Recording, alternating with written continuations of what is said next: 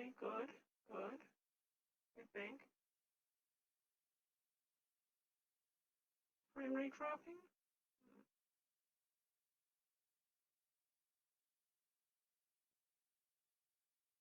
Jump back up to 19%.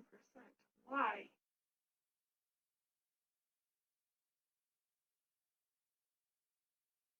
The stream quality is good, but that's not good if it's got 20% drop rate.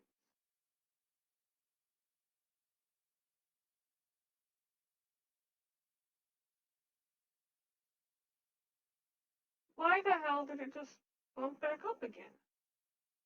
Okay, Smashcast is not on. Streamcraft is not on. Looks like everything else is starting to kick into place.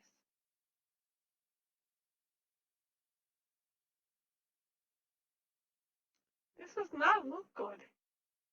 This is not a good look. Okay. Just a few more moments while I check the data.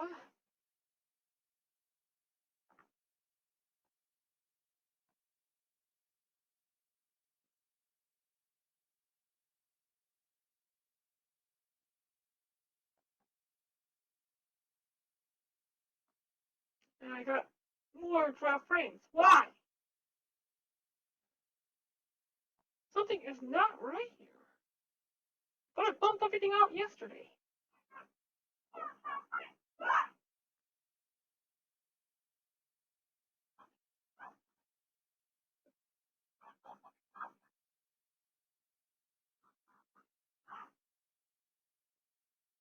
Okay, we're gonna go ahead and continue on anyways.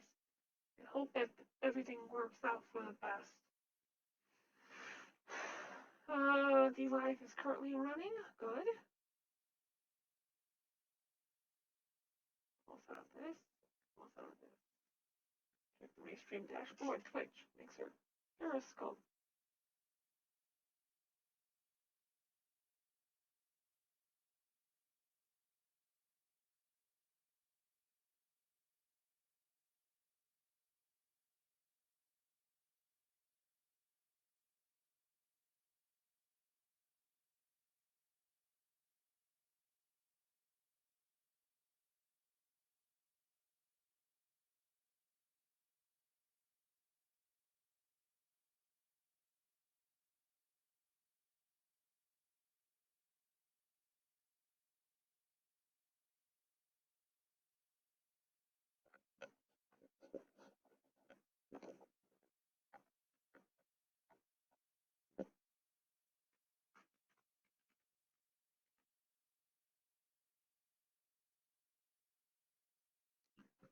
We also need to make sure the audio is properly functioning.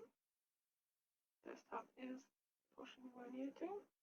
Sound is not working. My headset is currently on. I'm not getting sound. Okay, it looks like the frames are currently dropping back down to where they should be. It looks like my headset is dead. How is my headset dead? It can't be dead. How would I be speaking if my headset were dead? This makes no sense. Okay. Trying this again. Audio. Hello. Testing. Then goes for desktop. And comes to here. Testing. 1, 2.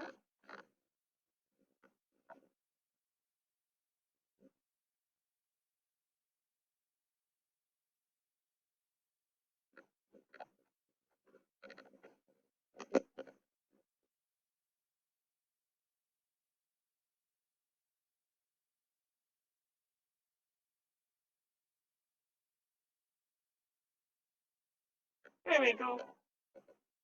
I'm gonna turn off this. There we go. Perfect. Make sure sound is at the correct levels here. Close this.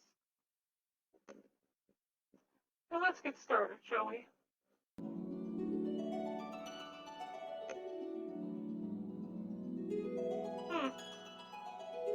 That's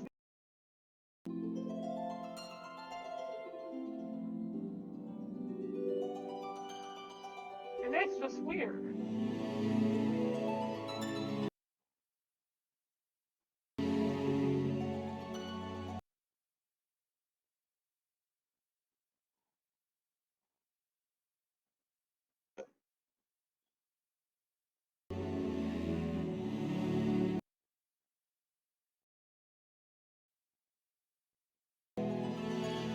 There we go.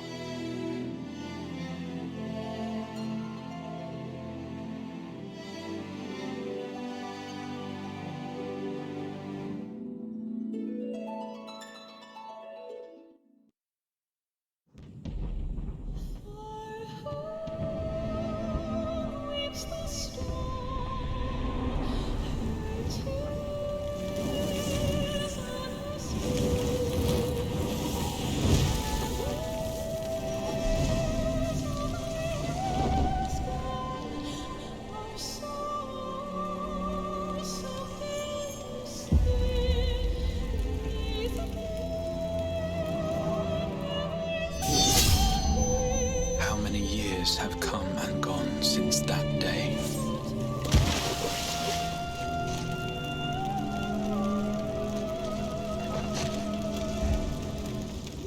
How many years have I waited for this moment?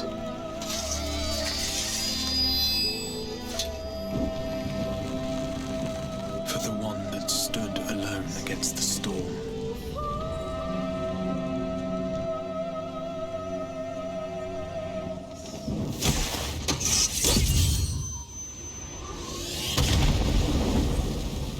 The one they called.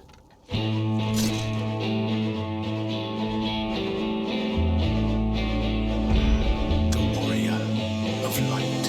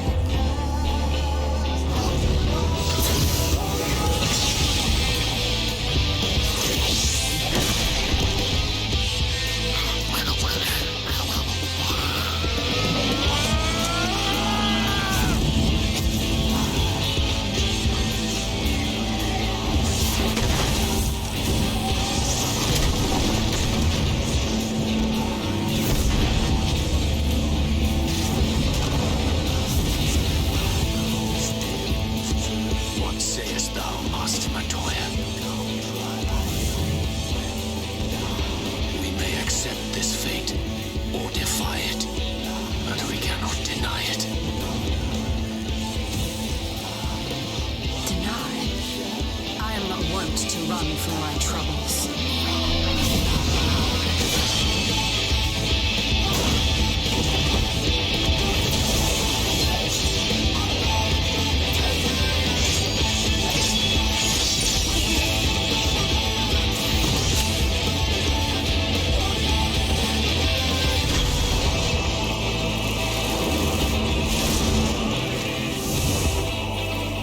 Until our friend returns,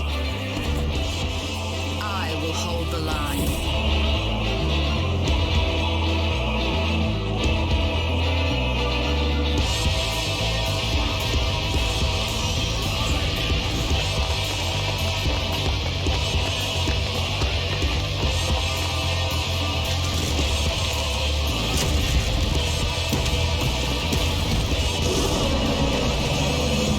This town certainly has changed, and not at all for the better.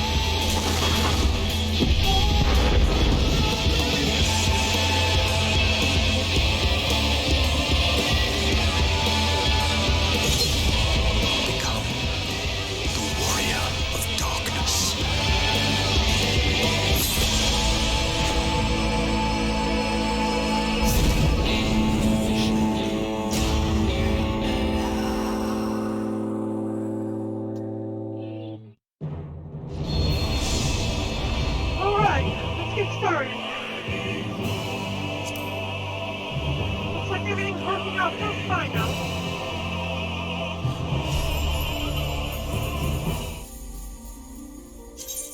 What was I wearing?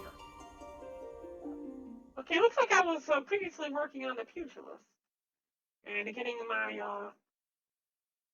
levels up for all of my other combat classes.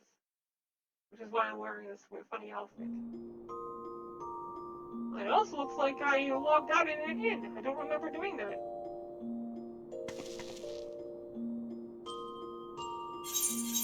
Okay, this leaves us in a good point, because right now we can go ahead with Summoning Bell and check in on our retainers. First, tell me if you have any money for me. And you do. Good job, Polio. Now then, tell me about your venture. Wrong button. I meant to click this one. Alright. Now you are at level 41.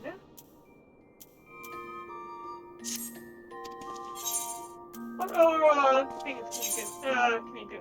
Hunting. You can hunt up to level 45 already, things. You need average item level of 30 in order to go on anything else. Okay, well for now, let's go do a quick exploration.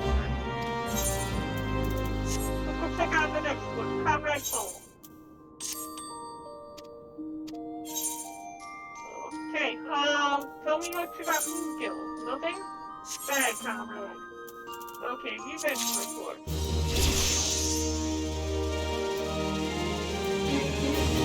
Okay, confirm. Just level 39. Go on a quick exploration.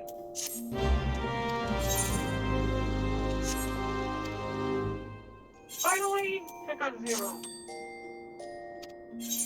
Did you kill anything? Oh, you did. Good job. Alright, check the venture report. 0 up to level 25. Alright, go on an adventure and do some quick exploration.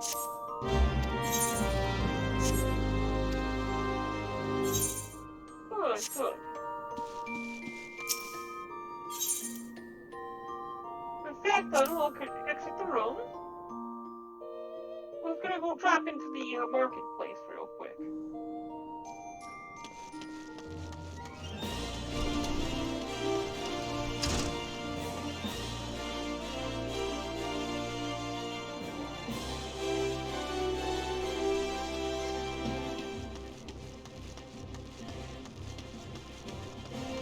And I want to take a look into the items that are being sold here. But before that, we need to check our timers. Hard mudstone sun bath. Let's use sun bath first.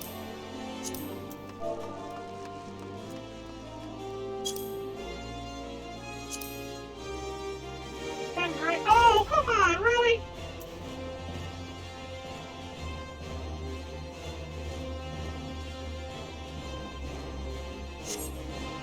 Nice expensive. Well, considering how little money I have left. Let's take a look at the other items first.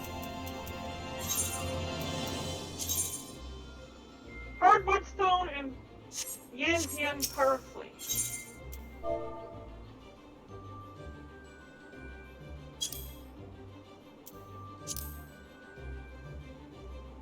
This one's a bit cheaper by comparison, but look at that, 36,000? You gotta be kidding me.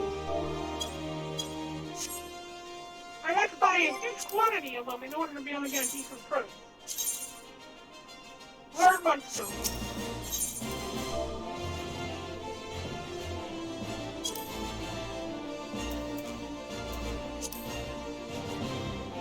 They only want 10 of them, but we can get 27 of them for $3 grand. Or, better yet, 2,800 here.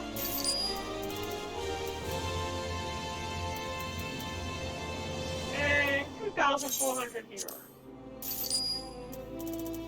Okay, that was an easy one to do.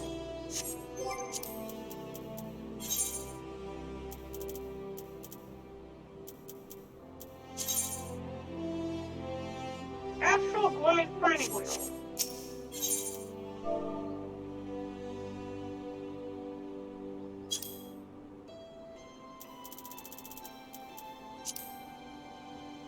$30,000. A big left right now.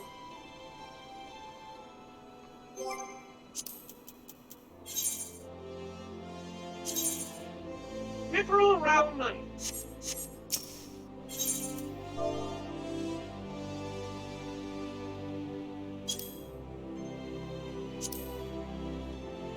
Okay. We'll go with the low quality one. Hey, how you doing, Wolfman? Good to see you.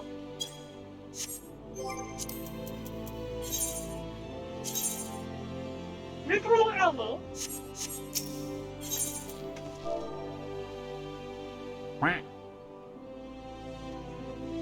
Oh, thank you so much for the sub, Wolfman. Thank you very much. Gracias. I really do appreciate it. I haven't had that many people resub lately. I really haven't given them any reason to either. So I really do appreciate the patronage, despite the fact, again, I have not given anything really to my subscribers to want to have to subscribe. No difference between a normal user and a subscriber right now yet. Gotta do something. I was working on a Minecraft server, but didn't seem like that many people were interested in it. Thank you very much, buddy. You're not rich.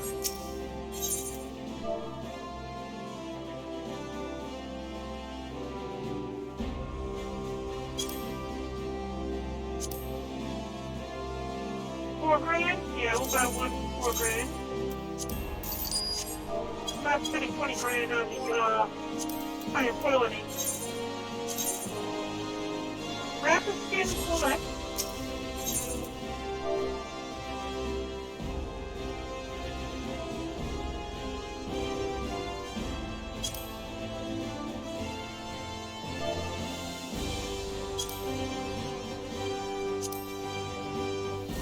Nope.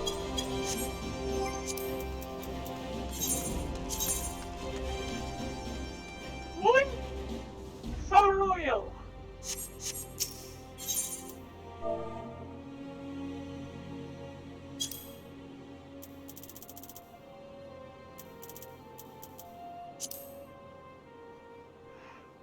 $25,000? Are you kidding me? Okay. Next. Wanda Frost.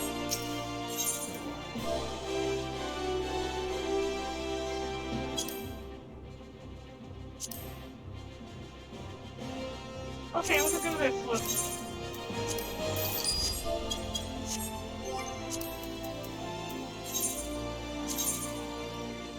Button mushroom saute.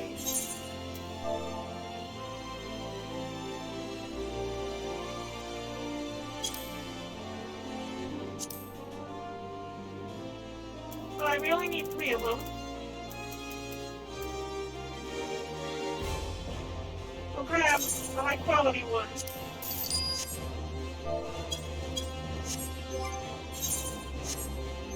And then finally, we'll go back and we will get the sun bath.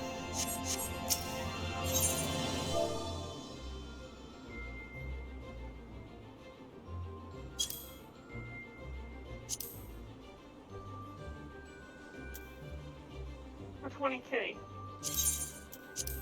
I hate to spend that much for a sun bath, but not much we can do about that.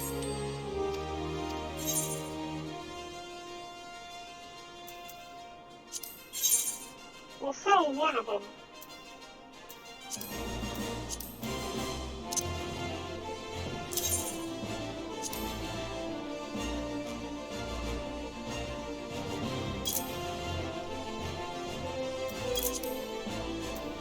Price to sell.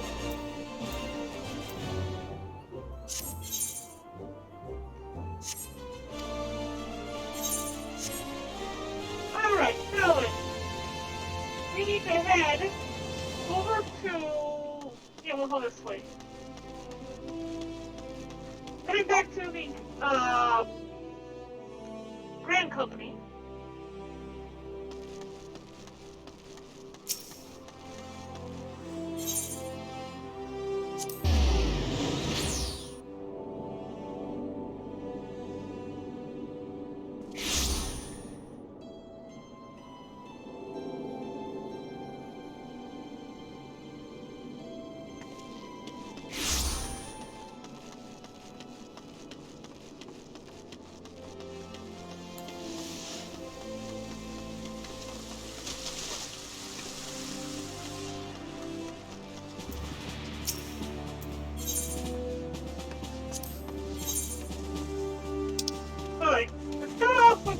Whetstone.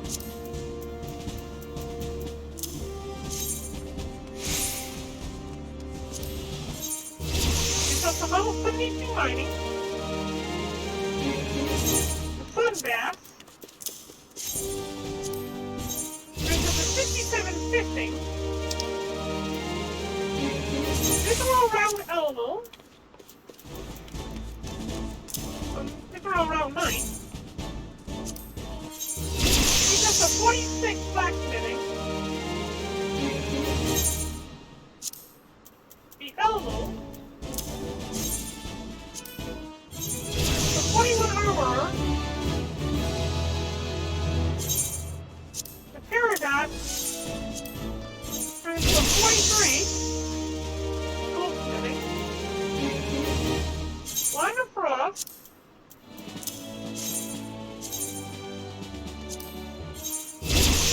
Brings us to 46 alchemy. And the mushroom sauté. The 48 culinarian.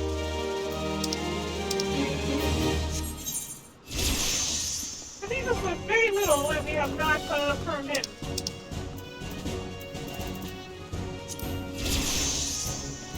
Three more fishing levels and we'll be up to level 70. Then we'll have our next title, which will be Goddess of the Land. I really want to see all of these brought up to at least 50. Okay, next up. We're going to enter the Paris, and we're going to talk to our squadron, who should be finishing up with a special mission.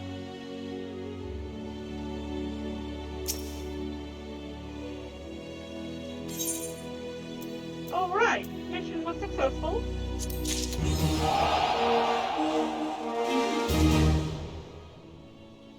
Alright.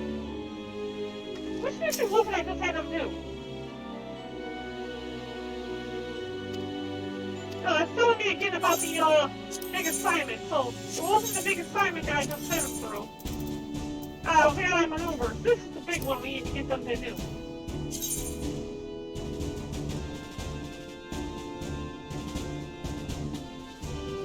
Huh. Yeah, our levels are just barely below. Like this one right here, 1 point off. This one, 16 points off. This one, 3 points off. So we're close. We just need across the board. We need more mental ability.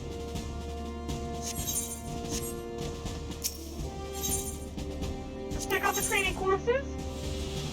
I have room for 40 more points.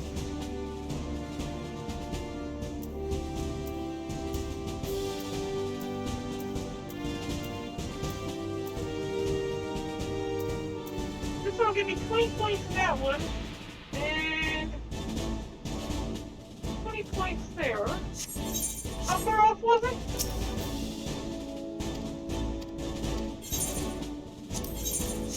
Not that one. We're going to go on a squadron mission.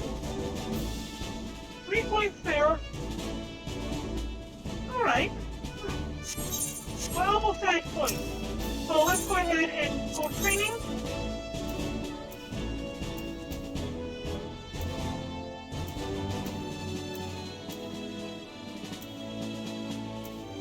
This one right here.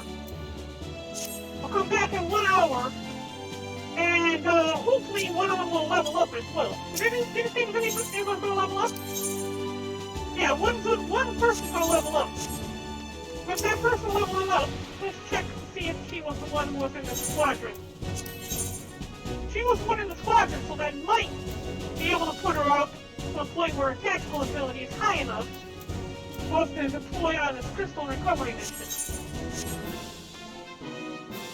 Good, good. No. With all of the time duties pretty much completed and worked out, all of our things turned in, we're going to go and start our next mission in the main scenario quest. A traitor in our midst. Our intent today is to complete this patch, it's patch 2.4, called Dreams of Ice, which is 19 missions in total. We're already halfway through the broadcast, 30 minutes into the broadcast, and I have only just getting started. Let's see, characters, we're going to switch over to a paladin, who is the most powerful of all classes. And we need to hit the more donut.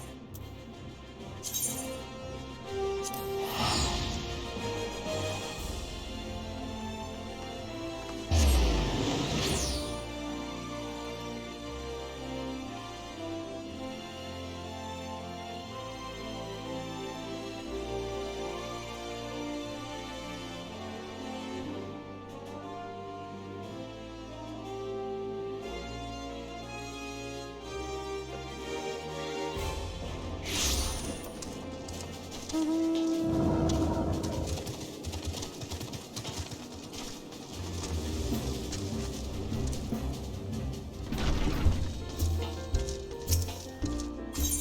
seem to be having a problem with the monitor.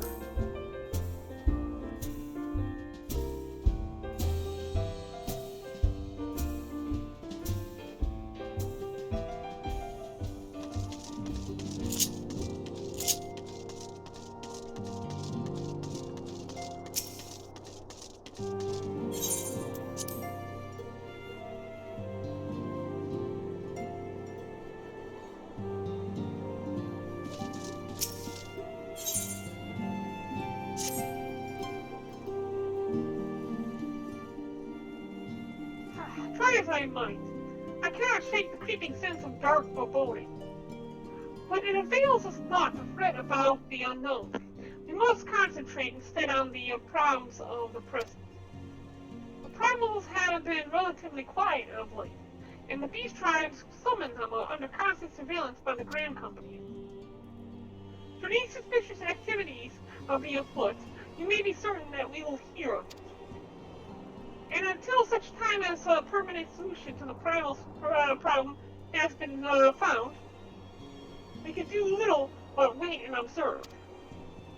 As for the Asians, Ryanger is wholly dedicated to finding the means by which we may defeat the Dark Beings. Let us pray for good tidings on that front. But all in all, you knew this already. Let us speak then of more current matters, in particular, the state of the Crystal Braves. Alpha Dot did well to found the organization. No, I did all the work, and I don't think we did well at all. I have a lot of questionable characters in this organization. But ensuring its smooth operation is another matter entirely. Though I doubt not that he is doing his best, I felt that a helping hand or two would not go astray. To this end, I offer to send one of the Archons to assist him. But he declined, and you know how he could be, independent to a fault. And singularly loath to accept help. Save, of course, when that help comes from you. Alphanot has entrusted countless matters of import to your care in the past, and I believe he would not hesitate to do so again, were you to offer. I should be most grateful to if you would help him and support him in whatever manner you are able.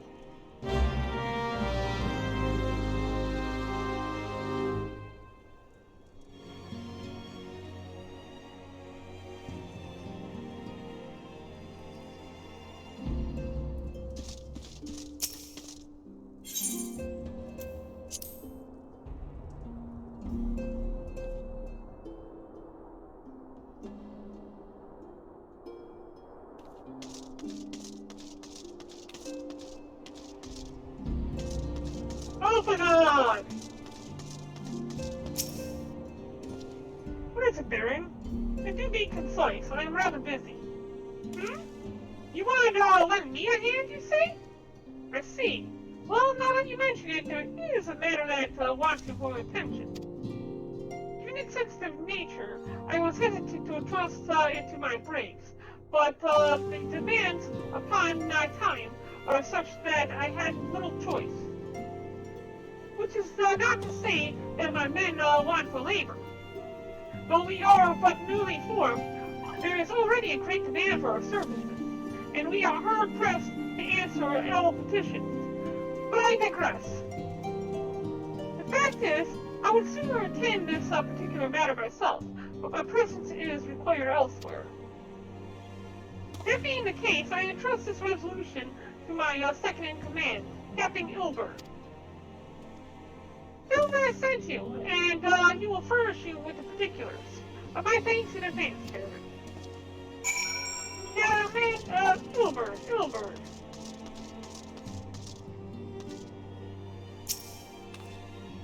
Oh, cutscene.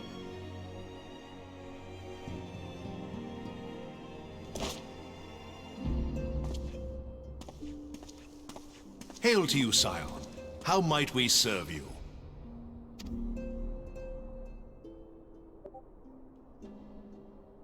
Commander Leveilleur bade you serve us? These are welcome tidings indeed. Given the sensitive nature of the task, I could not rely on one of my own.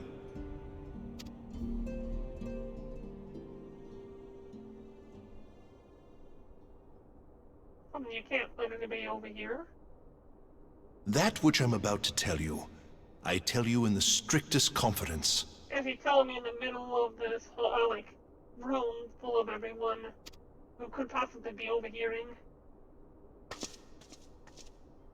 Some days ago, we received certain documents from an anonymous source.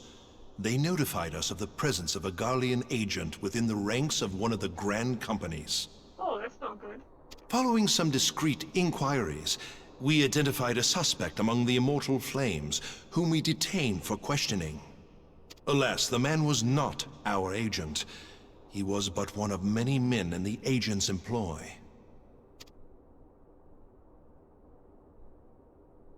We pressed the traitor for a name, but he had none to give.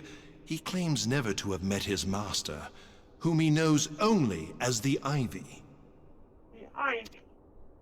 He was, however, certain that this Ivy had coiled itself around every part of the Immortal Flames. It would seem our quarry joined the company some time ago, and gradually recruited others to his cause.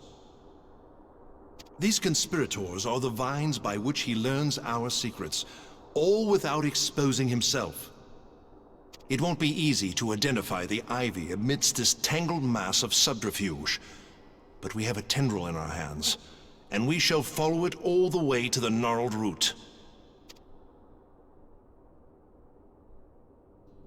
Now, much as I would prefer to proceed with due discretion, circumstances demand that this matter be settled post-haste. Garlemald's War of Succession nears its end, and it is feared that the Empire will soon resume its march on Eorzea. When it does, we can ill afford to have traitors in our midst. The Ivy must be rooted out now. We must begin by apprising General Roban of our findings. I would ask that you accompany me to the Hall of Flames, and remain on hand to see that things go smoothly. Assuming the Ivy's tendrils are as widespread as we believe, he will be aware that an investigation is underway, and if that is the case, he may well move against us. Yeah, we could kill him. We must be prepared for anything, while taking care not to betray our purposes by seeming prepared. A simple enough task for a one-woman army like you. Well, I did take down an army by myself. Okay, so we need to speak with Ramon at the Hall of Flames. Good thing we come from Ulda, so... Or rather, that is our Grand Company. It's the Ulda Grand Company. I only picked this one because of how, I like the color. And money. I like money, too.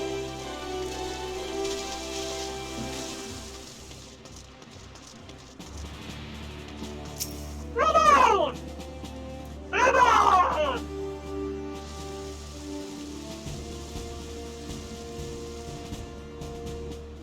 Well, well.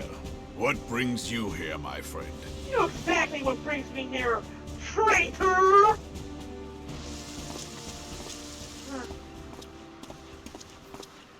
She is here at my behest.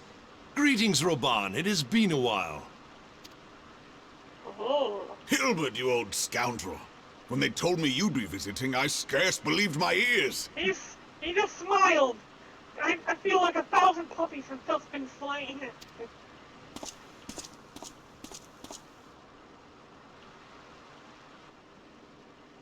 But look at you!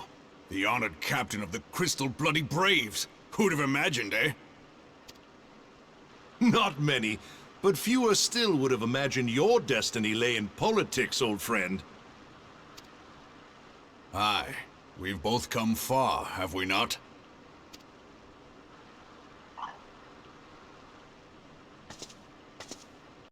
Lest you wonder, Hilbert and I go back a long way. We've been friends and rivals since we were lads. The last time we saw each other, Alamigo had just fallen, so you can guess how many summers it's been. And in all that time, not a word from the fool. Ah, well, my dealings tended toward the modest and mundane, unlike some I could mention. As I hear it, no sooner did you reach Thanalan than the brass blades clapped you in irons and dragged you off to die on the blood sands. Being a stubborn sort, you won 1,000 matches and earned yourself a place in the people's hearts while you were about it. Really? Then, with your mountain of prize money, you bought the Colosseum and secured a seat on the Syndicate. Those balls, brother! Rags to riches does not do it justice. You're a hero to the common man. All I could do is do 1,000 battles and I could become one of the Syndicate? Ha! Spare me. I am no hero. If anyone is worthy of that title, it's our friend here. Next to her, I'm little more than a glorified butcher. Oh, that's true.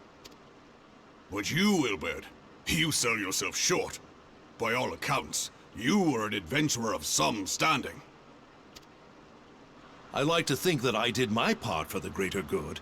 But if you're no hero, then I'm no adventurer, not in this company. Anyway. I'm both, so... I have tidings. Oh, okay. So there has been progress. I've let it be known that this meeting is a reunion between old friends. None will give your visit a second thought. To convene elsewhere would only attract attention. Let us speak here, in plain view of all.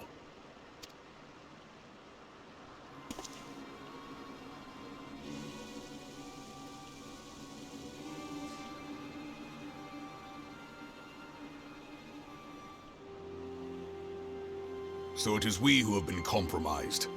Yep. Teleji Adeleji's machinations have shaken Ul'dah to her foundations. In such uncertain times, a man's loyalty may be bought for a fistful of gil. But if this snake has truly been in our midst for as long as you say, we must needs consider a far graver possibility. Conspiracy. Could it be that the Monetarists have been in league with the Empire from the first? It's possible, isn't it? Very well. I will have my most trusted men investigate the matter. Continue your inquiries in the meantime. It does me well to see you again, old friend. When next we meet, let it be over a flagon of ale. I look forward to it. Let us reminisce of bygone days, and drink to the future of our homeland.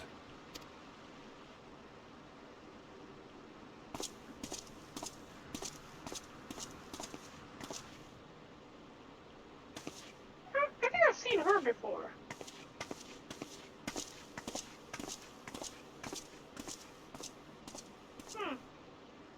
Flame General. You wear the mantle well, old friend. I must work hard if I'm to keep up.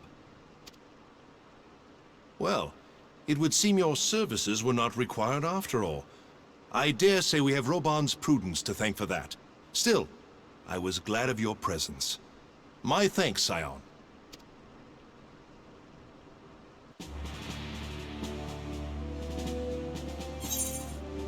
Right, so that was easy. You knocked gauntlet.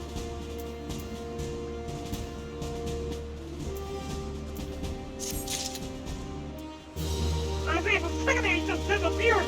I thought he was gone for good. Oh, wow. So these level 50 ones that I hit right here are better than the level 52 that I had before. Interesting. Wait, really? Yeah, it's better than the ones I had before here. Nice. I got a small upgrade.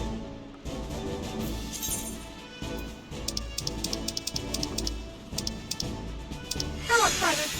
Why not? Did I have another version? Yeah, I had a silver version. Because all one of the people I hang out with are tattooed, I figure I need one of those tattoos as well.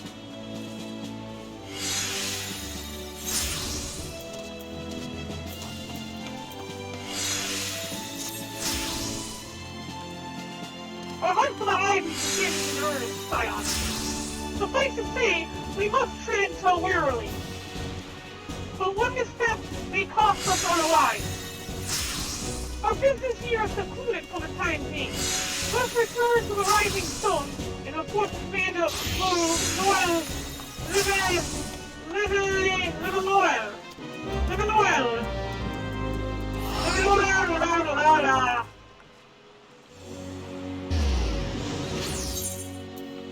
Back to the Rising Stone.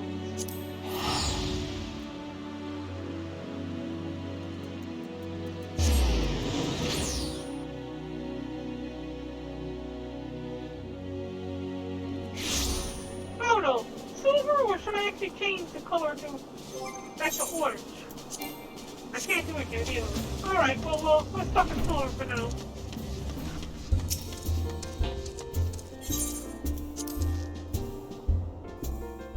Ooh, Sunbath is sold for 7,125. So basically I got a good portion of my money back.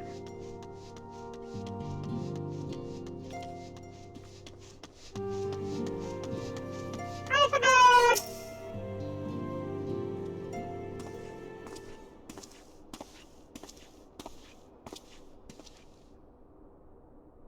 We are returned from Ulda, Commander.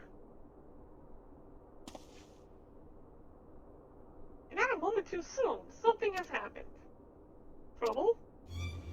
You recall that the fourth was tasked with reconnoitering an rendezvous site used by the Ivy's minion in his Imperial contacts.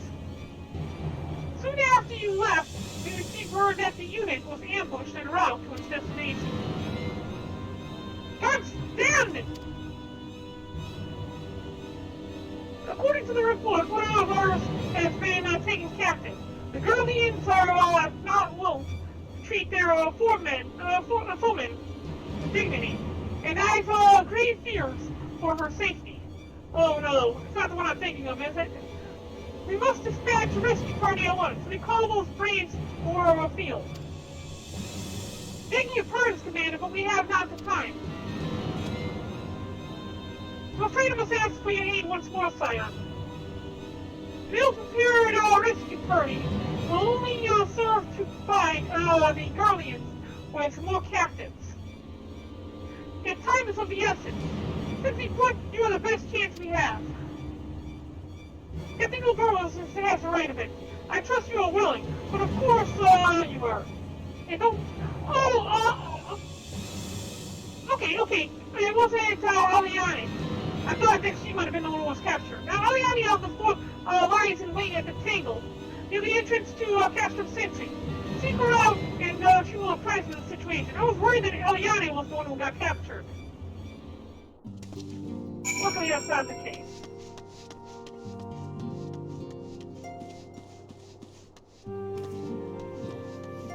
You need to head over to the Tangle, speak with Aliani, and see what she thinks about getting in. Saving our people.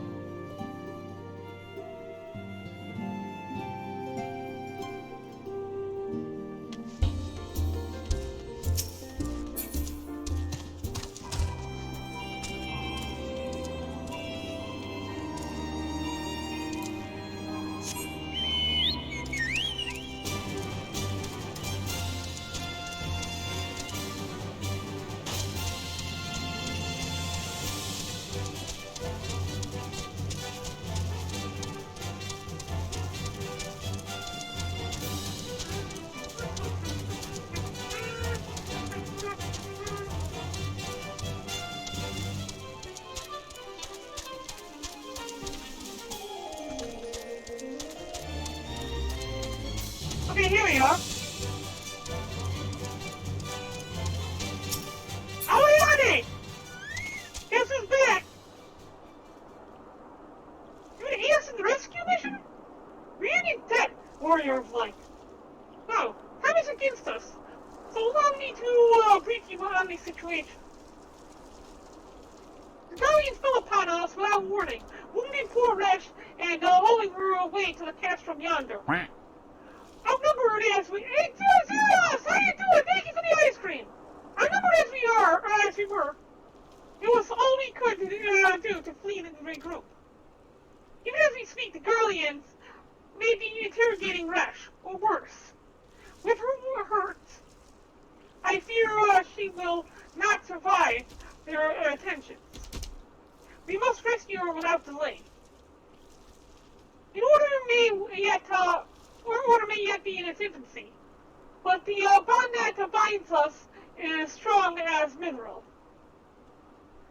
None of us will stand by while our comrade suffers.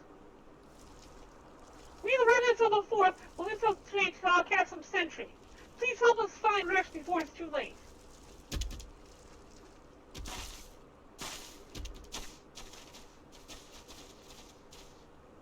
Alright, this will be easy. Oh, by the way, do I have that emote they keep using? Everybody else seems to have it. But it's an expression, no special. I don't have that, emote. General Imperial Salute, the Flame Salute is probably the closest thing I got. That's the closest thing I got is the, Flame Salute.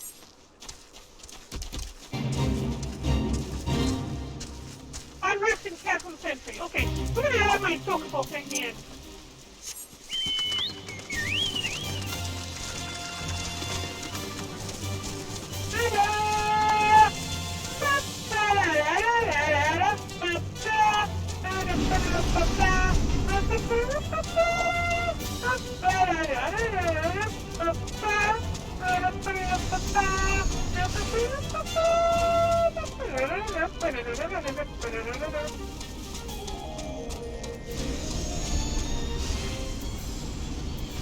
Okay. Here we go.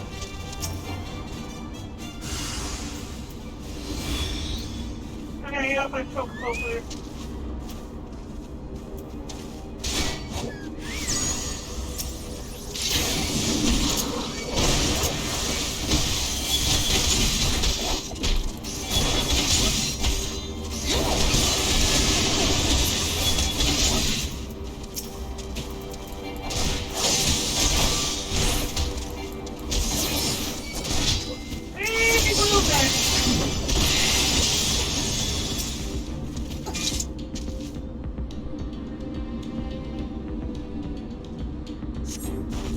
Don't worry, Resh, I got you, kitty.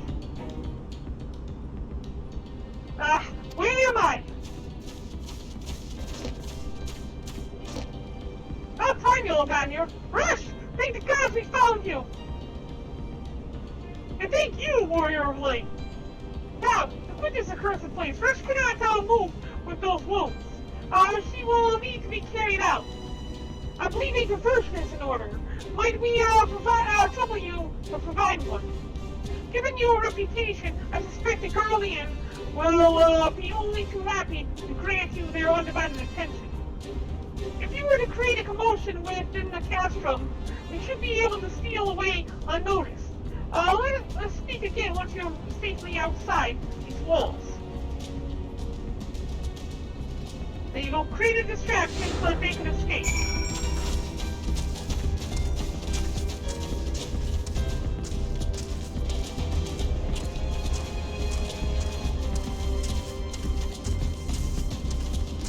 We haven't places that we need to go.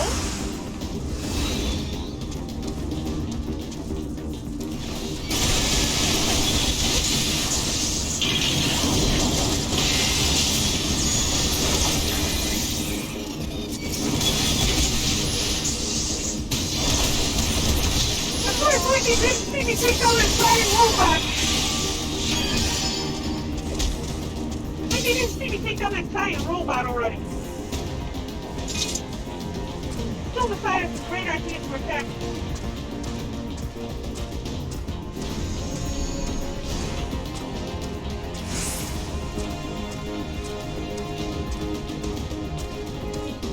There's the next spot.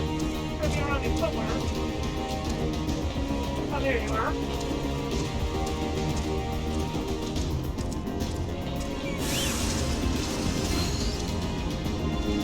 And then comes left.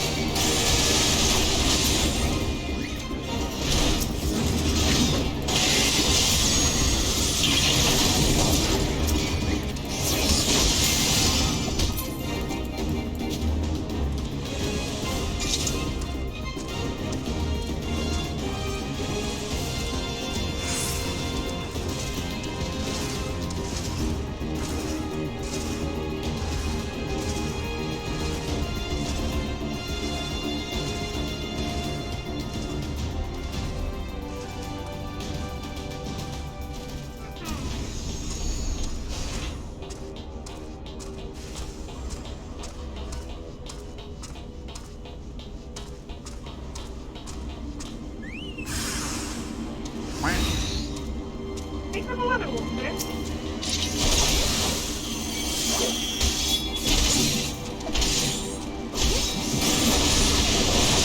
Think of the two lemon wolves, man.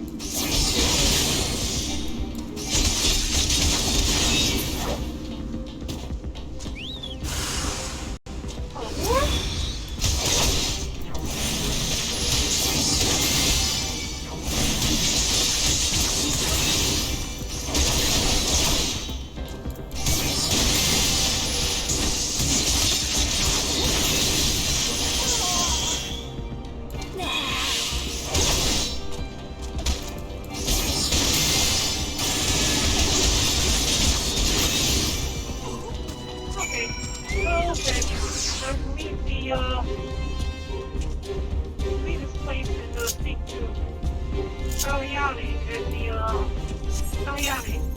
the table.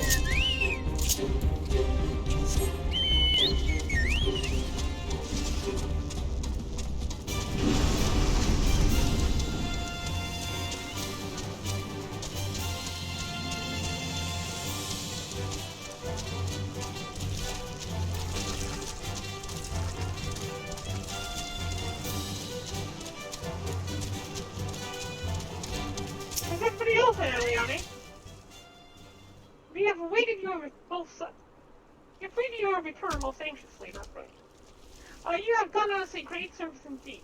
Thanks to your aid, our comrade Rush is safe, and we suffer no further casualties. Words cannot express my gratitude. All that is left is to report the mission's success to Commander Leveluel. I shall go on ahead to the Rising Stones.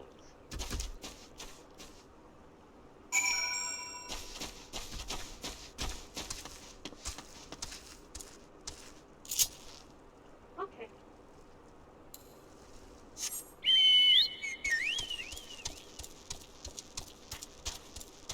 Aether skating. What?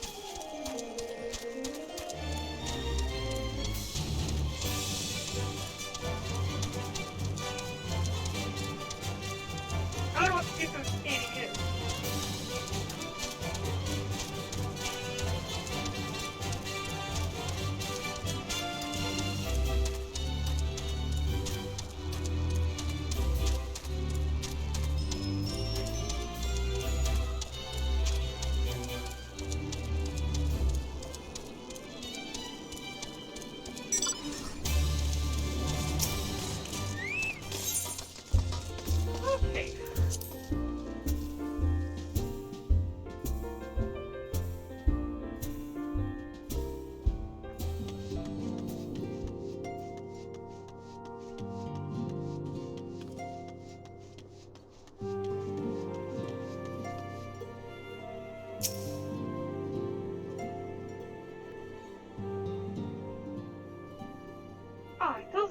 to see you thus return.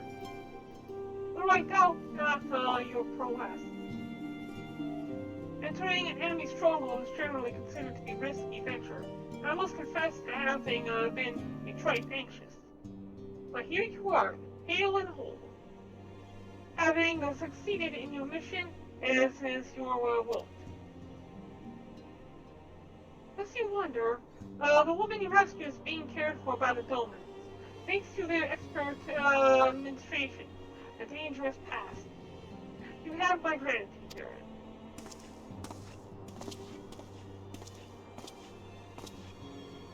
Allow me to thank you also, son.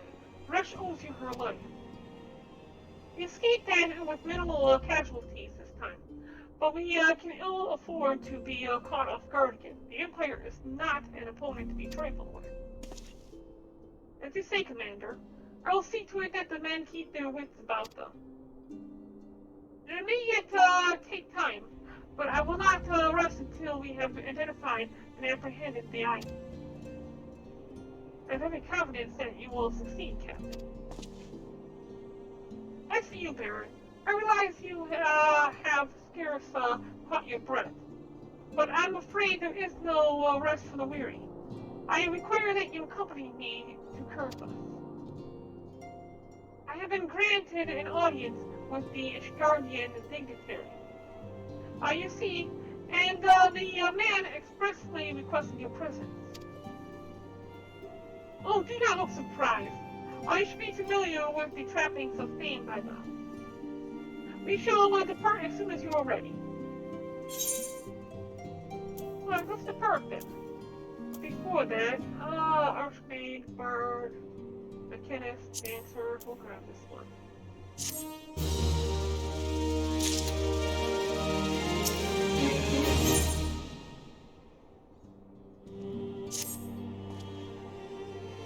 We have been blessed with a rare opportunity, Barren. An audience with an ambassador of the Holy See of Ishgard. We are to treat Sir Emmerich, Lord Commander of the Temple Knights in Camp Dragonhead. It is considered a great honor to serve the Holy See directly as a Temple Knight. Needless to say, their leader wields tremendous political influence. We would be wise to court his favor. For that reason, I consider your attendance essential. If Sir Emmerich wishes to meet the woman behind the legend, it would not deny him the pleasure of your company. Oh, you trying to pawn me off and give my company to other people? Accompanied my stalker dear? The antecedent should see the wisdom of this plan when you request her permission to accompany me to Kurthus. Since when did I need permission? Mayhap you feel this is to be a waste of your talents, which could doubtlessly be put to nobler use. If so, I should remind you that more good can be accomplished with the stroke of a pen than the thrust of a sword. Well, that is unless you kill everybody else who is trying to stroke your pen.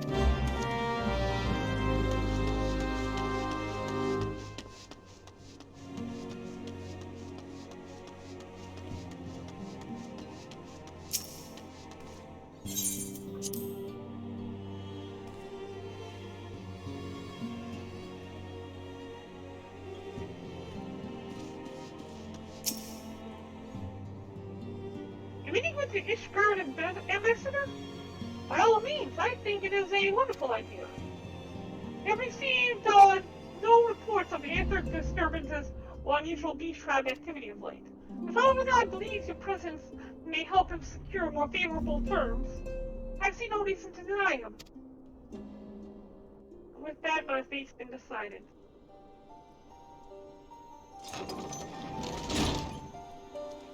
Antecedent.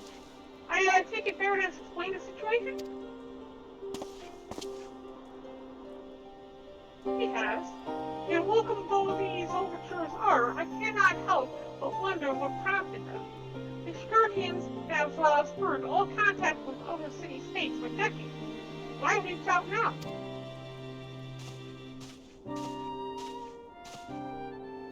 Well, that I knew. I have given no small amount of thought. Alas, I know no more than is generally known.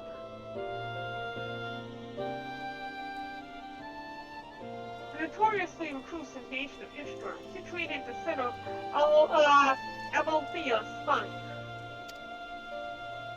ruled by the Ishtardian Orthodox Church, at the head of which presides the Archbishop, member of the original Eorzean Alliance, formed in the wake of Almigo's fall some 2 decades ago. Friends of convenience withdrew from the Alliance as soon as the Imperial fleet was routed at the Battle of Silver Tear Skies.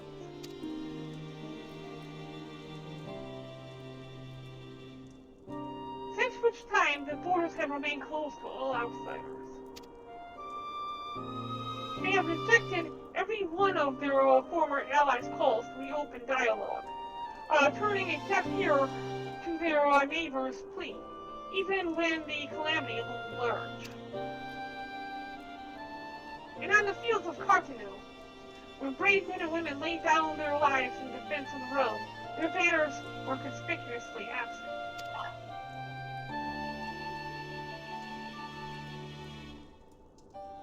I have tried to convince the Ishtar to rejoin the Alliance at every opportunity. I have explained over and over again that unless Eorzea stands united, we cannot hope to preserve our freedom. One by one, our nations will fall, as once fell Alamigo.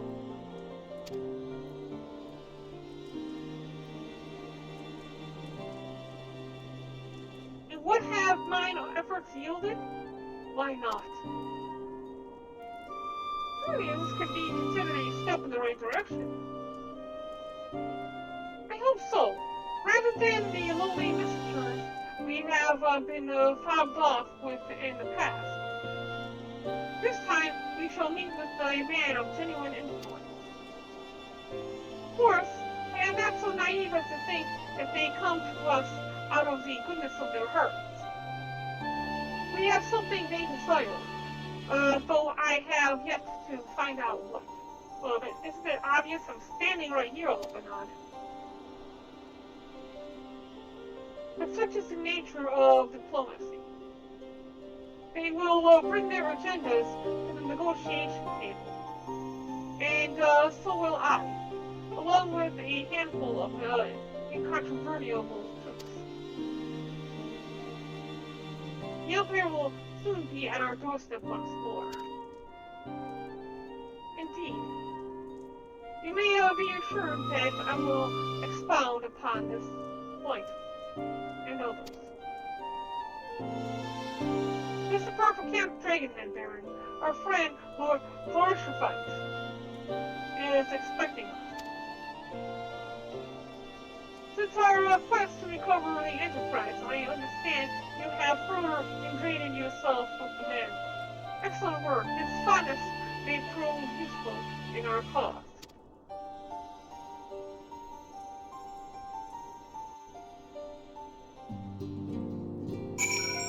Good, I do so hope. Now let me meet up with Vorshafite at Camp Dragonhead.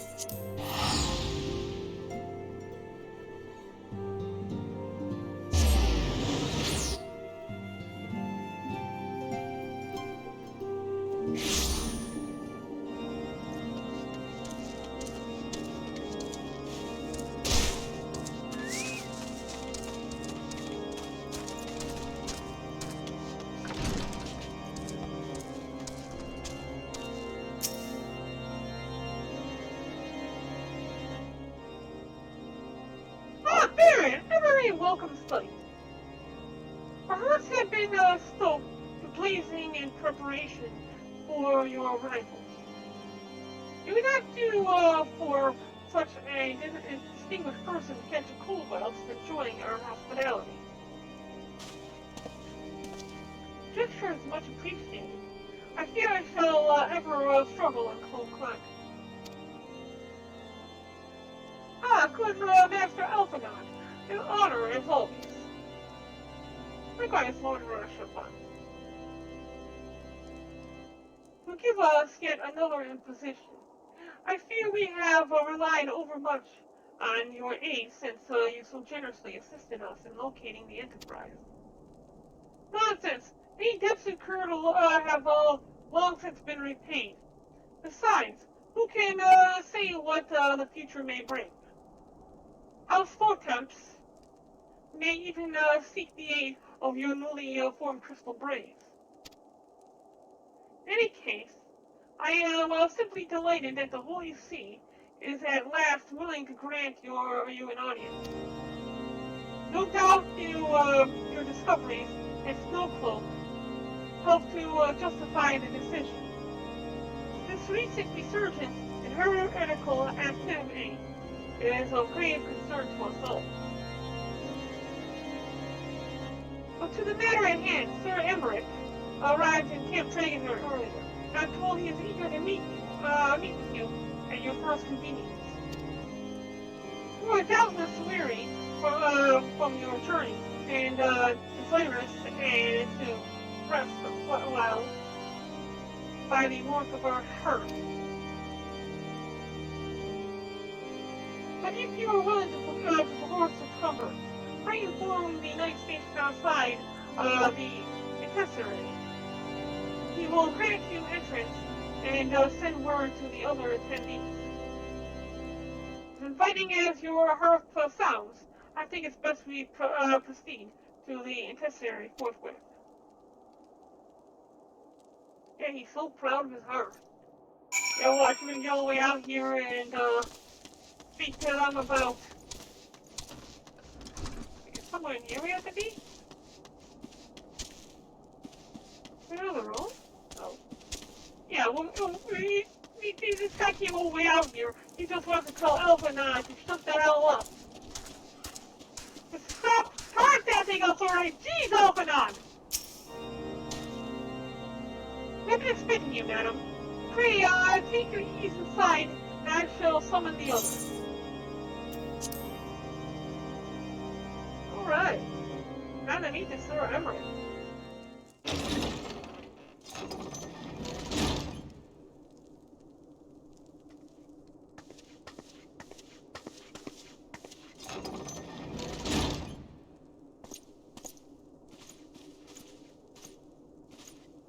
Have faith, my friend. You need only state your case with confidence and clarity.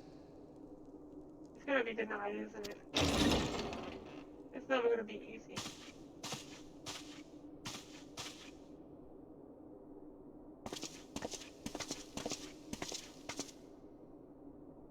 There is with this fancy outfit.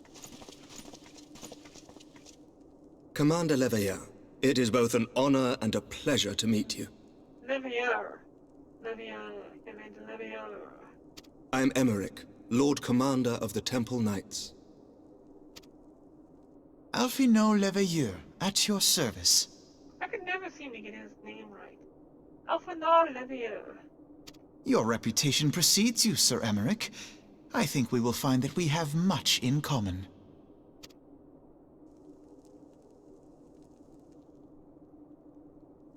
Speaking of reputations, yours towers over us all.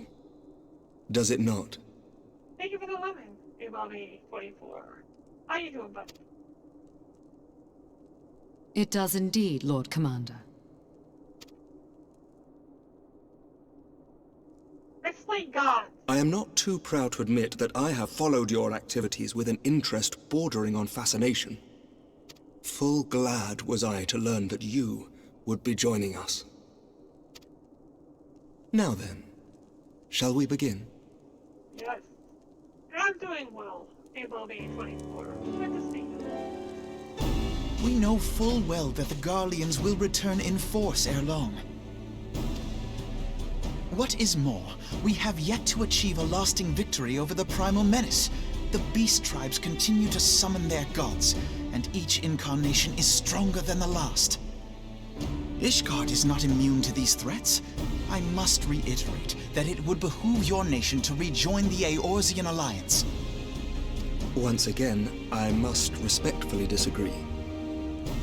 How dare you! fine. You take care of On it, what Bobby. grounds?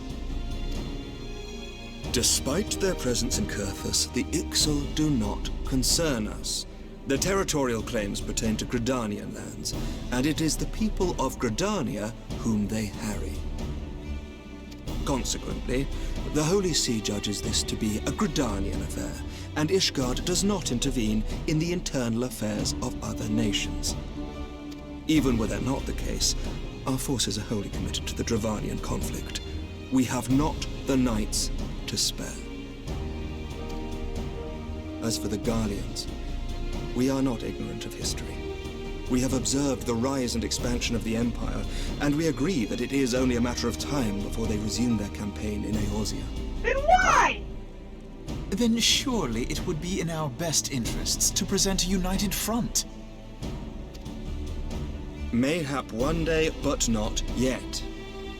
Gaius van Belsar is dead, and the legion of conscripts he left behind lacks the will to fight. We think it highly unlikely that they will emerge from behind the walls of their castra for some time. And who do you have to thank for that? Forgive me, but if Ishgard's position has not changed, why did you agree to this meeting? Oh, they wanted to meet me.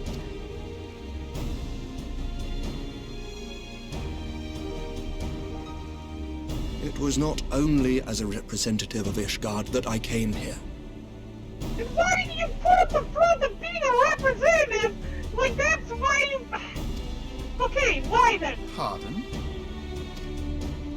It is not within my power to change Ishgardian policy, regardless of my personal feelings. There is, however, one area in which I may exert a measure of influence. Concerns have been raised over the supplies House Fortin has offered to Revenant's Toll. These have led to calls for restrictions on the provision of aid to foreign powers. I can ensure that the shipments continue unabated. Oh, so you're basically bribing us, saying, yeah, you help me, or we're gonna stem the flow of resources to you. Ah, screw you, you asshole. Sir Emmerich, we would be in your debt. No, you would not. For I require something in exchange. Yeah, I knew it! Everybody's faces dropped. Of late, there has been a flurry of Dravanian activity, the purpose of which was not immediately clear. However, our astrologians have since observed alarming changes in the heavens. The dragon star waxes unnaturally bright, and there are whispers that it portends the resurrection of Midgard-Sorma. The fallen guardian of Silver Tear Falls? That's absurd. Full many times have I gazed upon the dragon's corpse still wound around the Agrius, and wondered how different our world might be if it yet lived to plague the skies. I do not know, and I do not wish to know, nor does any son of Ishgard. Yet the mere presence of Dravanian forces is not sufficient grounds to send knights to Mordona, whatever our astrologians say. As I told you before, we have not the forces to spare. But we do. So you will intervene on our behalf if we agree to watch over the Keeper of the Lake. Do you accept these terms? Yeah, okay, so we don't have to really do anything. I do. I will see that you are kept abreast of any developments. I regret that we could not come to a similar agreement on other matters, but I understand that you are not at liberty to make such decisions. Nevertheless, I hope that what we have accomplished here today will serve to demonstrate to your countrymen that we can work together towards a common goal. Mayhap one day we shall look back on this moment as the first step towards a united Eorzea. Mayhap we shall, Commander. Uh-oh. This ain't good. What is the meaning of this? The caravan, my lord. It's been attacked. Oh no! It was Iceheart, my lord. Oh no! What? By the Fury! All our precautions were for naught?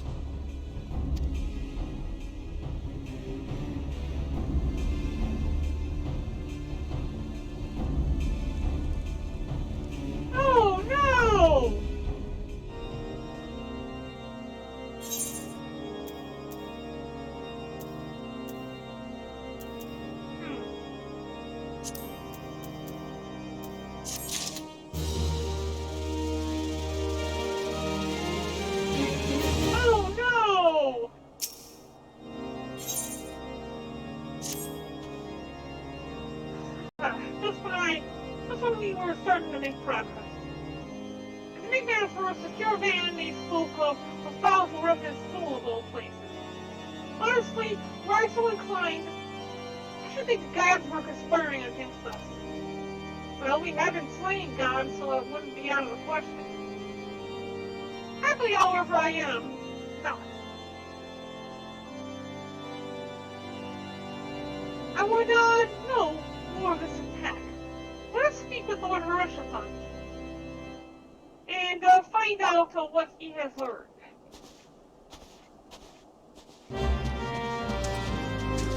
Let's speak with Lord Harashaphan.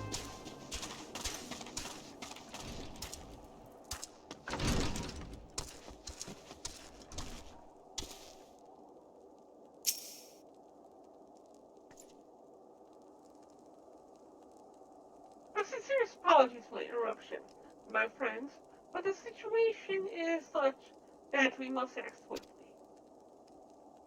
If you would be so kind as to elaborate.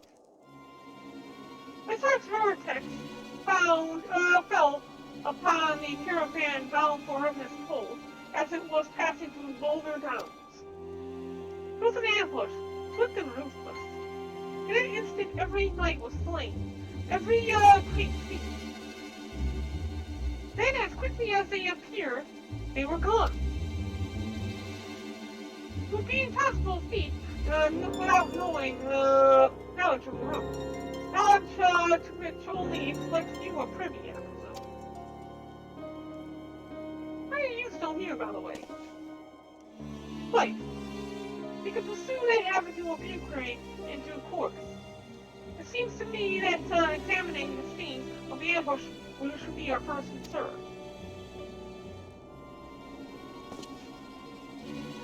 The trail is yet warm. We must act swiftly. As the Lord of Harashaphan said, lest crucial evidence be lost. You have a knack for discerning hidden truths, Barren. Why don't you go and inspect the ambush site first? An excellent idea. Inform the men of your intent upon arrival, and they will gladly share their findings. This is the first time I had to check out one of these ambush sites. I gotta do this another 15 times.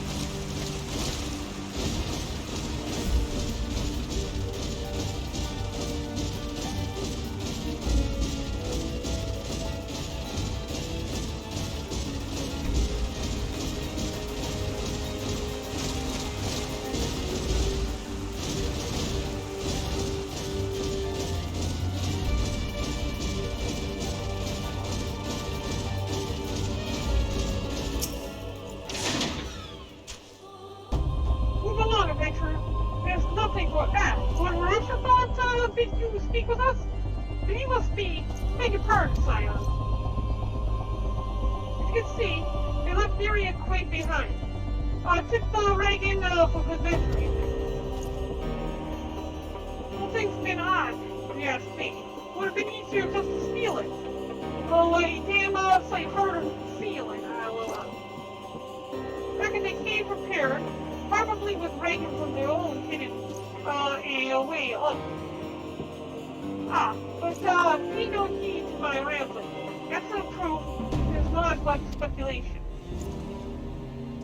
Might be as a squire receiving care at the observatorium to tell you something more factual. That is, if he's awake. Unlike myself, he was there during the attack. Not that his presence amounts to much.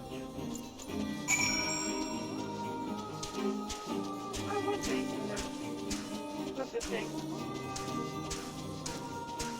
Observatorium is technically.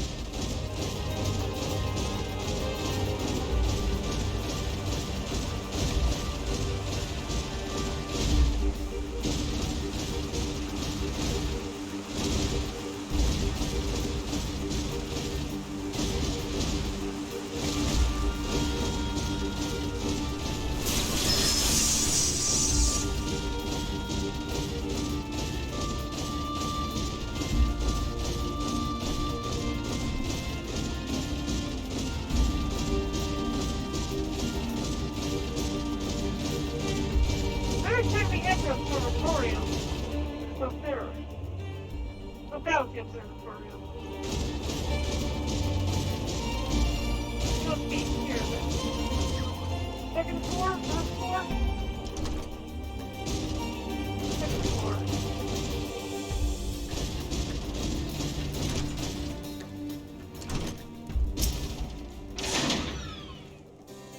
Here, you've come back to ask about the attack, haven't you?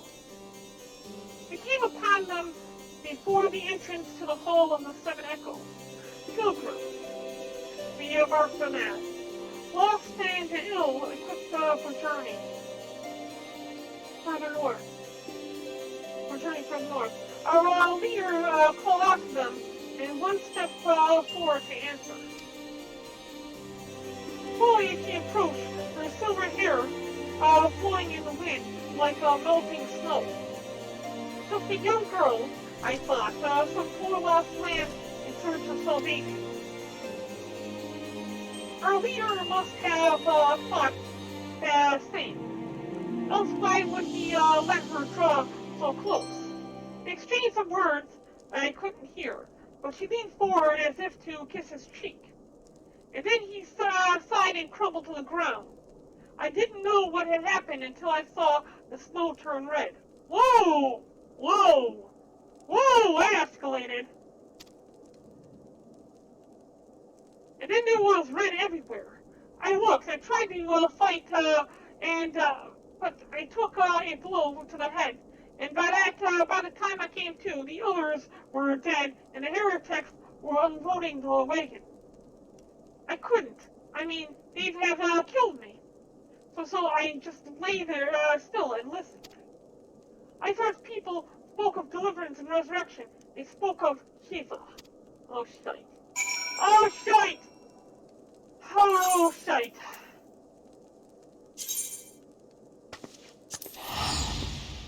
Shite!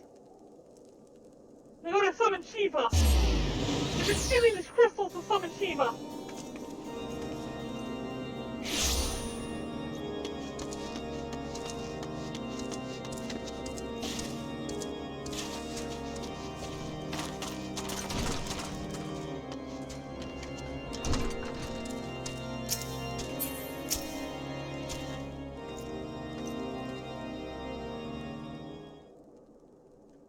You've returned. What news have you for us? Seems the Lady Iceheart does not scruple to sully her hands with blood. Who is this Shiva the heretic spoke of? May not read a single line of the Enchiridion?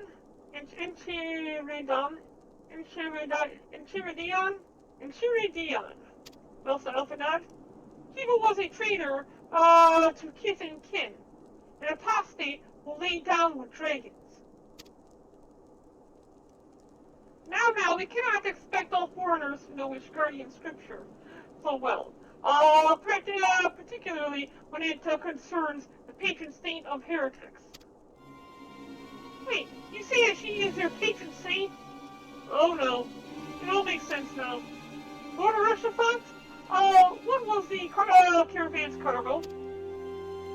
If I recall correctly, the Diamond Forge had requested a rather large quantities of crystals.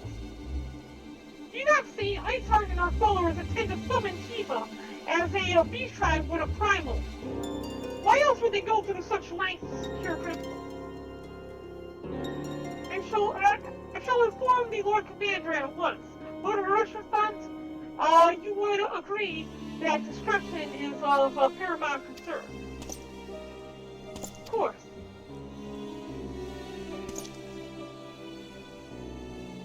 Until we can count on your continued support, Master Elfenard. Signs of the Son of Dawn have sworn to combat the primal threat. Our support is a given. I will need to send word to my brethren in Reverence School. Our entire order must turn its efforts to the prevention of the summoning. Naturally, that includes you. Though I am sure you would not miss this for the world. Alright. We're going to summon Shiva. Oh, that's a nice place.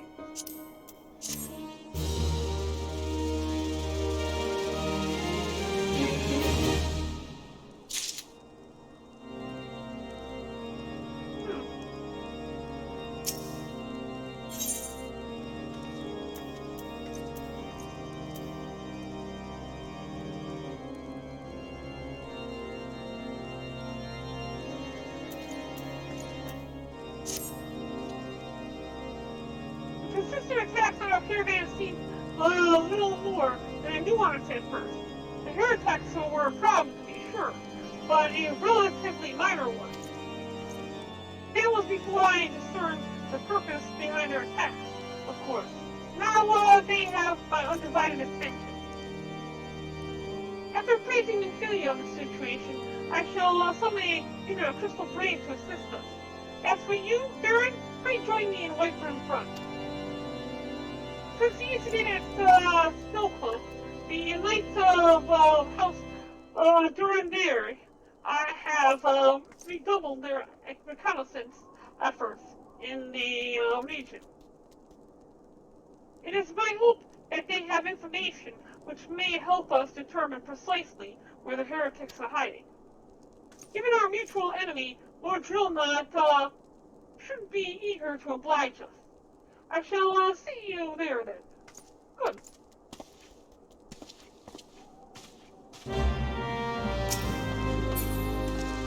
Oh, okay, this is a short quest. I just need to head to Whitebrim Front and we're good. Before we do that, let's take a look at our timer. We need to complete the adventurous quest. We are going back there. We also need to go and speak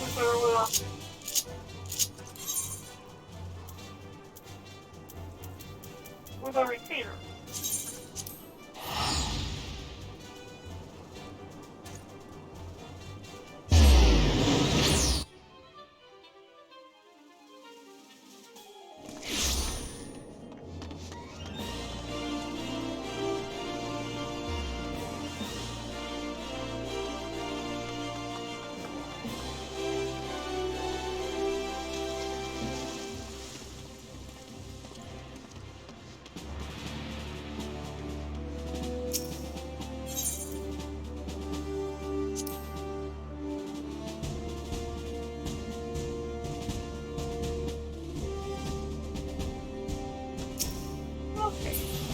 Check out the training.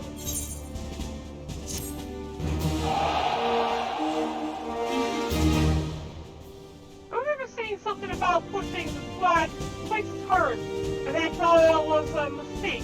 Should have been right. Full value for each squadron attribute and reach the maximum limit. Now that this maximum has been reached, any attempt to reuse certain attributes will result in the reduction of another. Maximum attributes values can be increased by improving your squadron rank, which is accomplished by successfully completing special missions.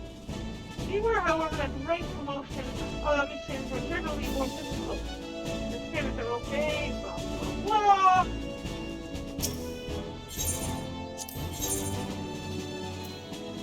So this shows how exactly it will be reduced. this case, this will be anything. Before we do that, let's take a look here.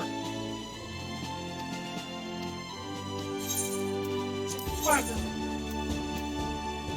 Yep, we're still just 1 point low. Which means that if any one of these got these get to a level up, we might very well be at the point where we can do it.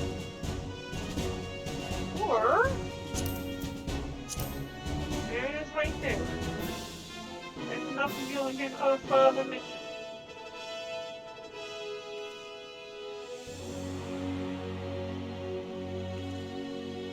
We know what group needs to be sent out, but before we do that, let's go ahead and put a multiple training. So we get any more experience and possibly more levels out of this. We got 2 more times that make me train today.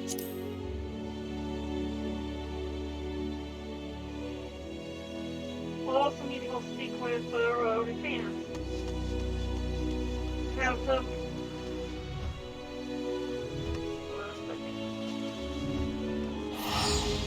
Black Rabbit. Point that out. Yeah, you have black hair.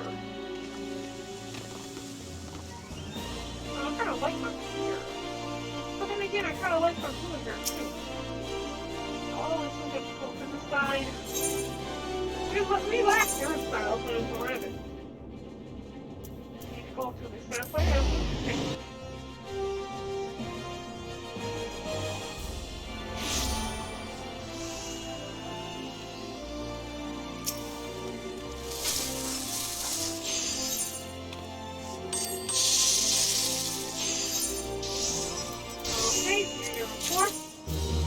probably 6 left left. We didn't find you on the station. Get out of here. Next up, Comrade Pole. We're going to go ahead and do your report.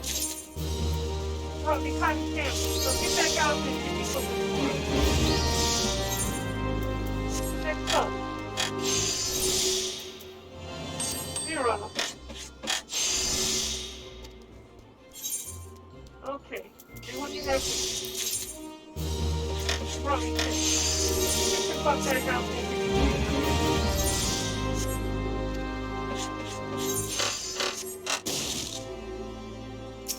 I kind of like her outfit. And archery. Level 70 here. And a dancer. Okay. That makes sense.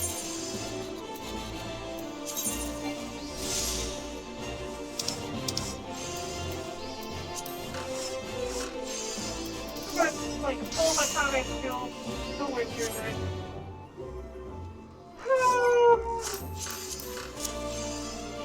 Continue. And then attack more Joker. I know we need to head. Let's start dragging it. We're going to go ahead and teleport there when we need these tickets. Because here of all the duties, these make we need here, right? Yeah, everything was taken care of.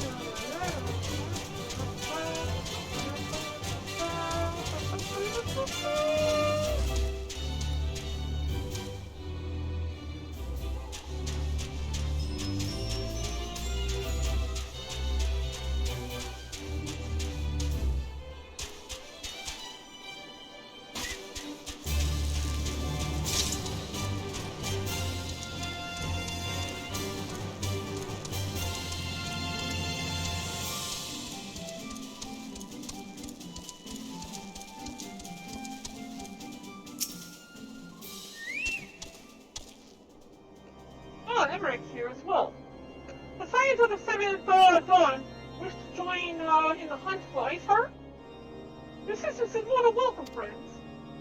Consider the report I received. And I dare say your timing could be no better. We're all ears, Lord Trilmer.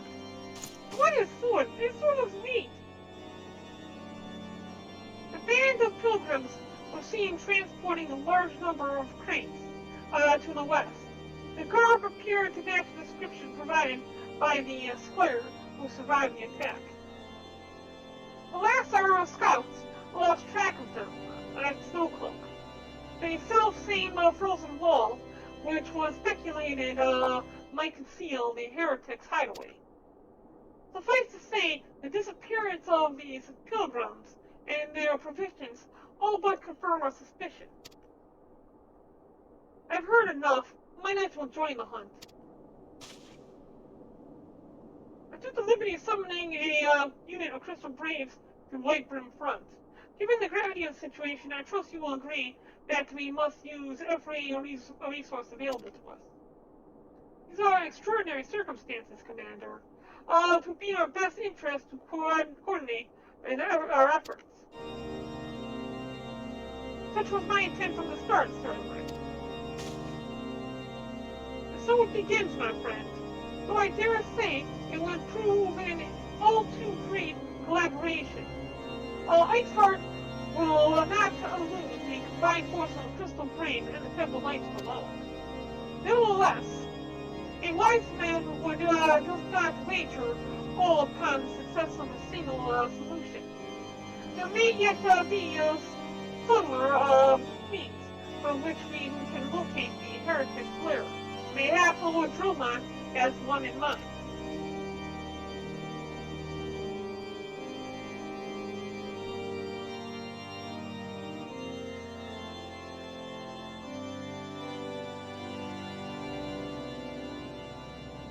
Ooh, cutscene. It looks like they're on top of ice.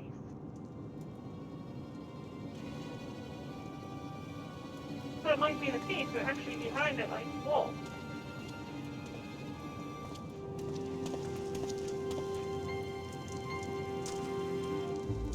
Yes, excellent.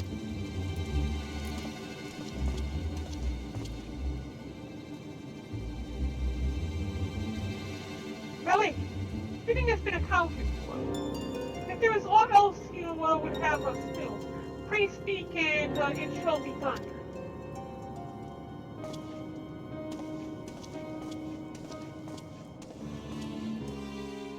It's the same person that we saw on the cliffside. It has to be Iceheart then.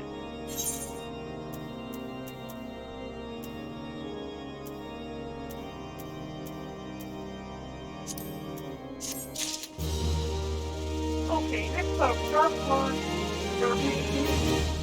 Let's see how far down the list we are. We have completed 1, 2, 3, 4, 5 of the 19 quests. We're getting close to our next dungeon quest.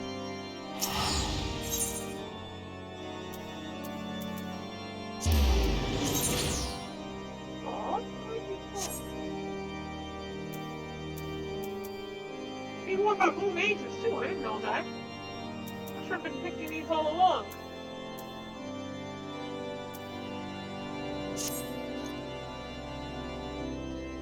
Seems as though we are always one step behind our quarry, ever just beyond our reach. But we would like to believe that the tables are about to turn. I must confess to having certain doubts.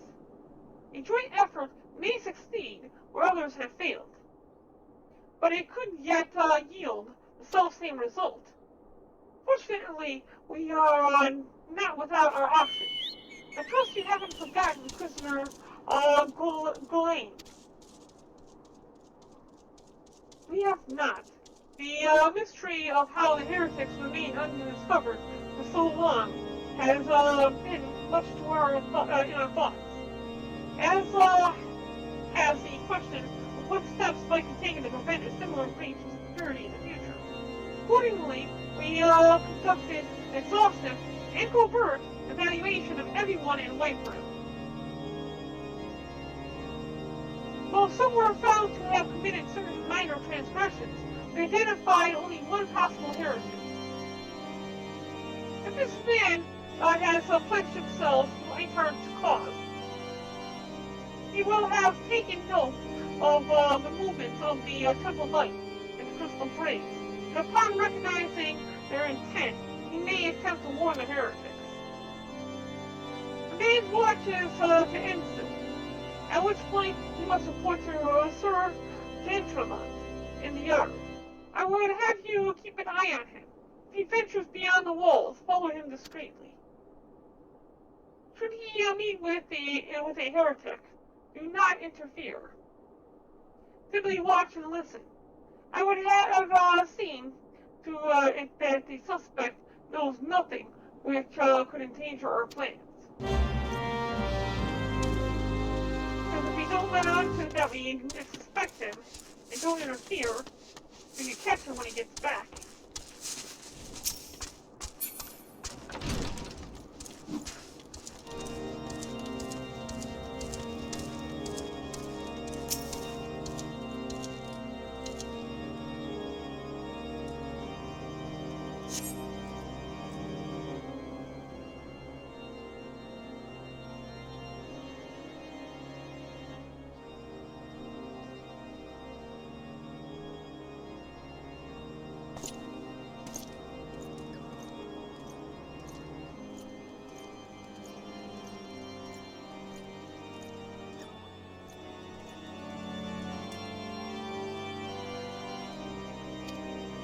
Wait, let's just stop on the gate.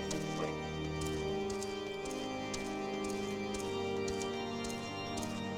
Where do you think he was going? There's nothing out there but snow. Stay in, Ellie! Get your foot back here!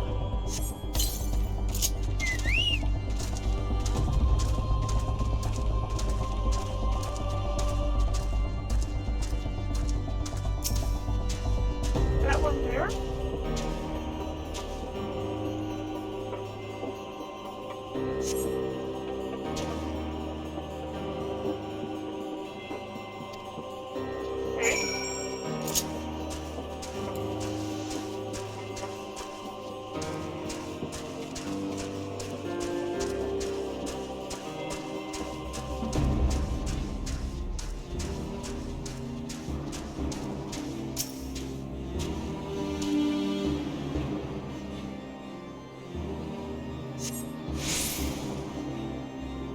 Started running. You know that I'm here?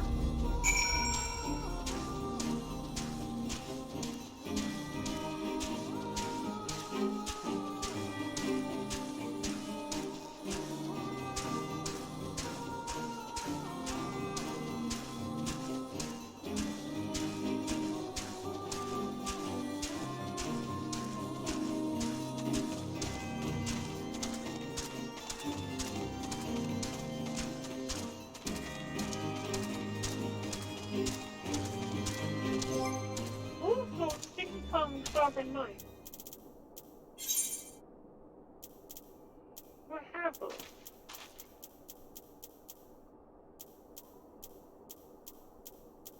I do not. You have sticky tongue. I don't have sharpie knife.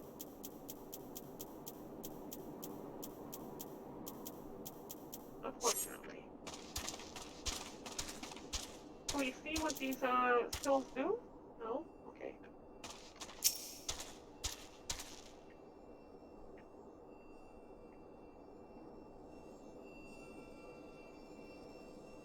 Ringing sound.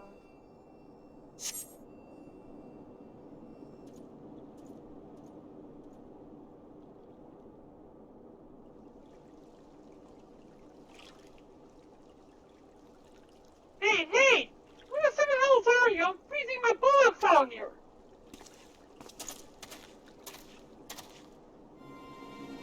I am here, you blundering oaf. Why are you late?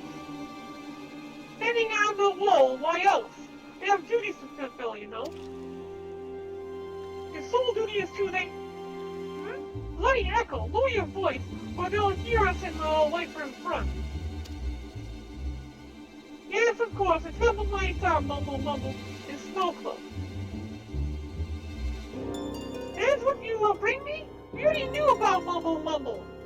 Our comrades in Boulder Downs will use the tunnels, Mumble Mumble. Then, before they know what's happening, they'll once Mumble Mumble. If you waste my time again, is that clear?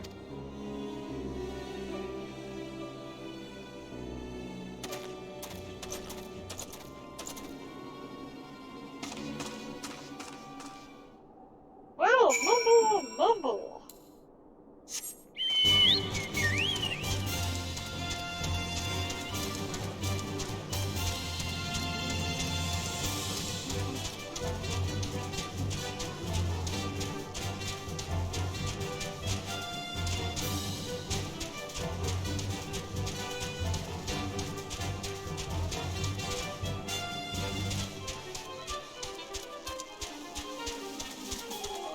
Wendy Silverter is why I was getting the items are close to my turn request.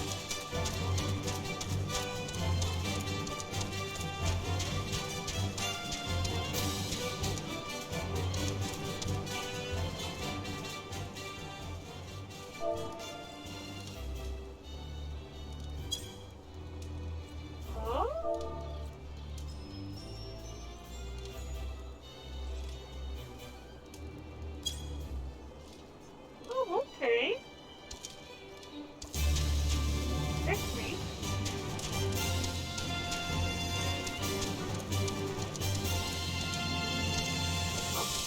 Okay, we had final stairs. I didn't know that I search was a thing.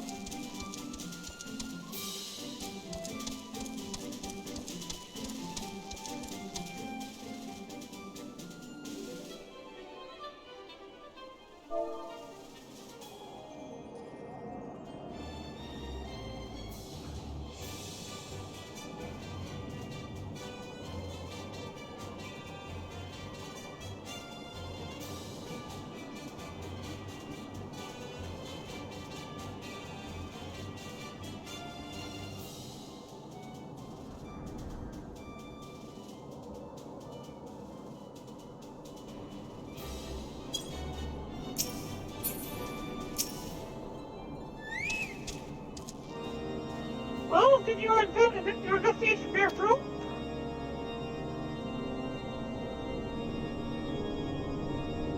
I see. She'll have the banditine at once. The guilt is plain.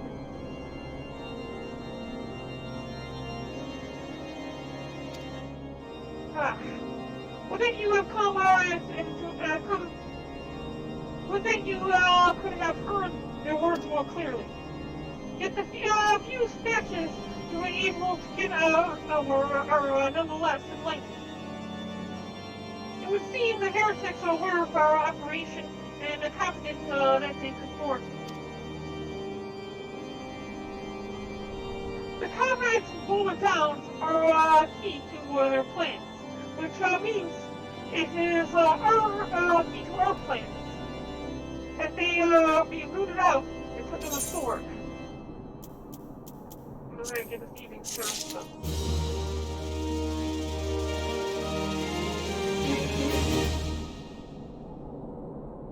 Huh. Nobody say anything about the girl items.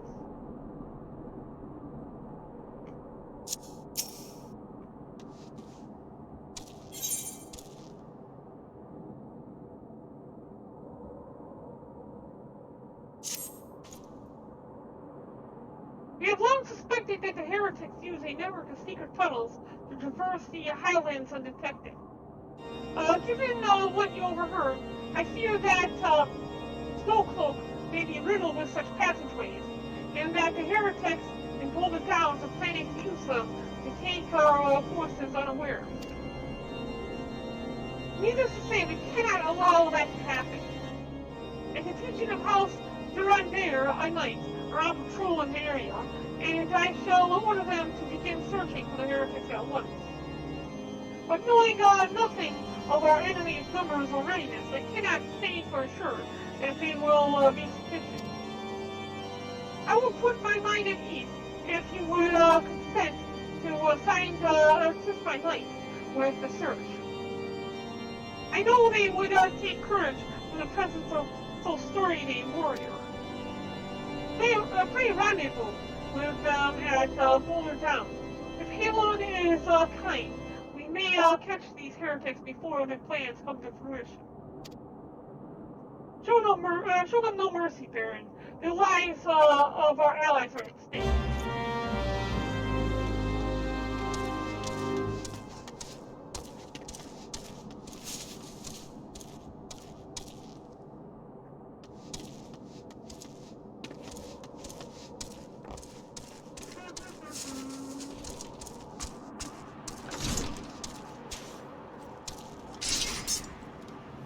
Okay. What we're gonna do here is bring up with this raid.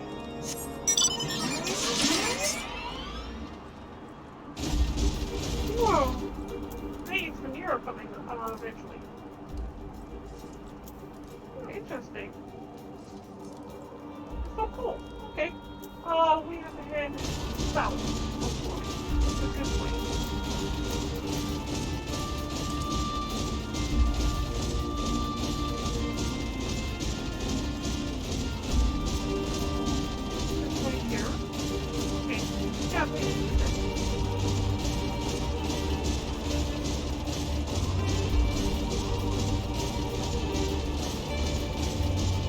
Am I going the right way? I am going the wrong way. Maybe over there. Okay. And then back to that canyon.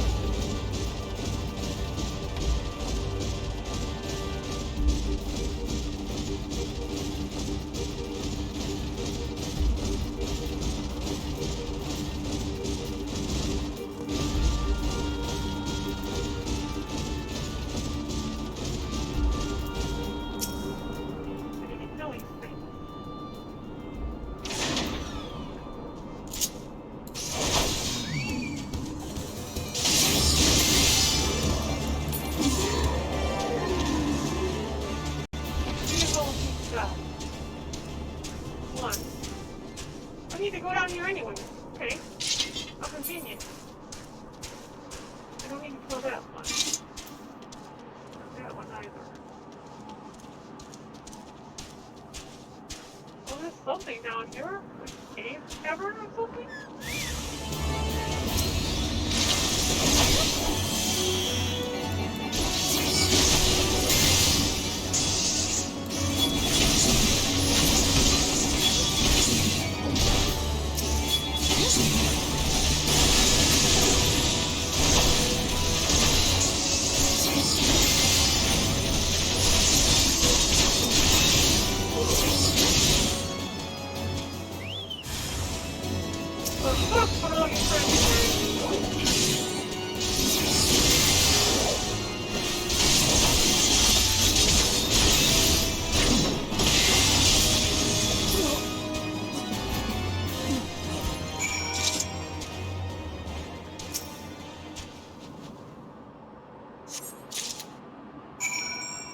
Okay, found a parchment.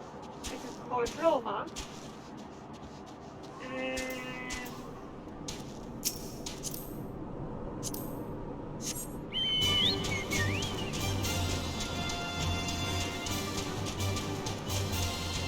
there's not the response? No. Oh, I'll get the rest of them later on, I think. Nothing else. Oh, okay. Don't worry about those little ones later on. No real rush. What I must do is must complete the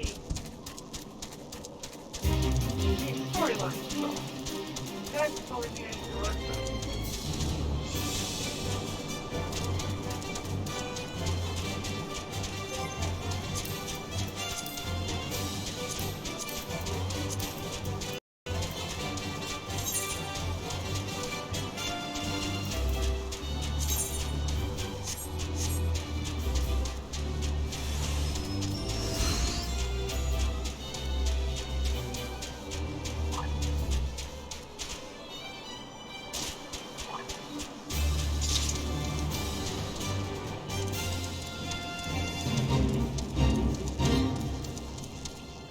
running a speed while inside the tower. That's something.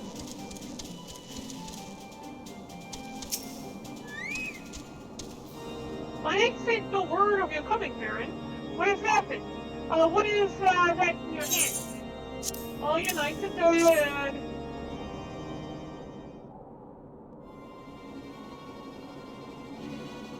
I'm a fury. Those were veterans of years of service. And now they lay dead in the snow. And their bodies must be recovered and... We'll just leave it. Don't worry about it. No. They're not the men to spare. Not now. Now while Iceheart prepares to summon an abomination. The heretics you dispatched were not of sufficient number to contend with the combined strength of the Temple Knights and the Crystal Braves. There must be others, and I'll wager they are on their way to Snowcloak as we speak. I didn't see any Crystal Braves there though. That's the weird thing. To make matters worse, it seems the trainer you followed managed to pass the heretics something of value after all. The parchment you recovered is a timetable of the guardsmen's watches at our outpost at Stormcloak. The trainer was stationed there long before he aroused our suspicion. Would, in fact, we had caught him sooner.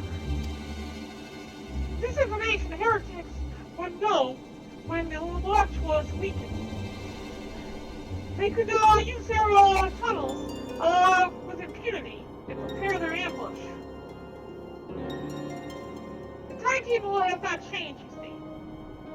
Of course, it will be changed now. The heretics may already be in position. Alsterandere must send reinforcements. Even if it means withdrawing knights from the Stone Vigil, I can see no other way to safeguard the lives of our allies. A watch just like me. We would take out any one of them. It'd be a cakewalk for me. I'm a one-man army. One-woman army. One rabbit army. Get there with the others. Okay, so we're on to Path of Righteousness, which leads us 1, 2, 3, 4, 5, 6, 7, 8 quests in. This one will lead up to the unlocked Snowcloak. It's also almost the halfway mark, and it's the halfway mark for our live stream. So I'm going to go ahead and take a brief intermission. In the meantime, I'm going to go ahead and open this chest. Good luck, everyone. I'll be back in just a few.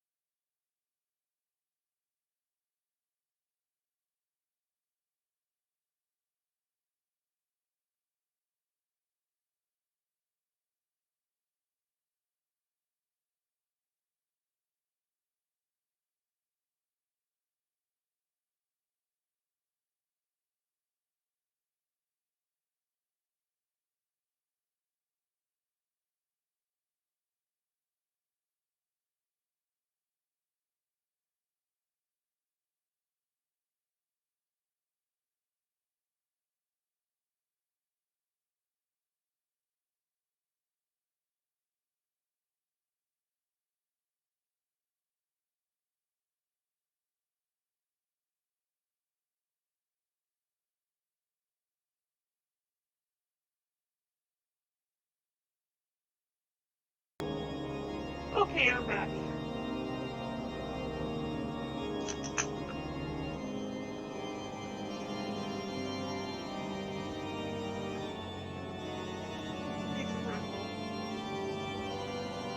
Okay. Let's go ahead and put those semi-factual chest for now.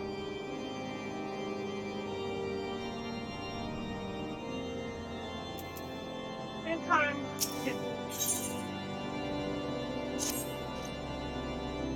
of the essence, Barren. Well, my knights make ready to depart. The heretics may take our allies, Snowcloak, unawares. Superior training equipment will avail them not, as they cut down ere the swords are drawn. But all is not yet lost. If you leave now, there may still be time to warn them. Make haste, I beseech you. Fly a snowcloak and tell Sir Emmerich everything we have discovered.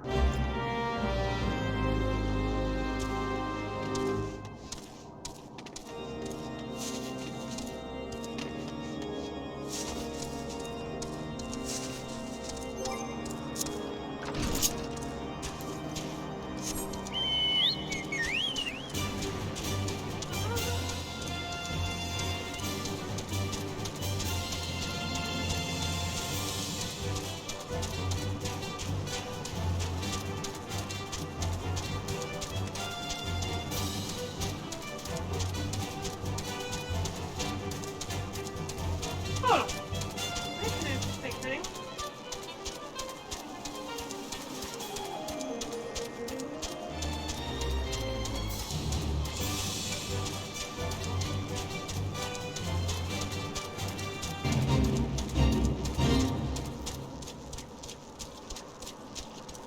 Alright. There's a race up there. Emmerich here will look around for their tunnel. Barren, this is a welcome surprise. Perhaps you're the only one of us starved. As you can see, we have yet to uncover any hidden. Give my gratitude. Truth be told, we suspected the heretics might be plotting such an attack. Now that we have confirmation, I shall place my knights on high alert. As Commander Levier,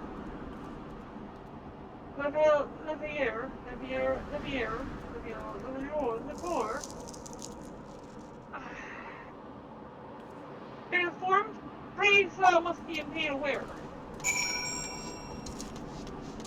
Elfadon, be aware.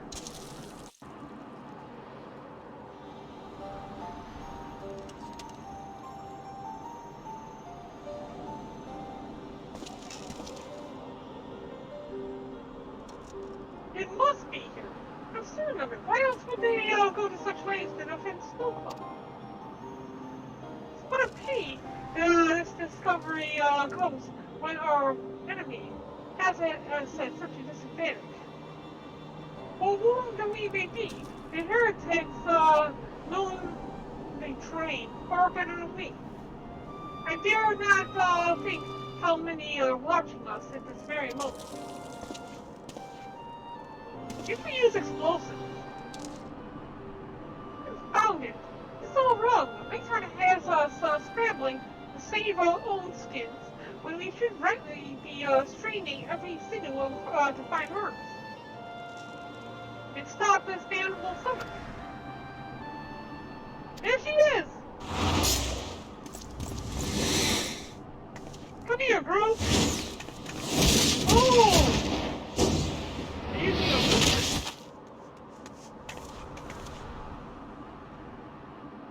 That was close. They didn't hurt you, did they? I think you broke their neck. Only my pride, Ina. They thought me a woman. There will be others nearby. We must see that they are given a similarly warm welcome. Commander Levier! I thought that was ours and that they were using illusions to trick us. Fair development, sir. Together with the Temple Knights, we have secured the entrance to some half-dozen tunnels. After spotting the enemy break the surface. But that's not all, sir. We think that one of them may be important. Certainly the heretics near flung themselves upon our swords to defend it. Aha! Just as expected. Amongst this ward of tunnels lies the entrance to Iceheart's lair. Summon the others. We're going in. A moment, Elfadon. The tunnel in question is barely wide enough for 2 men abreast. We cannot say with any certainty where it leads, much less what is waiting for us there. Furthermore, we have no way of knowing how many heretics are still lurking here on the surface. What if they are converge upon a point after we enter the tunnel. For all we know, we could be funneling our forces into a trap. I take your point. If the tunnel is indeed as narrow as you say, greater numbers would be more a hindrance than help. Should we encounter difficulty, our own supplies would become an obstacle to escape. Ahem, think a plan. While we rendezvous with Sir Emmerich and keep the heretics at bay here, you will go wherever this tunnel leads. If you find Iceheart at the end, do not let her escape. Venture into the unknown, so see that you are prepared for anything. I suggest you call upon your allies, though not too many, or Problemo will sulk. Okay, just go myself. I'm the warrior of freaking light.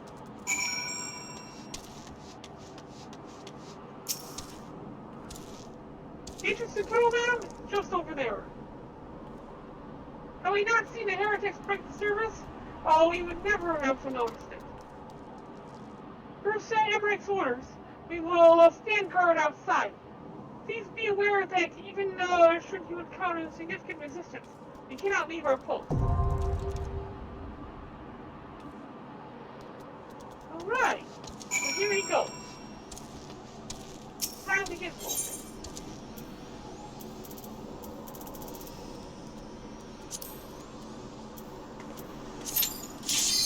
Whoa, that was quick.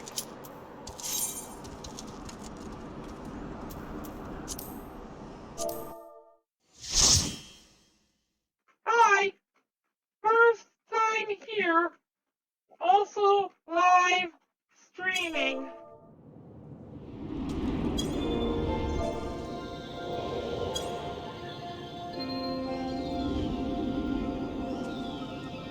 Got like instant dungeon queue on this one.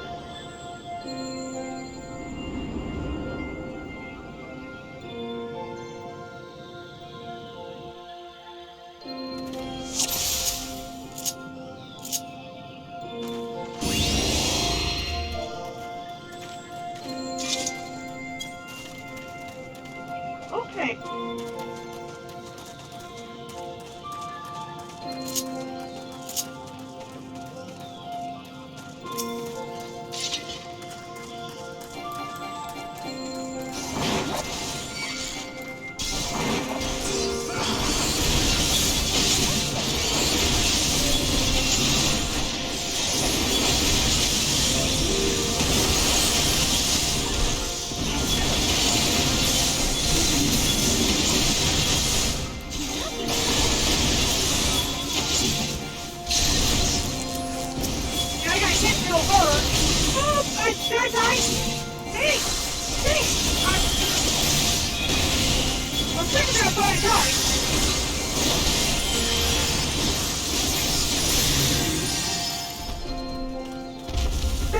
Let's stop the actual questions I think we were having. Okay.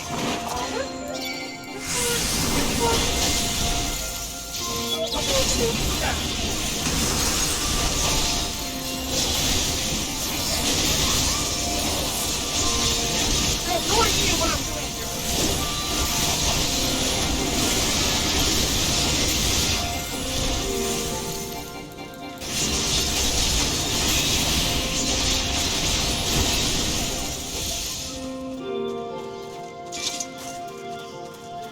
I think we have an excellent healer in this case. The healer with help really low. It's just really something optimized to the point where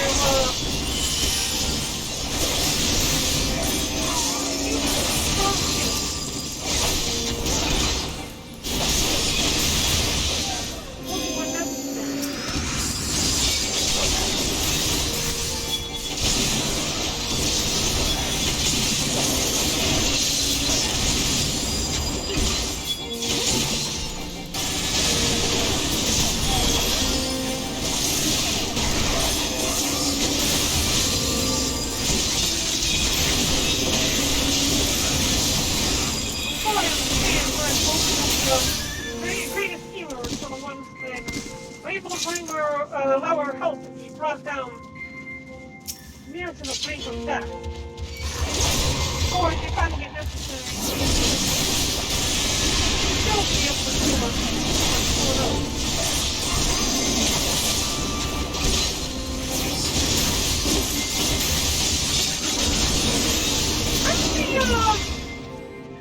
How is it that the renegades or whatever cast all these bears and everything? I need a tiny key.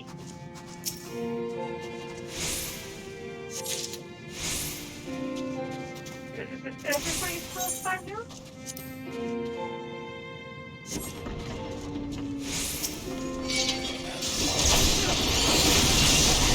Nice bomb! Nice bomb!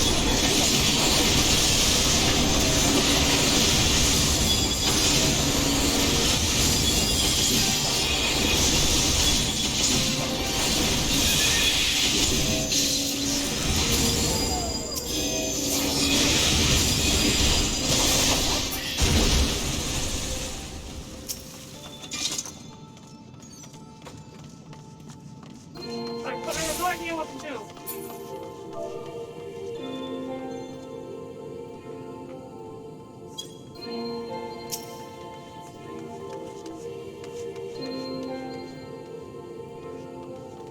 Okay, well, going in blind.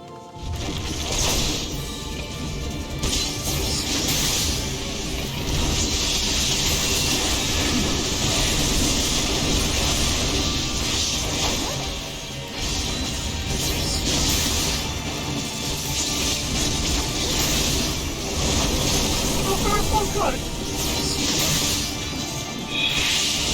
Like that.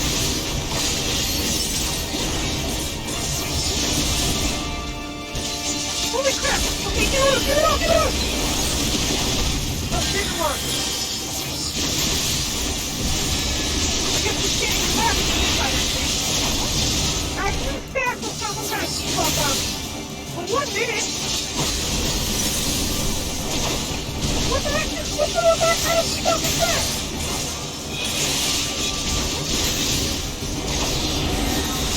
He's gonna hit pretty hard. Oh, zero penalty shield. Like,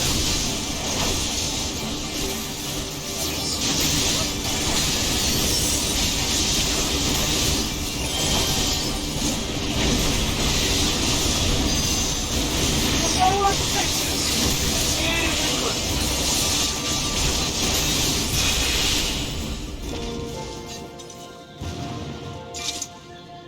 Ooh, got an elegant pull off the whip.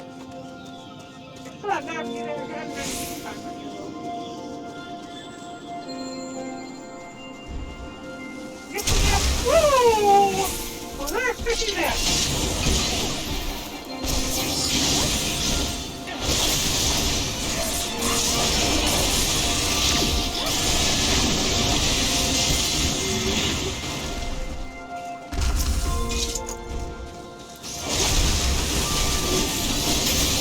Two of them now.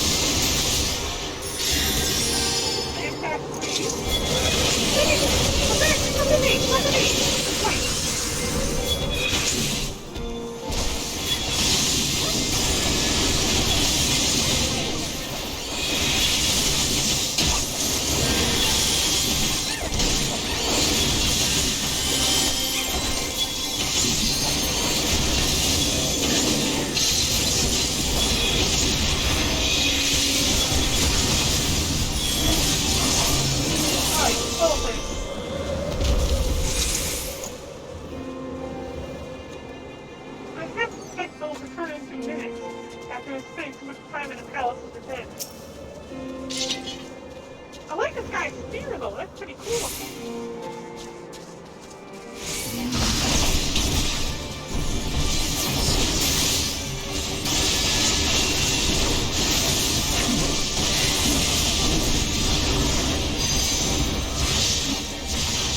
Ew, it's mobile. Where's your snowballs from?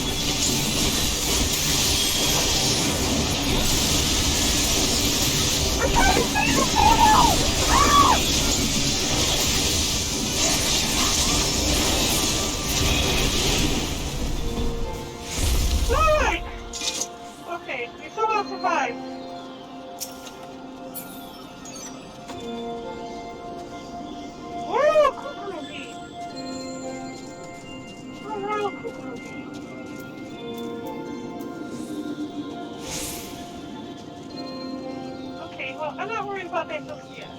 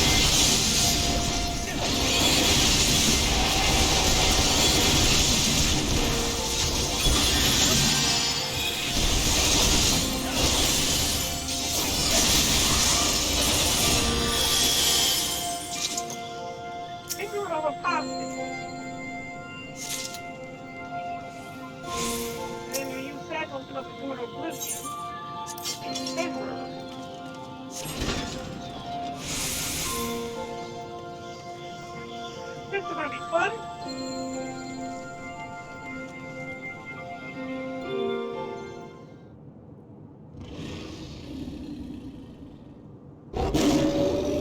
This, you can actually get at the mountain. It's golden saucer. You can I do one of these from the mountain.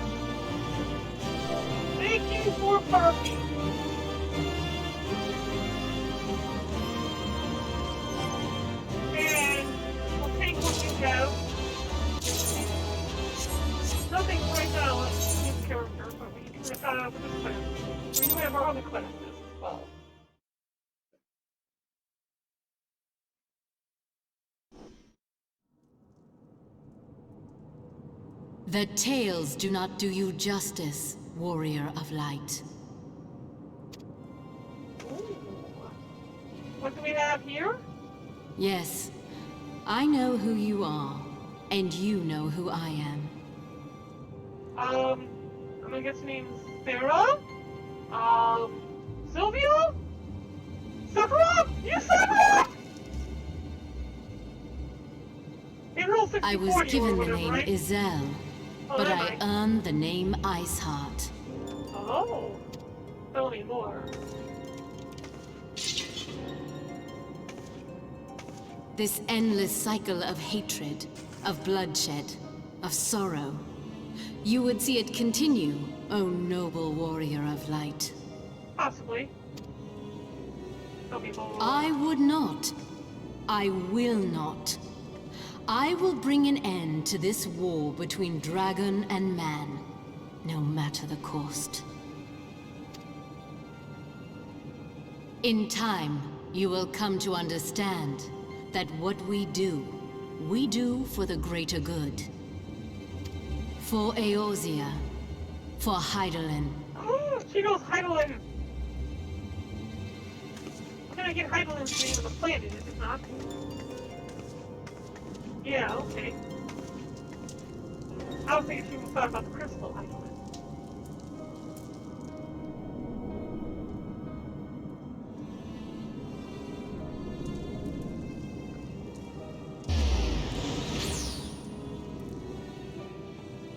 Now what's going to keep me from using that? The follow.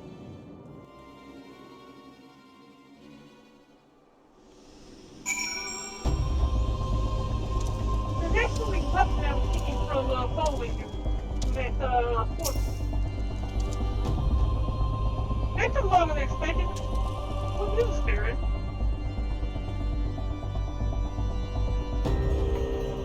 The Light's Heart is what it's pseudonym. But the fact is that, not that it matters, that she managed to escape is regrettable. But from your description of that beast, you did well to come as close as you did. In any case, now that you have cleared the path, Temple Lights can begin to survey the tunnels in earnest. Perhaps they will even find a route past the ice fall. Wouldn't that do wonders for their fight against the heretics? Crystal Graves are certainly share the credit for it too. Full be praised, Barren. We may yet turn the situation to our advantage. Assuming we stop Ice Heart before she summons fever, of course. Nevertheless, to say our fellow Scions have not been idle, and Fury and Urianger have been busy perusing the archives of House Hotels, gathering what information they can achieve. Which reminds me, if you were intending to trudge back to Camp Dragonhead to report on the day's events, don't. The antecedents should be here any minute. I can only assume some people enjoy subjecting themselves to this cold.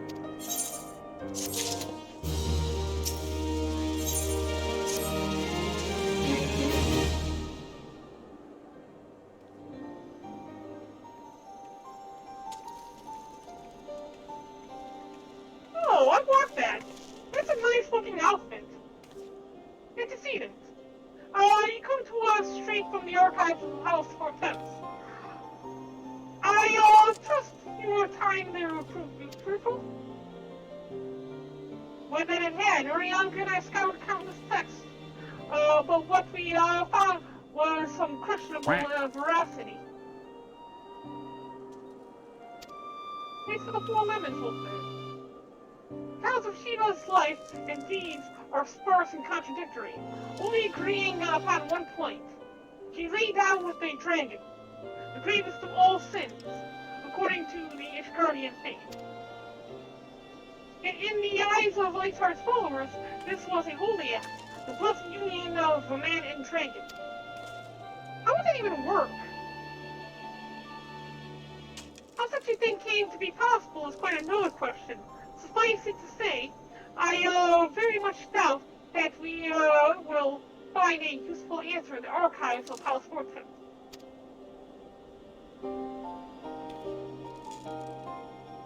Much knowledge has been lost over the centuries. Though in this very case, one wonders if it is by circumstance or by design. You said that Iceheart took a moment to plead her case prior to escaping, did you not?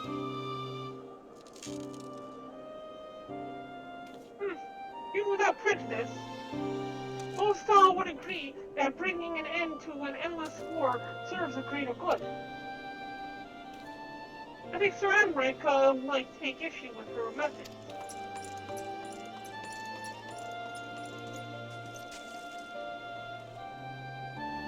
I do not care if a few stragglers manage to escape. Until the sappers confirm that the tunnel is safe, the men are not to search it. Yes, Lord Commander.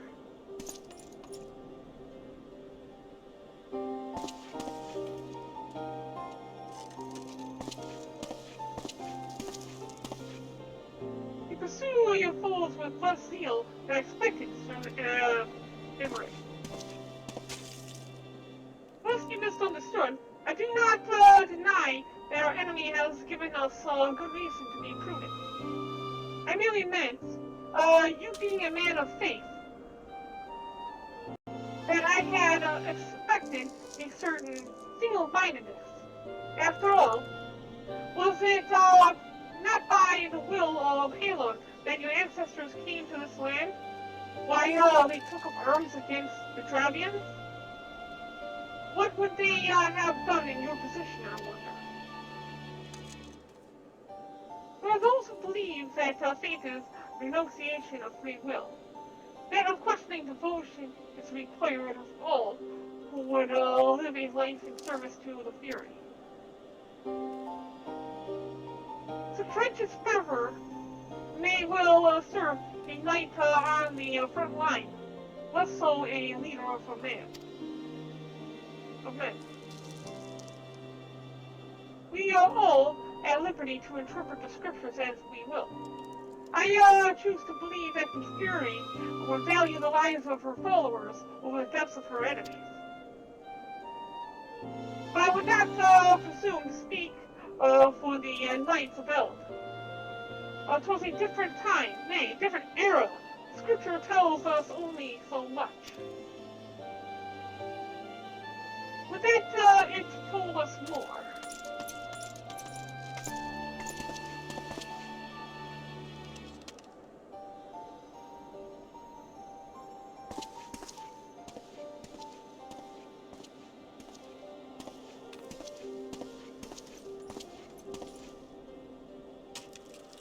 Maybe it's awfully pragmatic for a servant of the Holy See. A welcome trait at the negotiating table, to be sure. Less so when one's enemies are making ready to harness the powers of the god. Mayhap he does not truly believe that Iceheart's plan to succeed. Truth be told, I too remain somewhat skeptical. Shiva was real, a living, breathing woman. Of that, there can be no doubt. In this respect, she differs from every other figure who have been summoned, each of which whom was worshipped as a god. Sole exception being good King Log XII, the mist made manifest in response to the fervent supplications of the Mogulstar. Saint Shiva may differ, but to one of the heretics. They are a tribe of outcasts, at war with a mighty nation, who yearn for the resurrection of the one who embodies their beliefs. If that is not placing one's faith in a higher power, then what is? Crystals and conviction, Minfilia. They have both of them in abundance.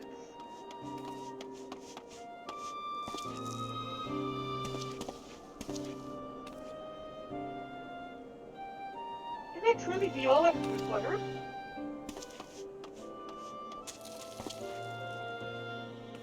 My survey team has concluded a preliminary analysis of the Aetheryte Iriscar used to escape. They believe that she teleported to another Aetheryte somewhere not far to the west. Despite the apparent approximation of the second Aetheryte, however, they have been wholly unable to detect its presence directly. Unless Iceheart has some means to mask its signal, I can only presume she had been destroyed to prevent us from following her. Without the means to teleport, as she did, we have no choice but to search for an alternative route. Most likely, a tunnel, assuming one exists. Let us not give up on teleportation just yet. One of our colleagues in Charlian may be able to assist us. Afraid that you are right. I dare not think how long it will take us to survey the entire tunnel system. And we are running out of time, aren't we?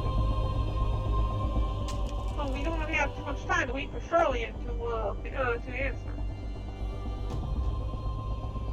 While Minfilia looks into other Aetheryte problems, I would like to request your assistance with another matter. The 3rd unit is currently tracking the remnants of the Heretic force which attacked us. However, the search goes poorly despite our numbers. Kurthus is fast. Iceheart's followers know the terrain far better than we. Your knowledge of this region may serve to hasten the process. The sooner we capture Iceheart's followers, the sooner we can press them for their leader's whereabouts. Also, it is admittedly a selfish request. I feel that my braves would benefit immensely from working alongside you. While we have our share of veterans, we also have more than a few less experienced recruits, many of whom look up to you, in case you were not aware.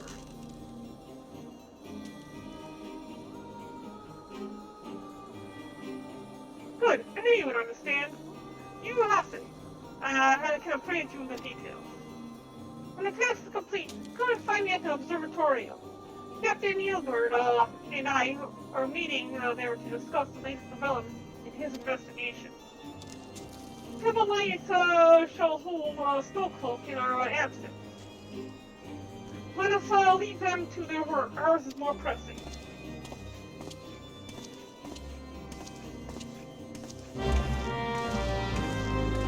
Miss Spider, the last time we'll see her in her poncho.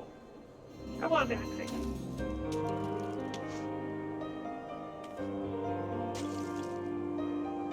Okay. So let's see. I speak to you, Hudson. Here you are, Barren. Commander Luminaire instructed me to wait for you. Your assistance is most welcome, please. Most of the third hail from Molda, and for a man accustomed to feel the sand beneath his boots, the crunch of snow can be rather disconcerting. What's a matter at hand? Nearly a moment ago I received word that the heretics we seek have been spotted making for the next pass. The braves are already in pursuit. I should be grateful if you would join them. I myself shall be taking part in the hunt. Never let it be said that I did not earn my coin.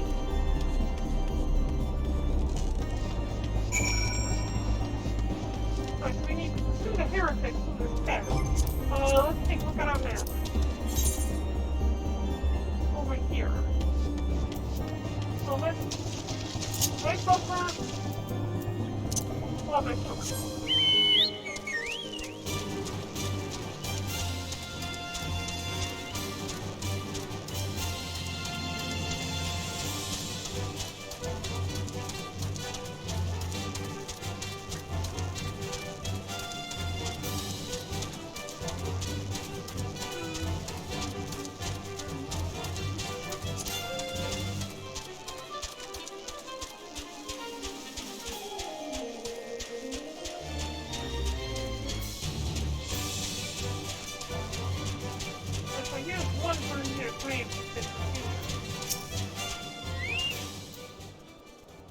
Balls! My ankle's on fire!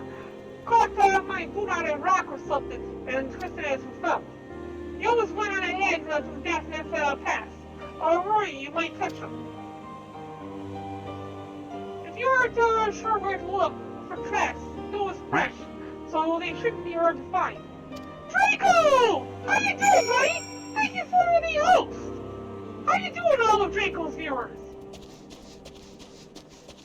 We need to look for the heretics south of the pass. Let's take a look at the map. Okay. Yeah, it's right about where that ambush happened last time.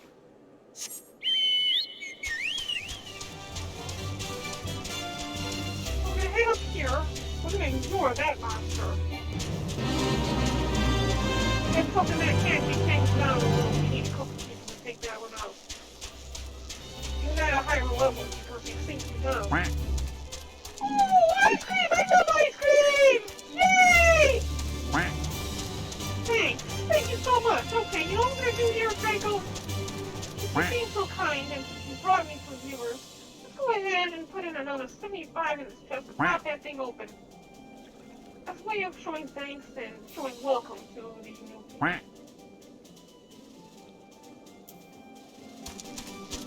Good luck, everyone!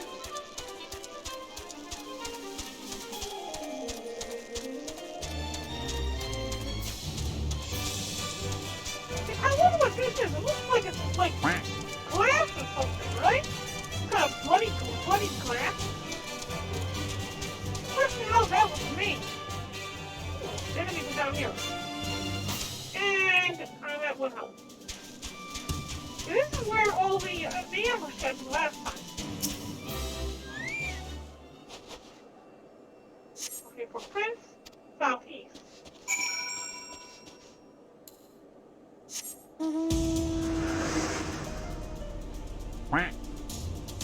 Thank you for your lemons and the ice cream, Wolfman. Here we go, one brain. Cyan, what are you doing here? The heretics. I'm not sure. There was a great scale beast and...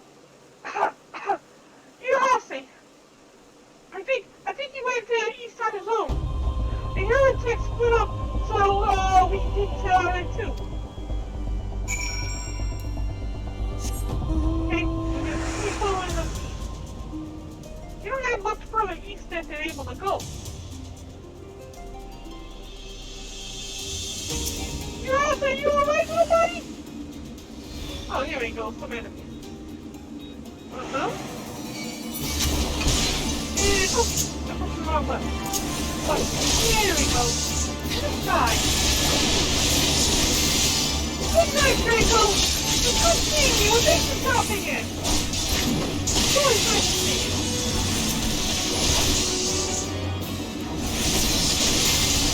Got him. Okay. Yurase. How embarrassing. I was so intent on following the heretics' tracks that I almost failed to notice they had doubled back.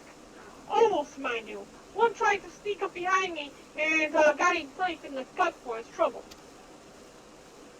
I thought myself alone.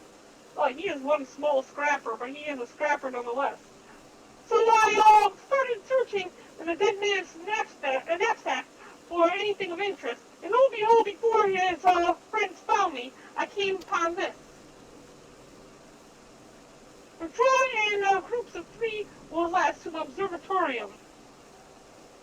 Give the signal and wait. The merchant will be waiting. Be late and be left for dead. Speaks for itself, does it not?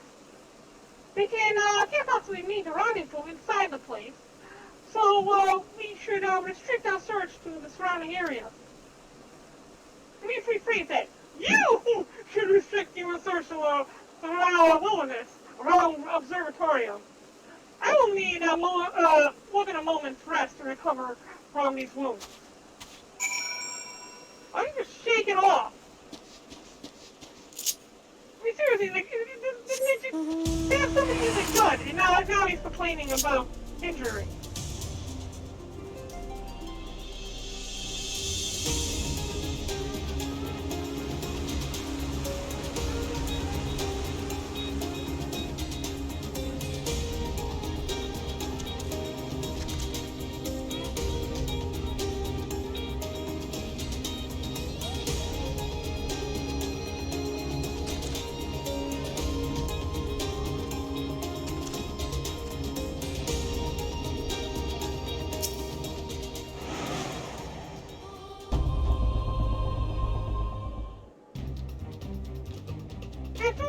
Listening to your excuses. We leave now. How? Who are crawling with those blue coats? And the lights are searching every wagon that passes through the gate. And the warrior of light has arrived. Well, stay with her then, if you think you'll fare any better. No, there's no need for that.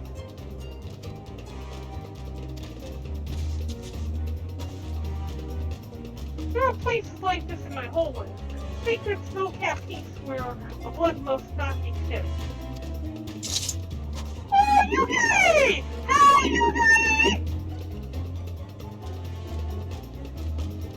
If your lands ever thirst for the blood of the fallen, and by your deeds it has struck me. No, I have done no wrong. None, but needn't secret with heretics. Deny it until you will. We shall have the truth from you. Yet, the prisoners are not the only ones skilled at the art of interrogation. We're gonna go get some battery cables and hook them up to your nipples. Damn it all!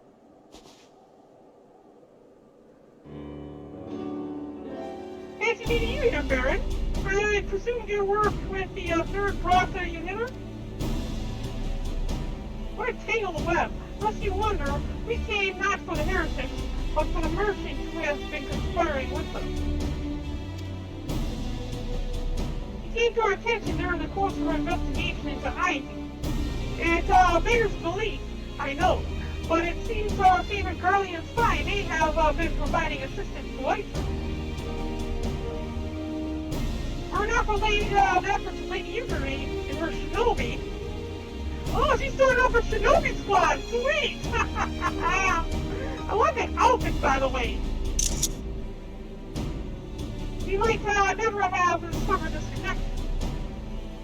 Dr. Alvanon is too kind. I fear my people, and I have done little to aid your search for this spy. We want to strike back against the Empire and weaken their influence in this land, to prevent the tragedy which befell Doma from reoccurring. These ahead, and the work with the promise will require a very particular set of skills. Skills which I unfortunately... Okay! That is... That's from Wanted, I think it was, right? And this is from that one movie. You will, I will accompany you until the investigation is complete. It's most generous of you, Lady Eugery. And one which I will gladly accept. Thank you. Though I may disappear for a time, know that I shall never be far, and shall always be watching. Accompanying thought. Come, Barren. Let us wait inside the chair for Captain Hilbert to return and deliver his report. Good night, Wolfman.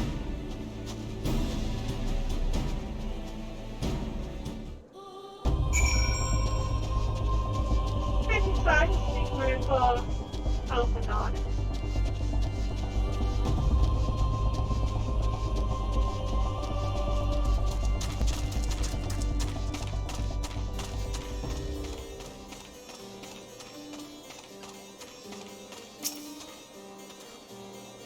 Captain Hilbert seemed confident that the merchant's resolve would swiftly crumble under pressure. If so, we should have more information in our log. As to whether it will bring us closer to learning the Ivy's identity, I would rather not say. Given our adversary's cunning, I shall consider us fortunate if we are spared another wild Zoro chase. The captain know we have more than enough to occupy our time as it is. Okay, technical very training is our next quest.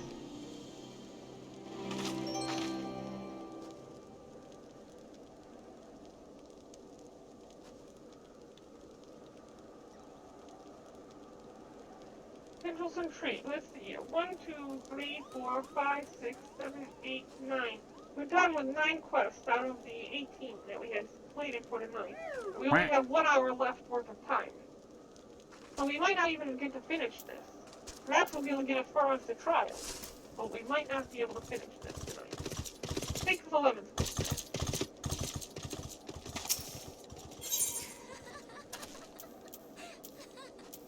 Ooh, okay, what's this glowing cavern look like? Let's try that out. Fancy. Okay, what about the Seventh Astral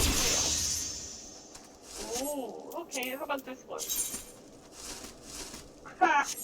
No, thank you. No.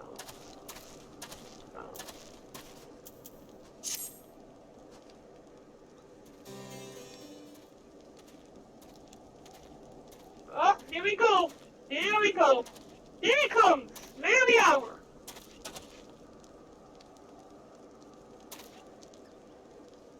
Captain Hilbert, your report, if you will. Aye, Commander.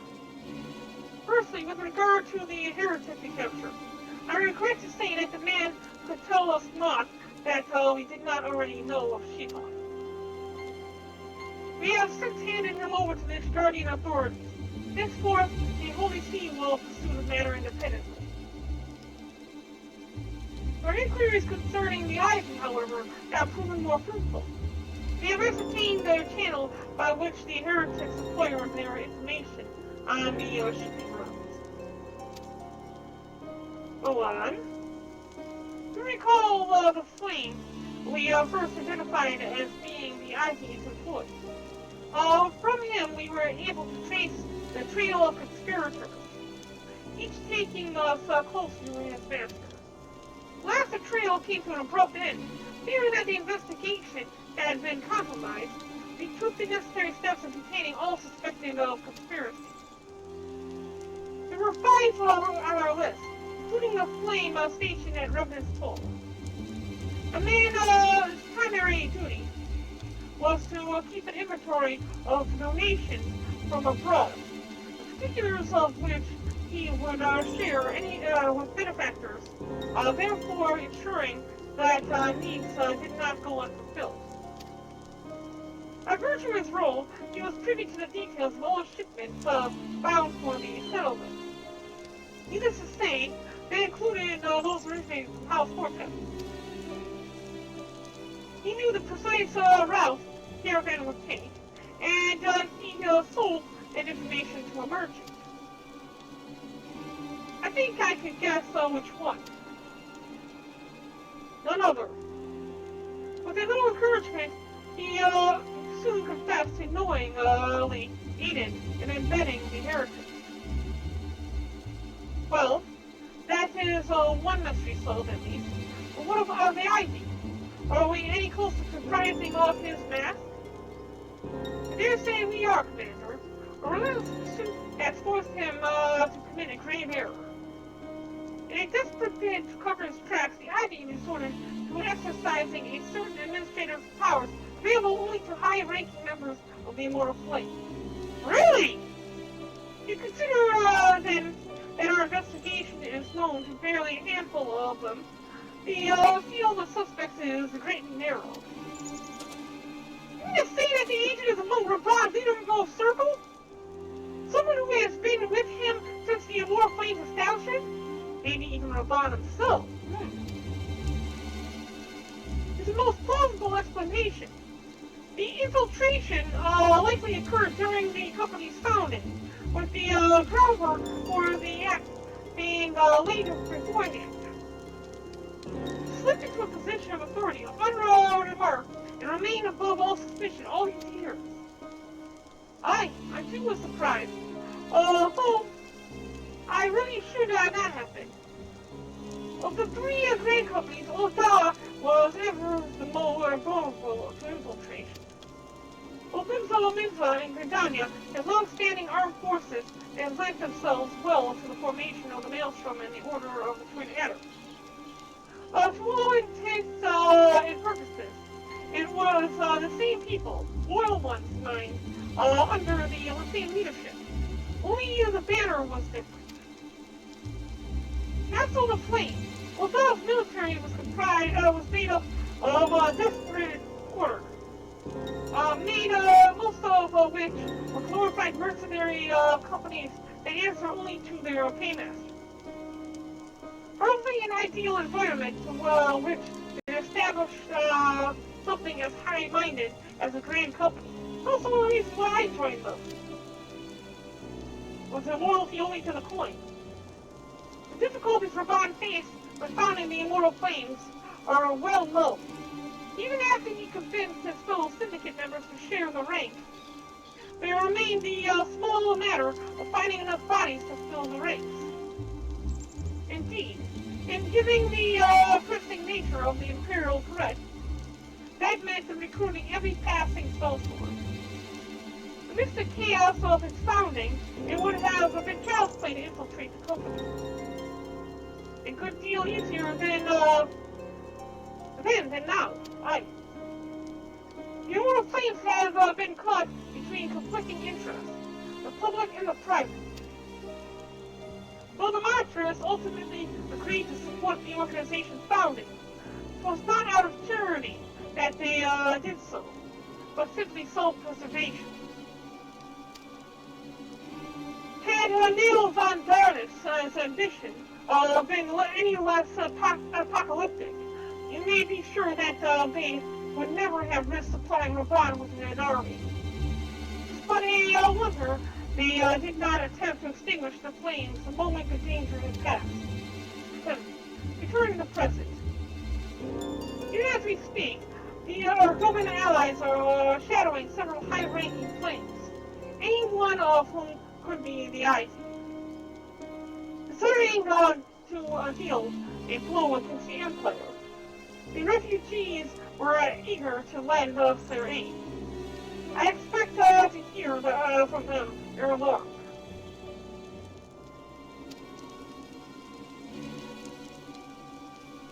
Very good. Try to continue your investigation with the first.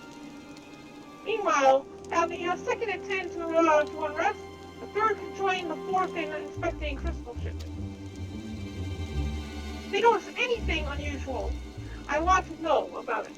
If Shiva is summoned in like manner to all the primals, the heretics will be looking for further supply. Understood, Commander. I shall send word to Sir Amric informing him of our success in identifying the heretics and betters. Hopefully, the information will be of some use to the Ishgardian. It is time, Commander. Yes, I'm aware. The Emergency Council of the Alliance leadership has been called. There have been developments in government, it would seem. As commander of the Crystal Braves, my presence has been requested. I will have you accompany me, Barren. As the realm's stoutest champion, there's only me that you be present for the discussion. Oh, and the antecedent has already given her consent, must be word. When have I needed her consent for anything? Why is it automatically assumed that I have to ask her permission to do this stuff? Like me, you are doubtless eager to conclude our business with Iceheart. But until another path to her sanctum is found, we will remain beyond our reach. Inferior and the Archons are sparing no efforts to secure an alternative route. Until such time as they succeed, I suggest we make some thought into the realm of a problem. I shall go on ahead to Medania in readiness for the coming council.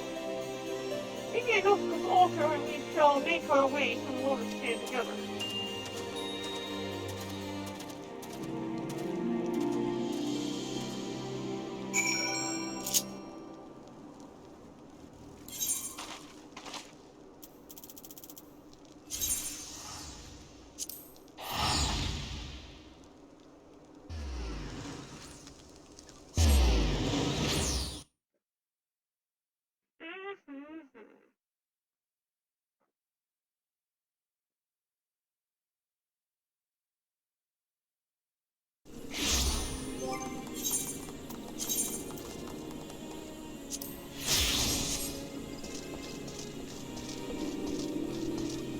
Lotus Stand is this way? As a matter of fact, why am I doing that? It's teleport. Conqueror Stone.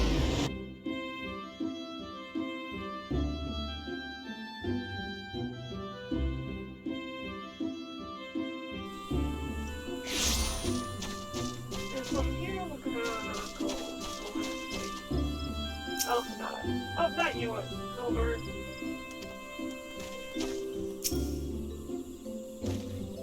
Thanks for coming, Barren. When you're ready to speak with the Conqueror yonder, he will show us to the Lotus State.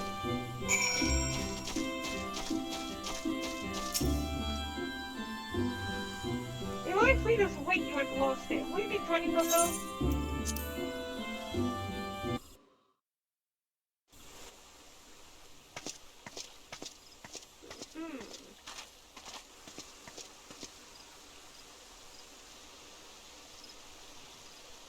Change has come to the Garlean Empire, and we must discuss the implications.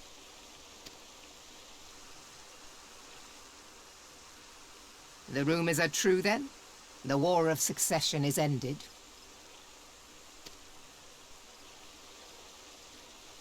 It is. A new emperor reigns in Garlemald. Who? Uh-oh.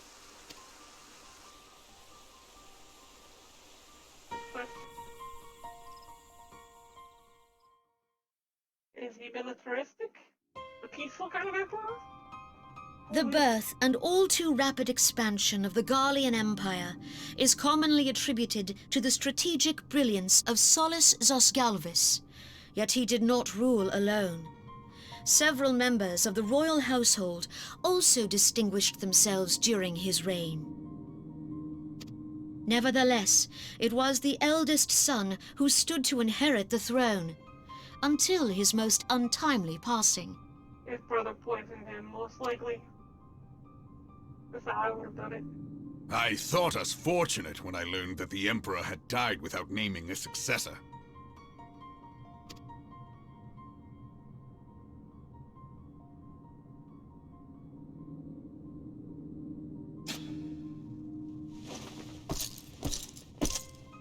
Would that the Garlean Empire had died with him. Oh, what a piece of... Oh wait, isn't that the guy from the... Oh! This is the guy from the, thingy! The opening sequence for, Shadowbringers. But, yeah! Okay, this is the guy from the opening of Shadowbringer. I can recognize the armor. It's a lot more like,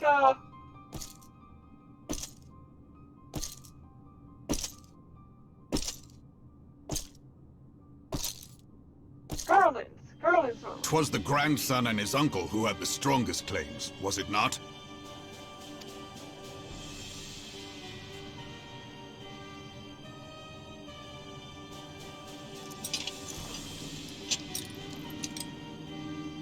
Indeed, yet claims count for little without the power to assert them. High Legatus Varus Ye Galvus is a respected military leader, not so his uncle.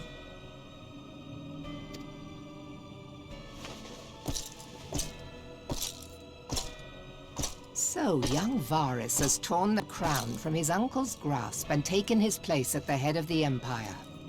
Okay. Varus is the name.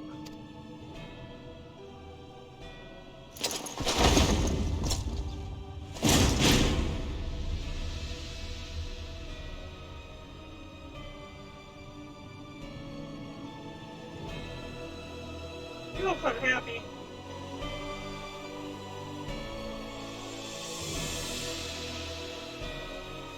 Given the troubled nature of his succession, the new emperor will require time to seal his grip on power. Yet have no doubt but that he shall, for there are none left with strength enough to oppose him. Or he would do something drastic in order to show his power. Show his strength. And Since the success of Operation Archon, the remnants of the 14th Legion and the forces occupying Alamigo have done naught but fortify their positions. But you can be sure they'll be ready to march on us again, if their Emperor gives the word. When, not if.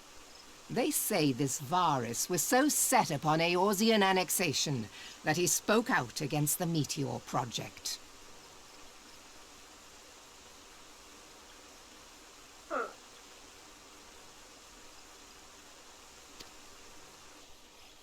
Plainly, the new emperor's intentions are of great concern to us all.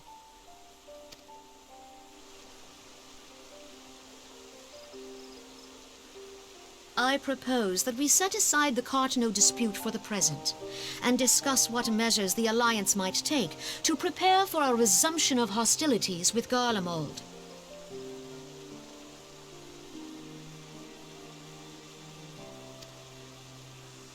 Moreover, I move that we re-examine the question of how our former allies in Ishgard might be persuaded to retake their place at our side. Could Eorzea but stand as one, 'twould deal a grave blow to our enemies' ambitions.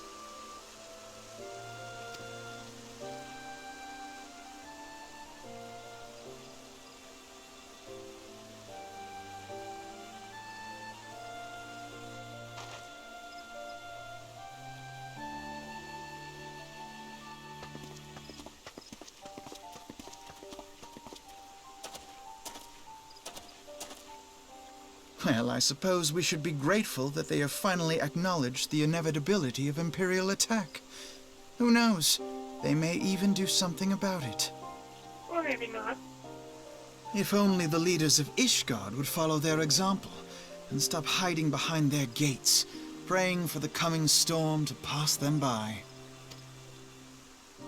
But that is a discussion for another time.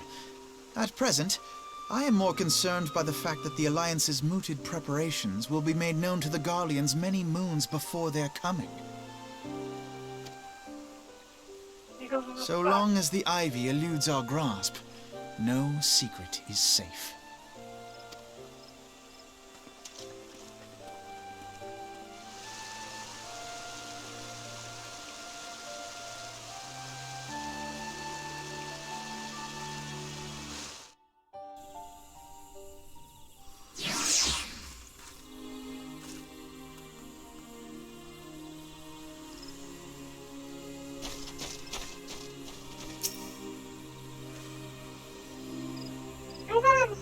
No except the nations of the Eorzea are no nearer to being of one purpose. Despite their protestations to the contrary, plainly the threat of the resurgent Erleman is not enough to stir them. And the reason for this, deep-rooted mistrust among the citizenry. The nation's leaders can come to all the understanding of life, but their unity means little and less to the common folk. Take the Lovinzens, for example. Though Admiral Merberin held off piracy over a decade ago, foreigners still picture the nation as a haven for broad, smelling, wooden-legged cutthroats. And likewise, the Danians are mocked as hermits who talk to trees. Remember talking to trees? I do that all the time, Albanad. And the old Dons are scorned as swindlers who worship coin. And I worship coin all the time too, Albanad. Are you seriously trying to piss me off? Not that such sentiments are entirely without grounds, of course. Take that pillar of old Don society, Telechi Adelechi, for example. But that is beside the point. The fact is that the people are wary of outsiders, whether they have cause to be or not. On that basis, one can argue that conflict on Kurnu is a necessary evil. Each nation has its own warmongering faction that advocates the acquisition of Omega. In order to placate them, we present them with something resembling warfare, and thereby curb the appetite for full-scale conflict. But enough idle musing. Let us speak of a more pressing matter, the Ivy. Since we spoke at the observatorium, Captain Ilbert has further shortened his list of suspects, and by a happy coincidence, the one he deems the most likely candidate is lately come to Grandania. The hunt nears its end, Barren. All that remains is to corner our quarry. To seek out Ilbert near the Adam's Nest. He will give you the particulars. Should there be any development in Cursa, you will be sure that I will send word without delay. In the meantime, I wish you success in apprehending the Ivy.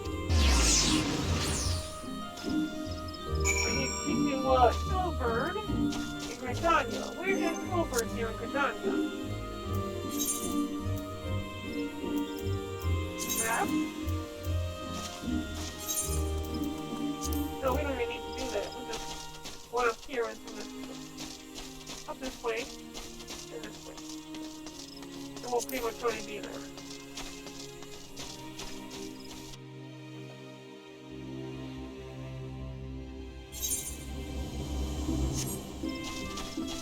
Go this way. There's no bird right there.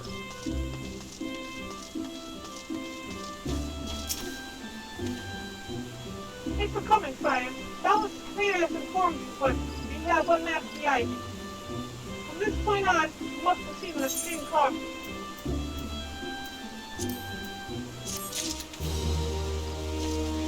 Facing Ivy is your next question. Facing Ivy, and we have 1, 2, 3, 4, 4, 5, 6, 7, 8 more quests to do. One of them is going to be a trial. We have 20 minutes left. We're not going to have enough time to do that.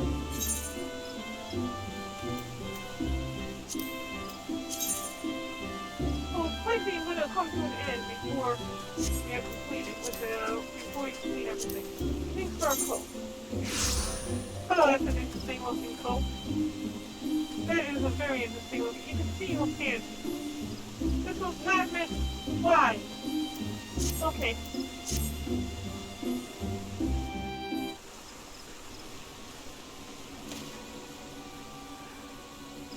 Listen well, the spy we've been speaking all this time is none other than Lane Marshal Elaine Royale. Raban's second in command. Really? She was with us in that meeting just now. Prior to joining the Immortal Flames, she was a mercenary of no small renown. A favorable skill with a polearm had be seen to be believed. She's thinking about how she's going to break this news to the Empire that we're all going to be letting get some and everything. Oh. Of this Guardian birth, she is the highest ranking foreigner in an Immortal Flame. In the Immortal Flame. Barring the Flame General himself, of course. When he formed the Grand Company, Raban chose people based on their work. Whence they hailed was of no interest. Matras saw things differently, however. Having funded the enterprise, they reserved the right to reject candidates nominated for a high-ranked position. It was no secret they did not favor foreigners, which guardians especially, after in a way the Holy See from Sophie Alliance. But the Matras did not raise so much as a murmur of protest. Royale was appointed to her post. Passing strange, is it not? Could it be that the Ivy has some hold over the Matras?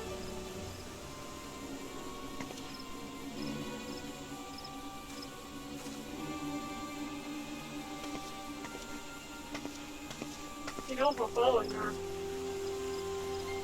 But these revelations are secondary to our current mission. Our foremost interest is, to us is Royale's presence here now. As you may be aware, it is the duty of the Flame Marshal to command the Immortal Flames in the absence of the Flame General. While Raban attended the Council of Alliance leaders, he should have remained in the Wall of Flame. Yeah, that makes sense. Woman has no business being in Gridania.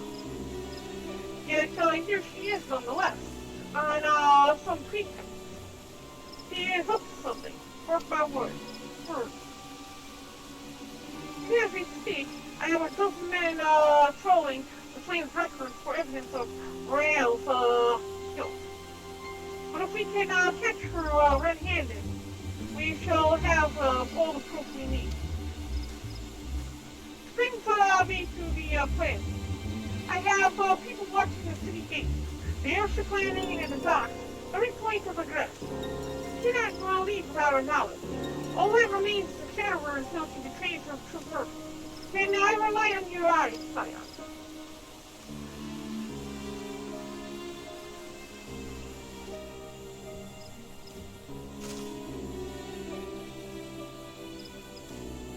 You have my thanks. Let us go then, and take care not to alert our quarry.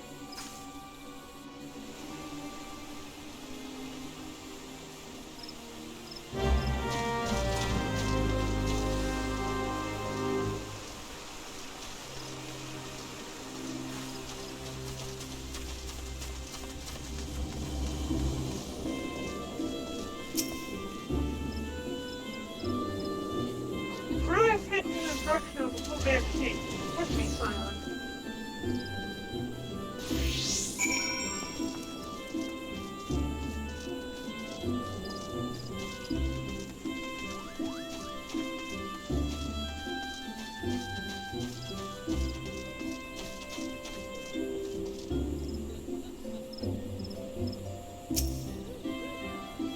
The royal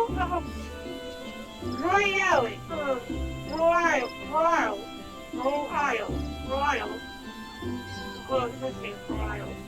If it's the Caroline camp, you think someone's a chance? Well, it could be that she means to board an airship. Pretty move forward with it. If she is on the upper floor, try the landing area below. Wouldn't mind the station there, and she may be have seen something. The theme is her name. I shall base here in case Royale reappears.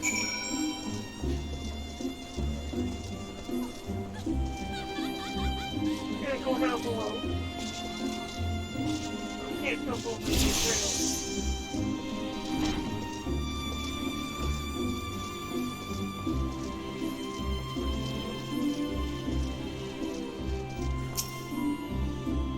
They're almost there. Such an unpleasant surprise. Such an unexpected surprise.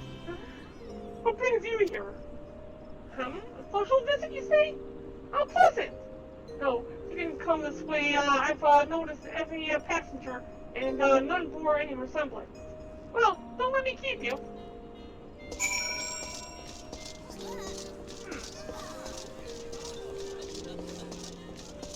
So what she did was she came up here, went to this door here.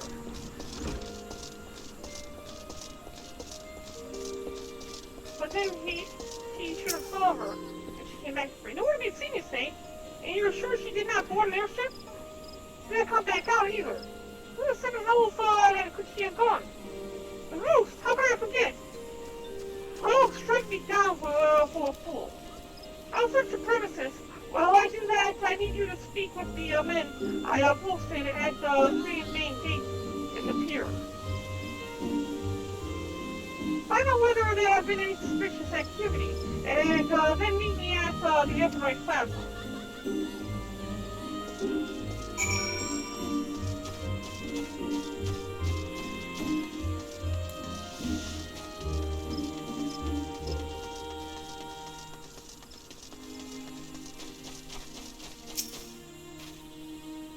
Somebody reported this escape, milady. The one resembling the suspect has been here, milady.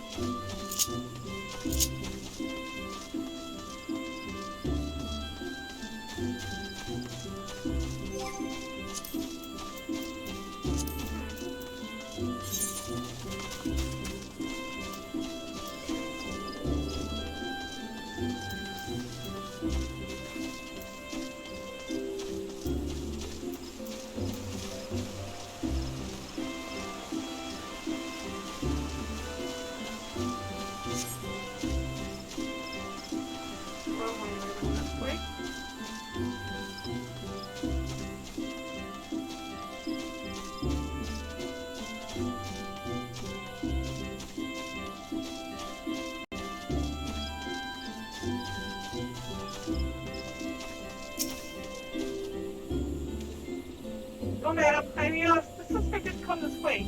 Given how little traffic passes through the gate, I would have noticed if she tried to slip by. She didn't come this way.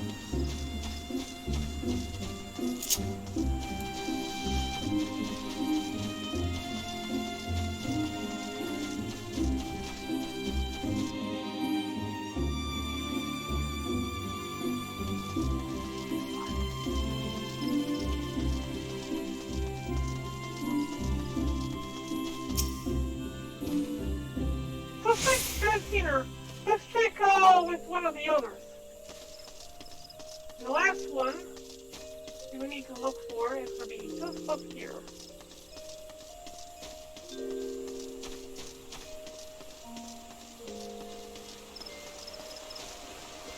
The last is killed and appeared. We're going to head this way. Let's use the Ethan art to get to the pier real quick. The last is killed.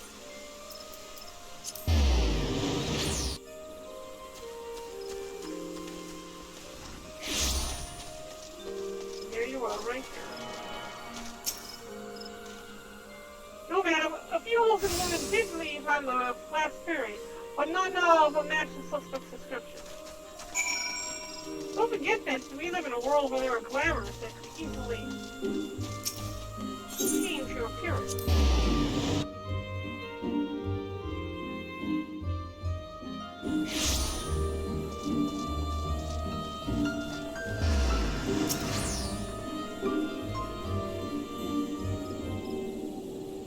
Well, has there been any sightings?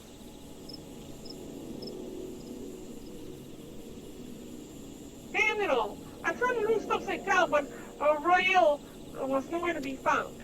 The innkeeper told me that she had availed herself to a room, but no one saw her leave. She has donned some manner of disguise. Of that there can be no doubt. But as to where she has gone,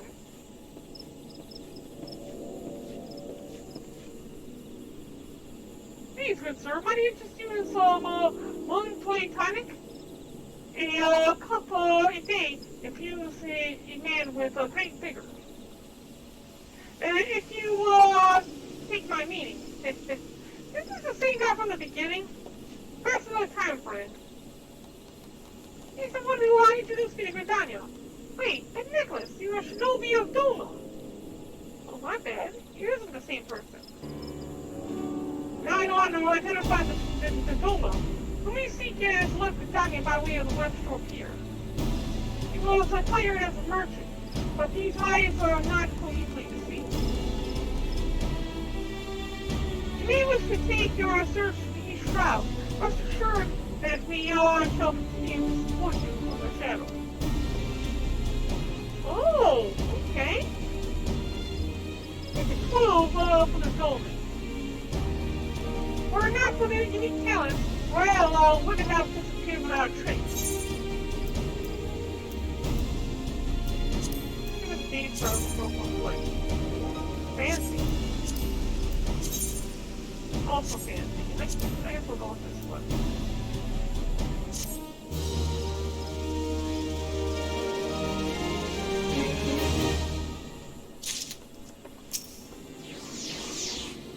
Okay, Dolmen Connection is the next one up in line. We're getting there. We are getting there. Luckily, we don't have to fight Steve, I don't think, yet. Will we?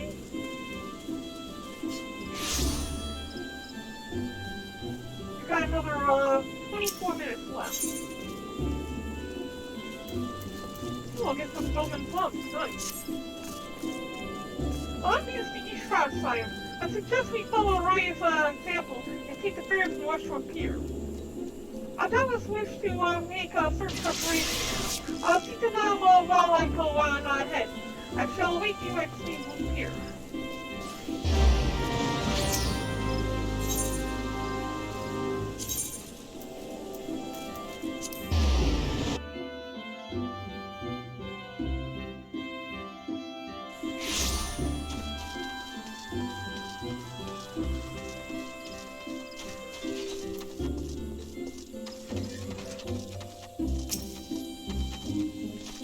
Go ahead and purchase passage to the Steamboat Pier.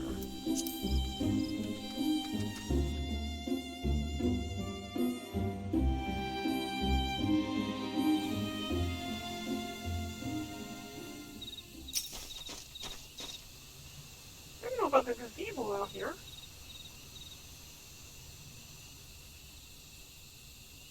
This way, my friend. Yay! Our favorite Dolmen. Your quarry makes for the hawthorn hunt. Very good, we must make haste. A moment, Captain. There is another matter which requires your attention, and most urgently out here. What is it? A short while ago, the Imperial Squadron has observed departing Castromorian.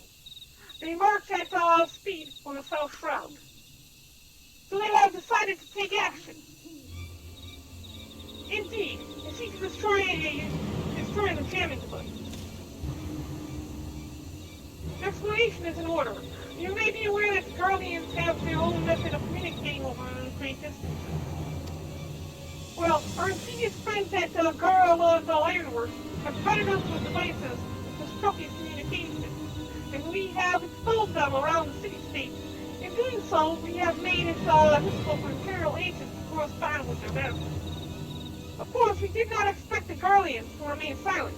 If they wished to communicate, they would find a way, be it via covert correspondence or secret meetings. Needless to say, we hoped that they would risk the latter. And Rail has not disappointed us. And the well-known faces in Immortal Flames cannot move about Fatal Land without being recognized. It would only be a matter of time before someone saw her through her disguise. For this reason, I believe that she has chosen the Black Shroud for her clandestine meeting. The Elven are common sight here, and her comings and goings are not like to turn any heads. However, where the human device can be rendered inoperative, Royale would no longer need to meet or master the person, and their planned rendezvous would also certainly be called off. We cannot have that. It would deprive us of the opportunity to secure and handling evidence against her, which in the very least we need if we're going to convict someone is for standing. All rests upon the continued operation of the jamming device. It must need to be protected if you could attend this task. Now, Shinobi and I will continue to observe Royale. Very well, Simon.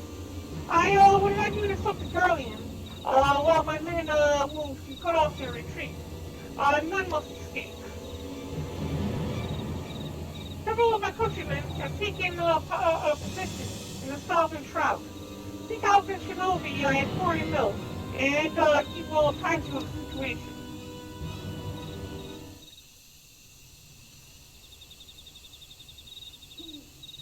They need to go to Quarry Mill, which is a house gonna be. Yay! Tracy got the. Okay, yeah, she just told me the same thing she did last time.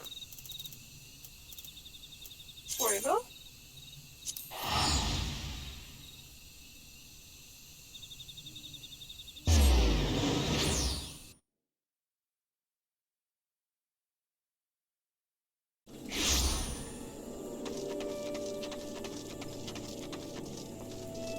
Easier to find them from up here, I think.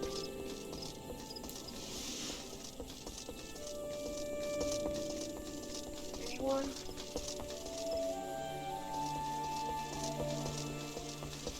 Yeah, there he is, over there. No. It's the one we ran into earlier. Me again, my friend. I have no one-toy tonic to offer this time, I'm afraid. As I believe you know, Imperial forces are in the South Shroud on a mission to destroy the jamming device. We must see to it that they do not succeed.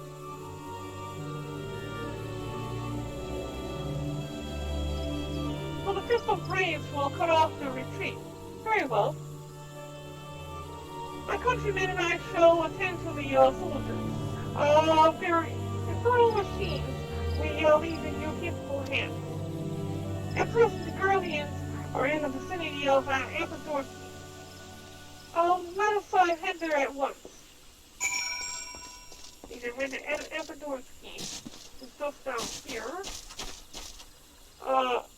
Where do I go? Okay, here's the extra here. Oh, come on, I gotta run all the way around? I thought this was gonna be an exit. It's just a heading.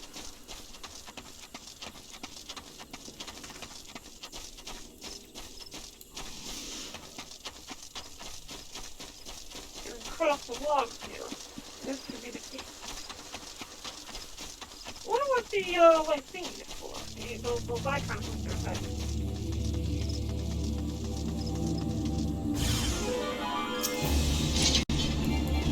Oh, I found one of these things.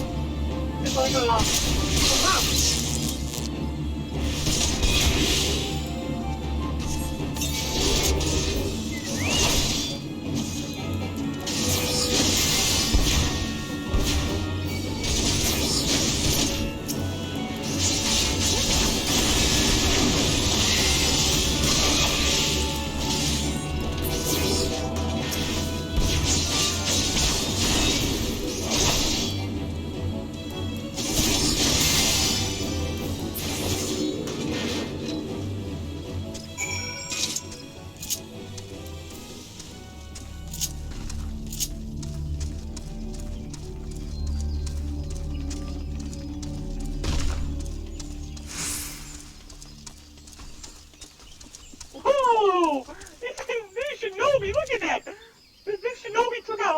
everyone!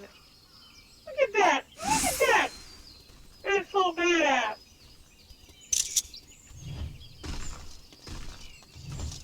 You're like, yeah, I'm the boss here. That was the most impressive showing, my friend. As you can see, we too have not been idle. The Ivy will receive no warning of our coming. Great.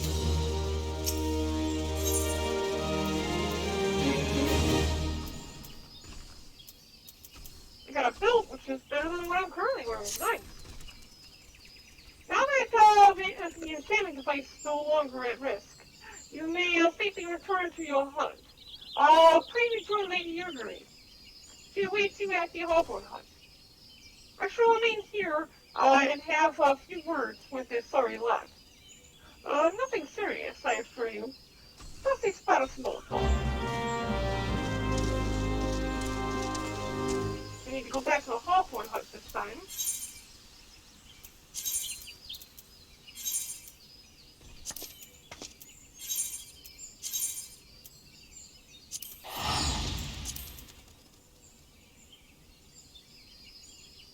They didn't even really need my help. Took care of all that themselves.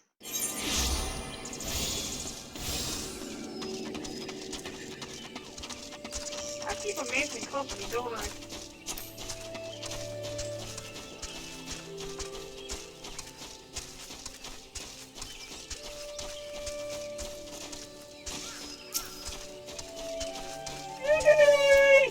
I agree! I give it to understand the mission's success. And he just stands out like a giant blueberry in the middle of the forest. And a single Imperial soldier made it to our position. Thorough work as always, sire. By way of reward, we can now turn our attention to Royale, once more. What news, Lady Urgery? Our people report that she has departed on a bramble patch. So she needs to go ahead with the beast. Excellent. It is time to close the net around her. My country men and I shall lie in wait in the shadows. Tread warily, my friend.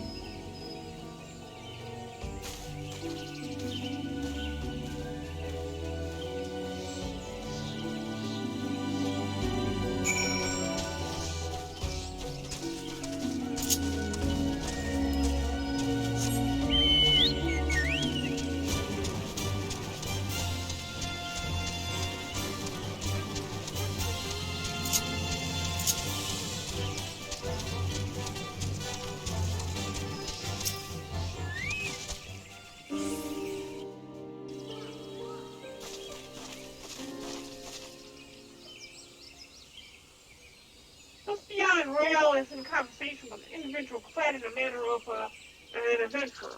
Imperial intermediary, no doubt. This is it, with me.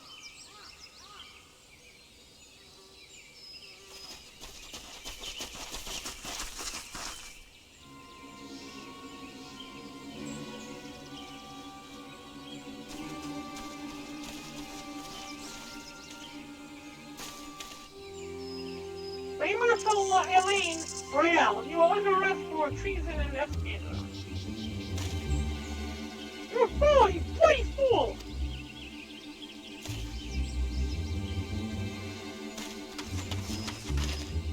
Where do you think you're going?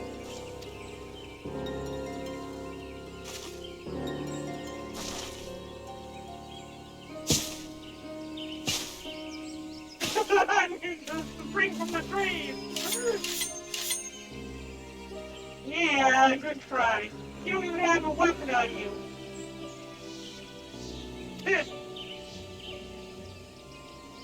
You are unarmed, my lady, and scarcely called for battle. But if you wish to fight, you are welcome to try.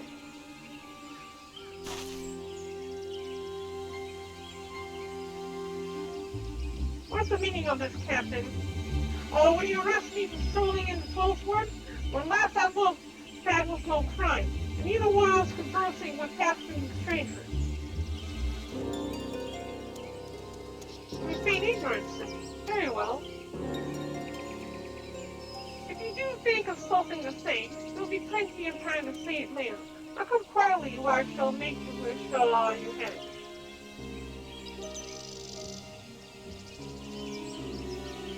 You could have said you were right here. No one will be any the wiser if he disappeared off the face of the earth. We'll have no struggle. After all, I have naught to hide.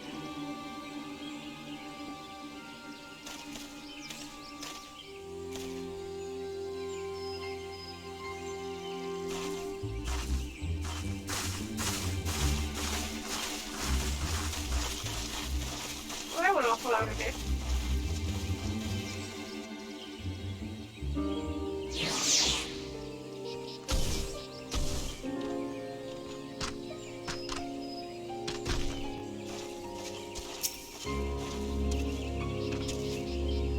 Warrior of Rail renown could not have hoped to escape by force. Despite her claims, he surrendered was not defeated, but an awareness of her position is pitiable. With the ivy was uprooted, it is to be hoped that the tendrils she entwined around the immortal flame will gradually wither and die. Behalf of envy and people followers have the grand company they deserve. But let us speak of the present. If I may ask, what will you do now, Barren? A clear country! So the Science seek away into Iceheart Sanctum. I dare say you are eager to return to the rising sun. Pray do not let me keep you. Fear not, my countrymen and I shall tend to the atmosphere. You need not waste your talent. Speaking of talent, have you considered training in the art of the shinobi? I already am, basically. I'm like samurai and shinobi.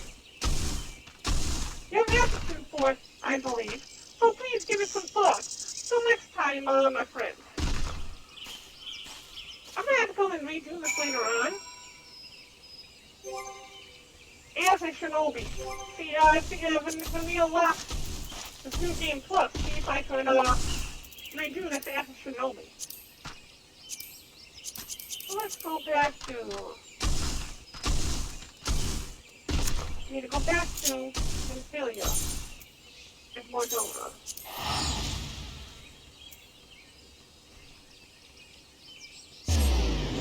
We are almost done, I think. We have 1, 2, 3, 4, 5, 6 more questions. We have 8 minutes. We're not going to get this done tonight.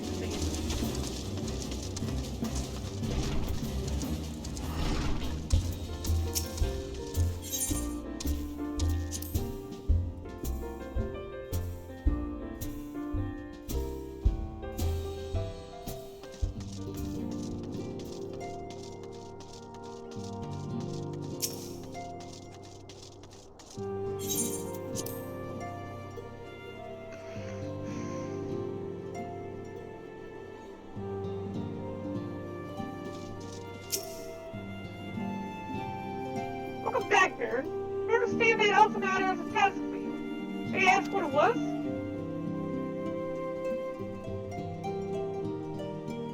Charges of treason and espionage against Elaine Royale? I can scarce believe it. Could there not have been some manner of misunderstanding? Though it avails us not to dwell on it. Whatever the truth may be, we must trust to the authorities to uncover it.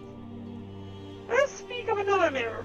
I am pleased to report that we have made progress in our efforts to find a way into Iceheart Sanctum. I'm glad this belt is better than what I'm currently wearing. Equip it.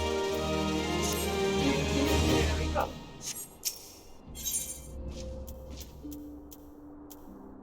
What's smithing days for our belt looks like? Oh, that's not what I meant. Oh, I can't try it on. Why can't I try?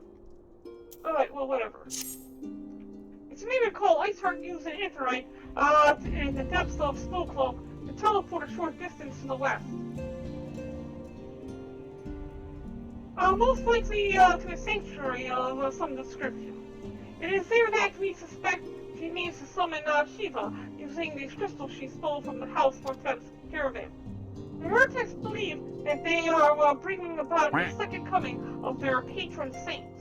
But if, as we suspect, they need to hold a summoning ritual of the kind employed by the beast tribes, it seems likely that the result will be something more akin to a primal.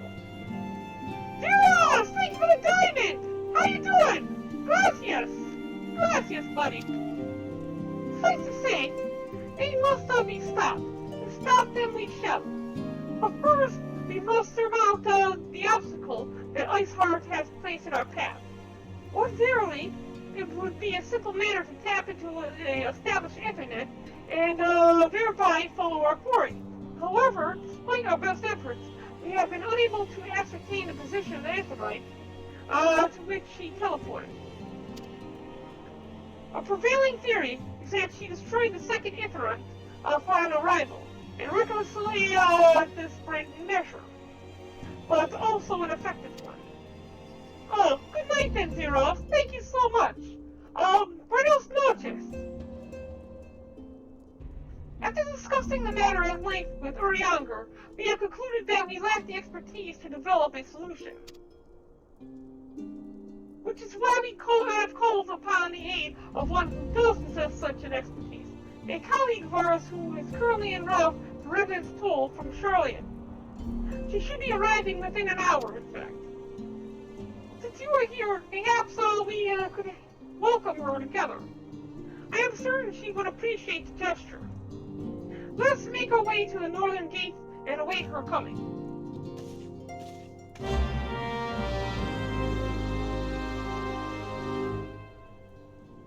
We are almost done here.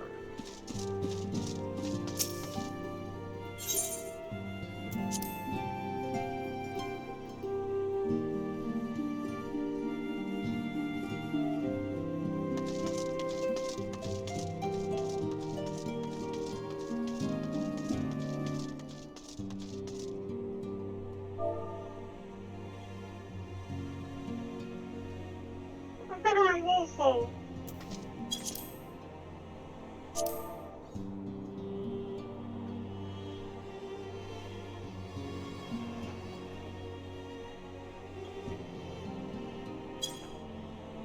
Terrible.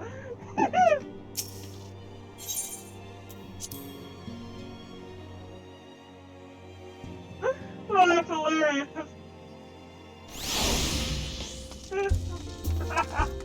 The names look so cool. Look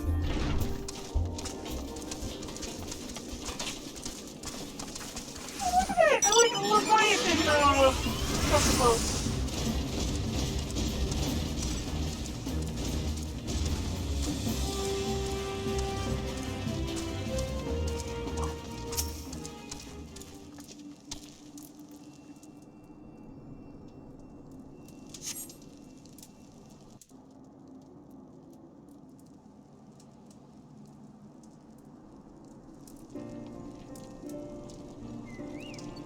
Aww.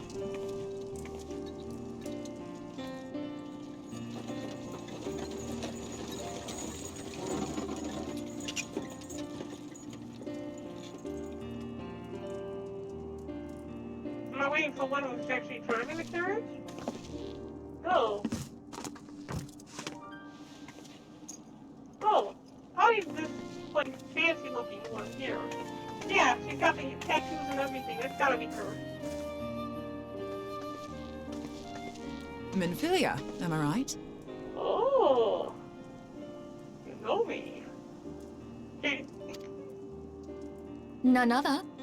I bid you welcome to Revenant's Toll, and thank you for traveling so far on such short notice. As if I could ever say no to Urianger. Moonbreeder is an accomplished Charlian scholar and an authority on Aetherite technologies. Moonbreeder. She has played an invaluable role in our search for a means to capture Ascian souls. Charmed, I'm sure.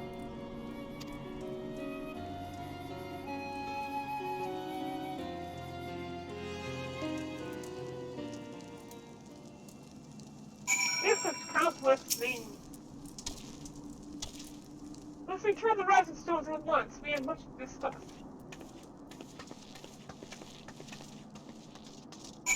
Oh, okay. This was a simple quest.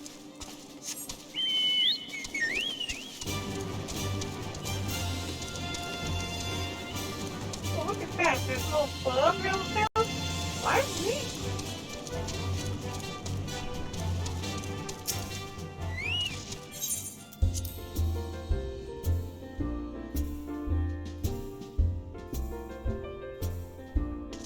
I might go for an extra hour just to finish off this mission for the night. With any luck, we'll have enough snow that I don't have to work tomorrow.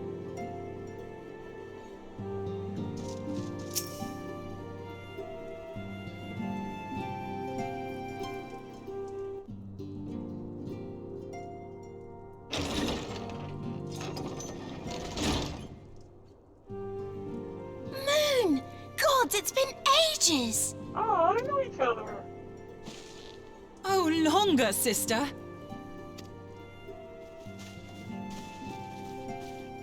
A joyous reunion indeed. Well, of course it is. Moon and I are like twin sisters.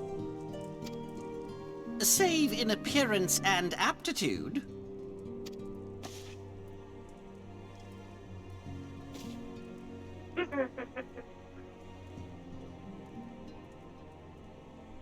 Everyone, if I could have your attention. We have with us an esteemed guest who has come from Jalian to assist us. I bid Moonbreeder join us here that she might share with us her extensive knowledge of Aetherites.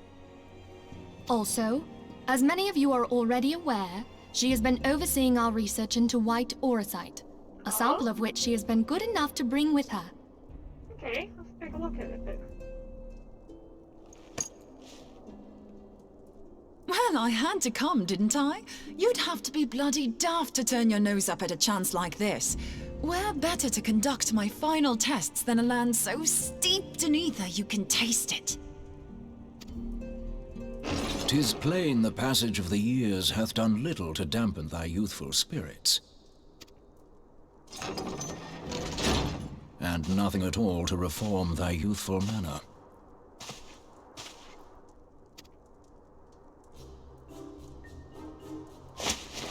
What? Oh no! Don't crush him! Don't crush him! Orianche, where in the hells have you been hiding? Unhand me. Oh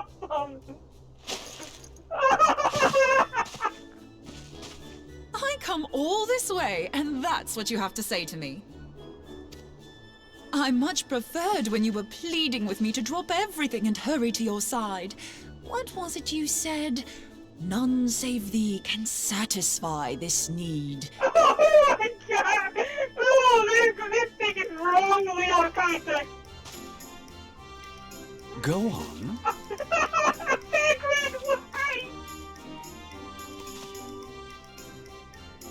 Like what? Thine artless attempts to misrepresent mine all too innocent motives do thee little credit. It's believable enough! It's believable enough! Mine intent, as well thou knowest, was but to impress upon thee the gravity of the circumstance. Lest thou doubt, a deiform entity shall shortly be summoned, save if thou and no other grantest my compeers thine aid. You still haven't found it, then? Your missing Aetherite? We have not. No. We know that Iceheart teleported to an Aetherite not far from the first. Yet even after careful analysis, we could not locate the second beacon. We now suspect that the heretics destroyed the second Aetherite to impede our pursuit. Our allies continue to scour Snowcloak for Iceheart's sanctuary, but we have no guarantee that they will find it. Yet it must be found, for even now Iceheart prepares to call upon Saint Shiva. I'm sorry, but if the Aetherite's been destroyed, then that's that. Although, you're absolutely sure she used the first aetherite, are you? She didn't just use teleportation magics? One of our own bore witness to her escape. I can say with absolute certainty that Iceheart used the aetherite.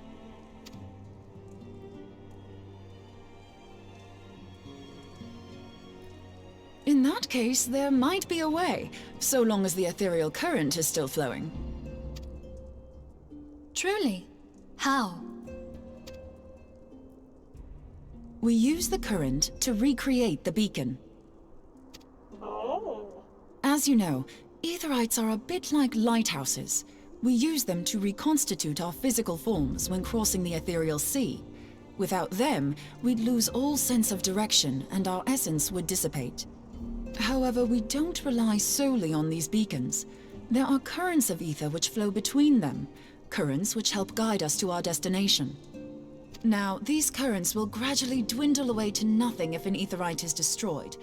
But if even a sluggish flow remains, we could theoretically use it to direct a surge of concentrated ether towards the void left by the beacon, and thereby fill it up again. Oh.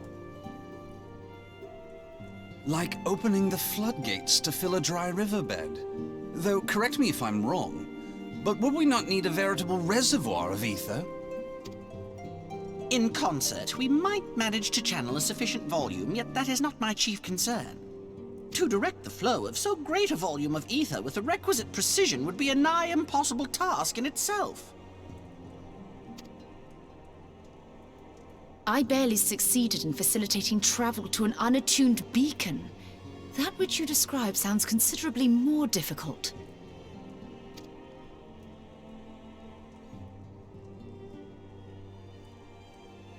And dangerous.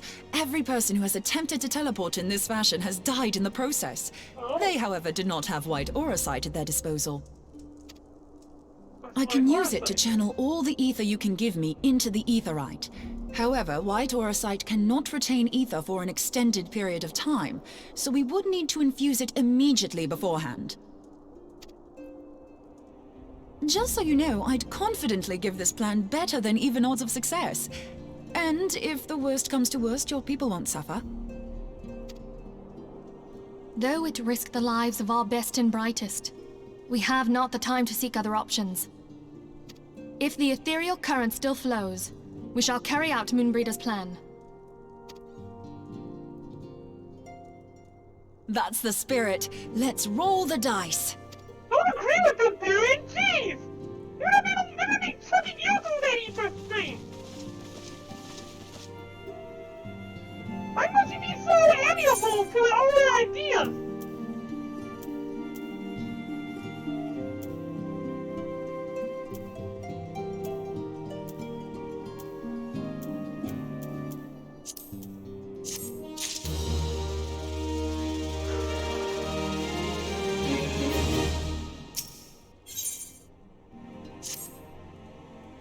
I've already informed Alphanat of her plan to recreate the beacon in the manner of Moonbreeder described. He agreed that this brings an inherent danger, and represents our only hope of success. He also said that he wished to meet with you at Snowcloak before proceeding. I expect you will find him waiting there when you arrive. I want you to know that I appreciate everything you have done on our behalf, Barren, and I have faith in you that you will return to us, as you always have. He says this right now because of the high possibility that I'm going to die right now. Gotta get it off her chest.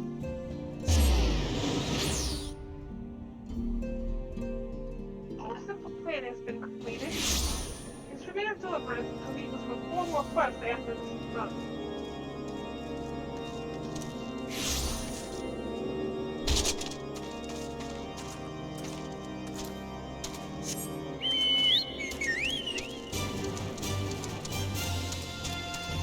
Will say aetherite out here. It makes it so much easier.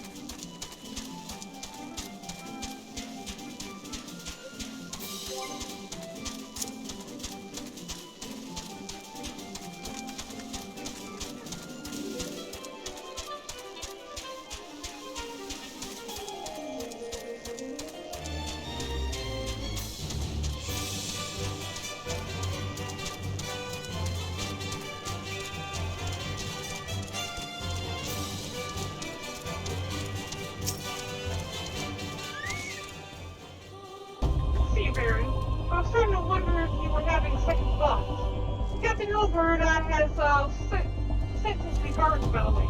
He intends to, the interrogation of Elaine Roy in Oda as we speak. But I shall not distract you from the matter at hand. We discussed the ivy upon your return. I trust that, by which I mean to say, the others are waiting for us at the Emperor, after you sign up.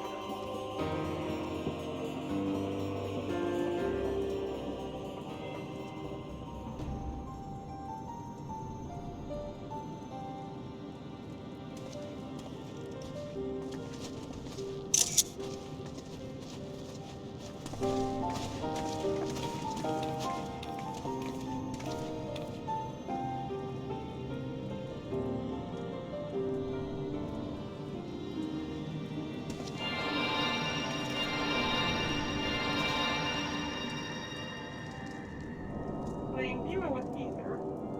It starts to glow.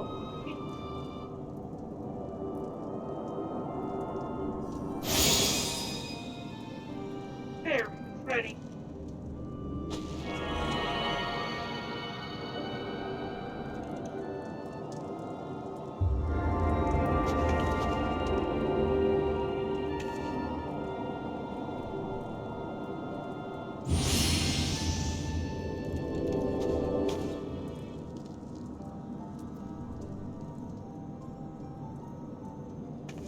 It worked, I think. Try tuning to the ether right now. I'll feel for the current and try to locate the beacon.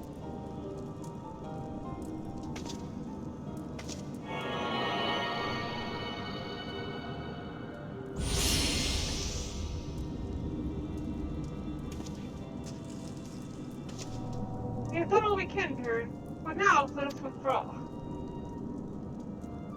When your final preparations are complete, you must seek out the beacon we have created. If by the grace of the 12 you arrive safely, you must stop Iceheart before she summons Shiva. Alright.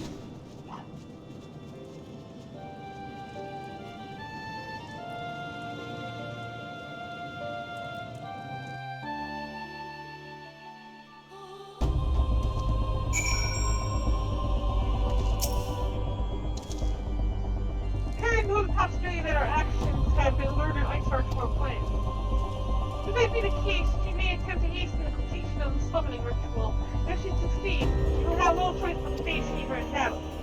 Knowing little of this saint, I cannot say if your strength will suffice, and so I will encourage you to call upon your allies. Some may have reservations about wagering their lives against on the success of Rodriguez's experiment, but others will surely agree desperate times call for desperate measures. Who you assemble your party? Please speak to us at night. I believe he has a message for you from Sir Emmerich.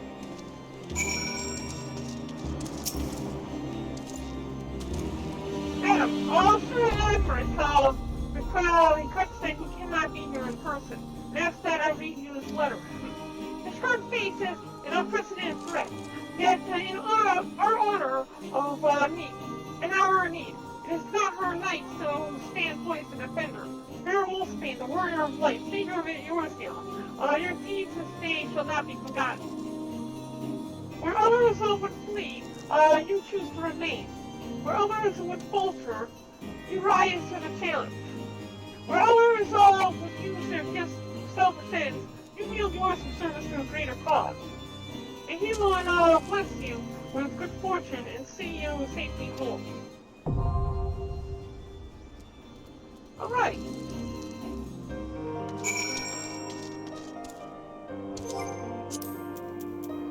So it's time that we get moving here.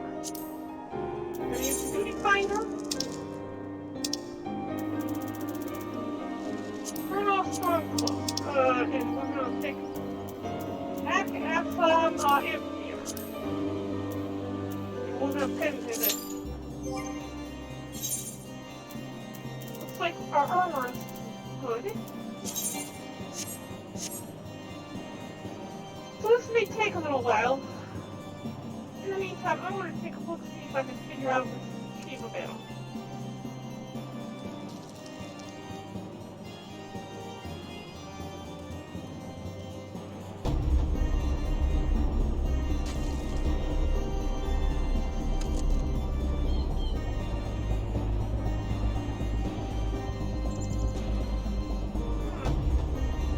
guy.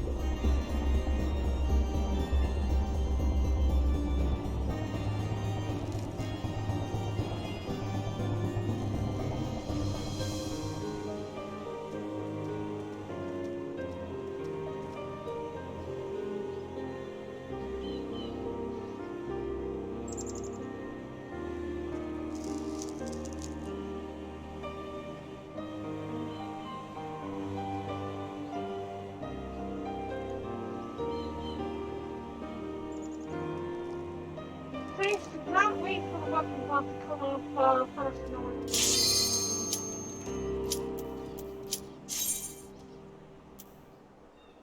Okay.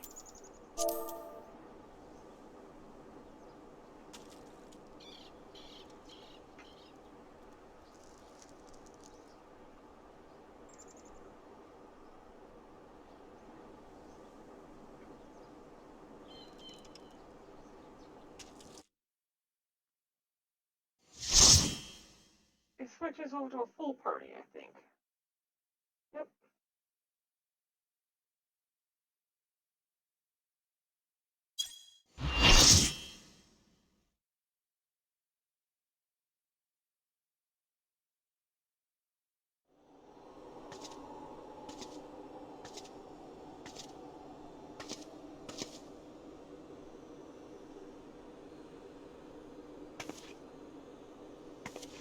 You should never have come here, warrior of light. I labor only to forge a lasting peace.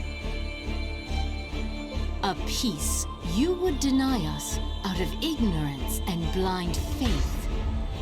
No matter. If it is our fate to be at odds, then it is mine to strike you down. What? We whom gods and men have forsaken shall be the instruments of our own deliverance. Partake of my flesh. Fill this vessel with your light. Walk amongst your brothers and sisters once more. Oh, Saint Shiva, still the hatred within our hearts and bless us with eternal grace. What?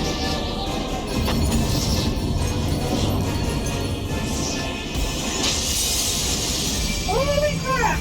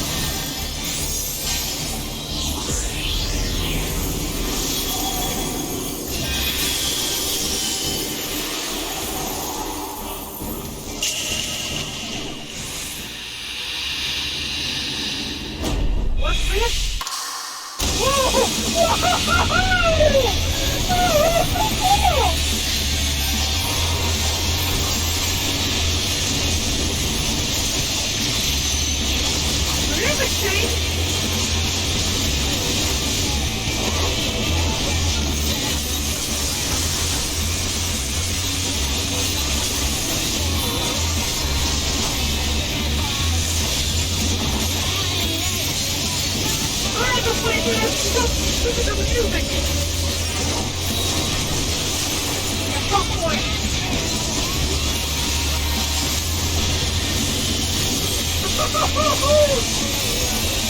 This is amazing! I love the music score!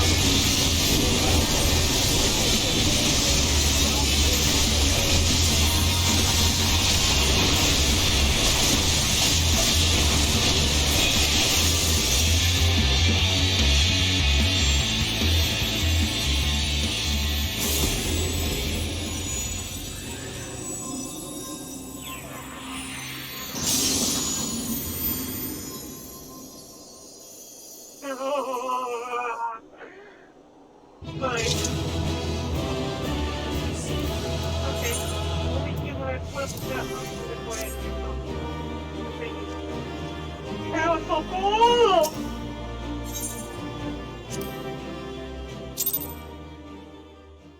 That was so cool!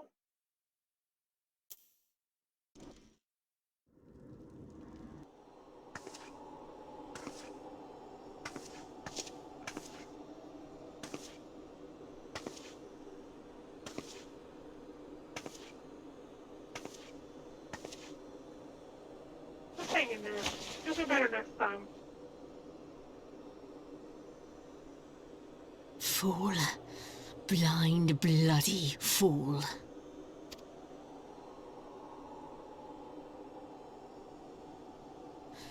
You, of all people, should understand the suffering war begets. That no sacrifice is too great if it brings an end to the violence. Mine is the righteous cause. What exactly were you planning on sacrificing there? You fight in a war you do not understand. A pawn of liars and schemers. And they are no less ignorant than you, following the creed of their fathers without question, never thinking to ask why. Trapped in a delusion of their own creation, and blind to the truth.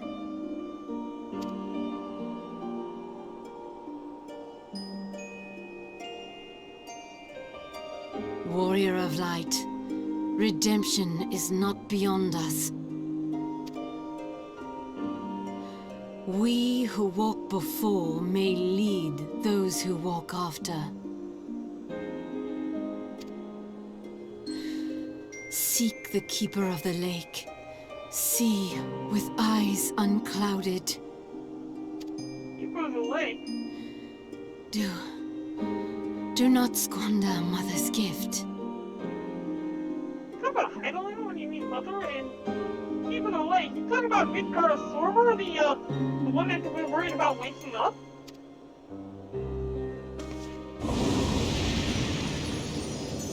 Hear, feel, think. Oh, she is talking about idling!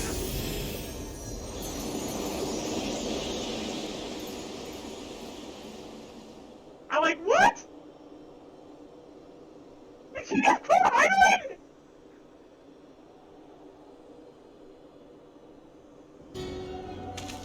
Not you again! Why?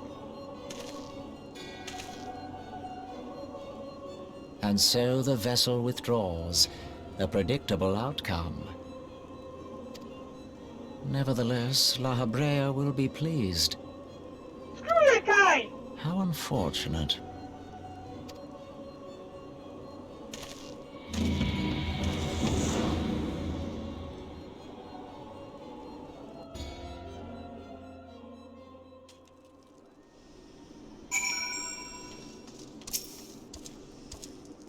By the 12, you alive? I mean, of course you're alive!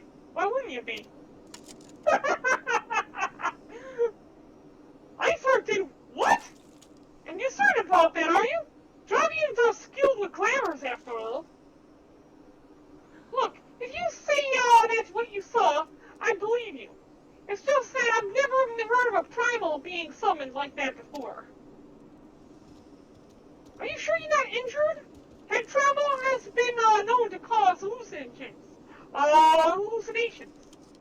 You see. No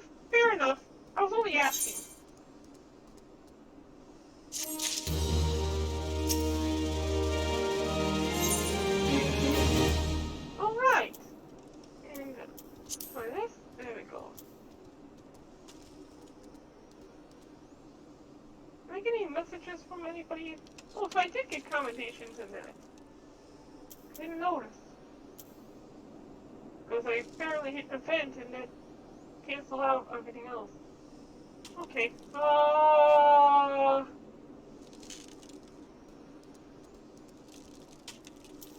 I'm gonna go with the silver pieces. If you ask me, there's not to be gained from mulling over the implications of your story in the freezing cold. Let's save it for the Ride of Stones, eh? I'll get everybody to meet us there.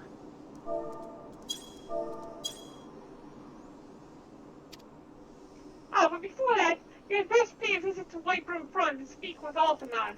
He's probably worried sick about you. That or he's busy playing politics with the Ishgardians. Either way, I'm sure he'll be delighted to see you hale and healthy.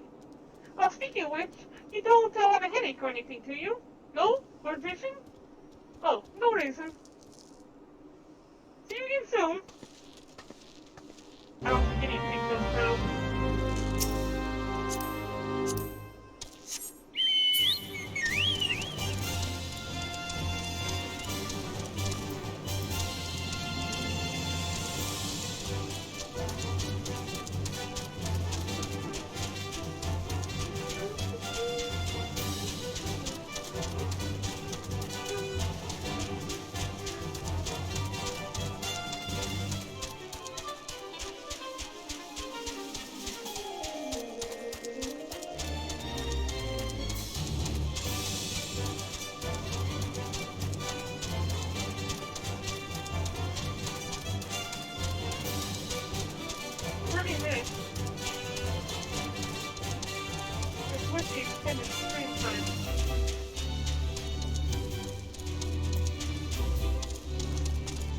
Of course, he's upstairs playing politics. Hanging out for that, I almost died.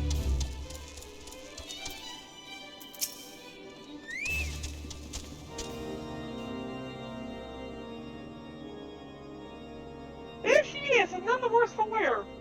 Was there any doubt that the warrior flight would succeed? I think I speak for all of us when I say I should like nothing more than to hear the stirring tale of your victory, if you would be so kind. And we are too late to prevent the summoning. We're not too late to prevent the loss of life, and an outcome worthy of celebration. And one for which we have a Barren to thank. Yes, you're right. Of course, Sir Emmerich. We should be content with what we have accomplished. I, for one, could not have wished for a better outcome. Achievement is no longer a threat, and the heretics have been routed. Aye, there is a matter of Iceheart's escape, but she cannot run forever. Whether it takes days, weeks, moons, or even years, my knights will find her. In the meantime, Lord Drillmount, is the caravan ready? The supplies that your men recovered have been prepared for transport, in accordance with your wishes. Rest assured that my knights will see them safely for Remnant's toll.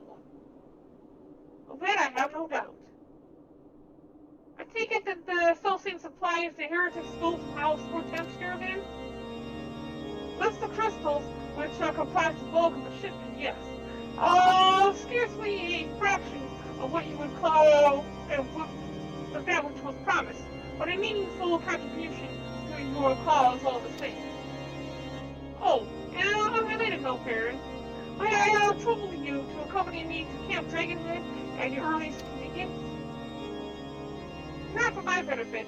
A certain ward was most distressed when he learned of your intent to risk life and limb to stop Iceheart.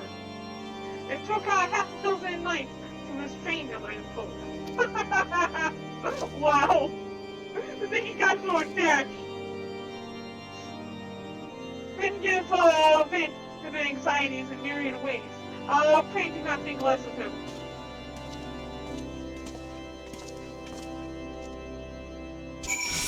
it's a really interesting character.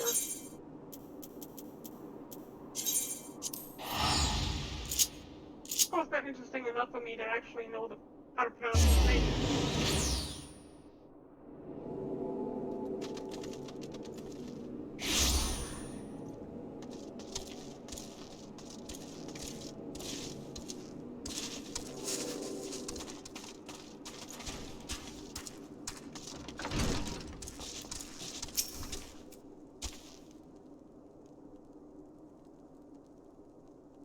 Who are you thinking, Barren? Waging your very being on a dubious theory and might allow you to enter Iceheart's lair, knowing full well that she could have sufficient forewarning to complete her ritual to summon Shiva anyways. And then, engaging the abomination in world combat! By this theory, Barren, this is stuff of balance, the balance for the ages! Would that I had been there to fight by your side! Yet heroes forced away, condemned to wander about the fate of a dear friend for a veritable eternity. I would not wish such torture on my most hated enemy. But you're here now, and that is what truly matters. Let us move on. For Emmerich wished to have words with you, and Master Elfenot in private. He waits in the intercessory. Why didn't you talk to us earlier? Okay. We'll talk to him in the intercessory. What? It's a nice outfit. Is that what you get from the calf shop, I think it was? Or he's the schoolgirl Kama. I like that. That's neat. Okay, but yeah, back to what we were doing. Good, game on the quest. Thanks, ma'am. I shall show you that once. Yes, please.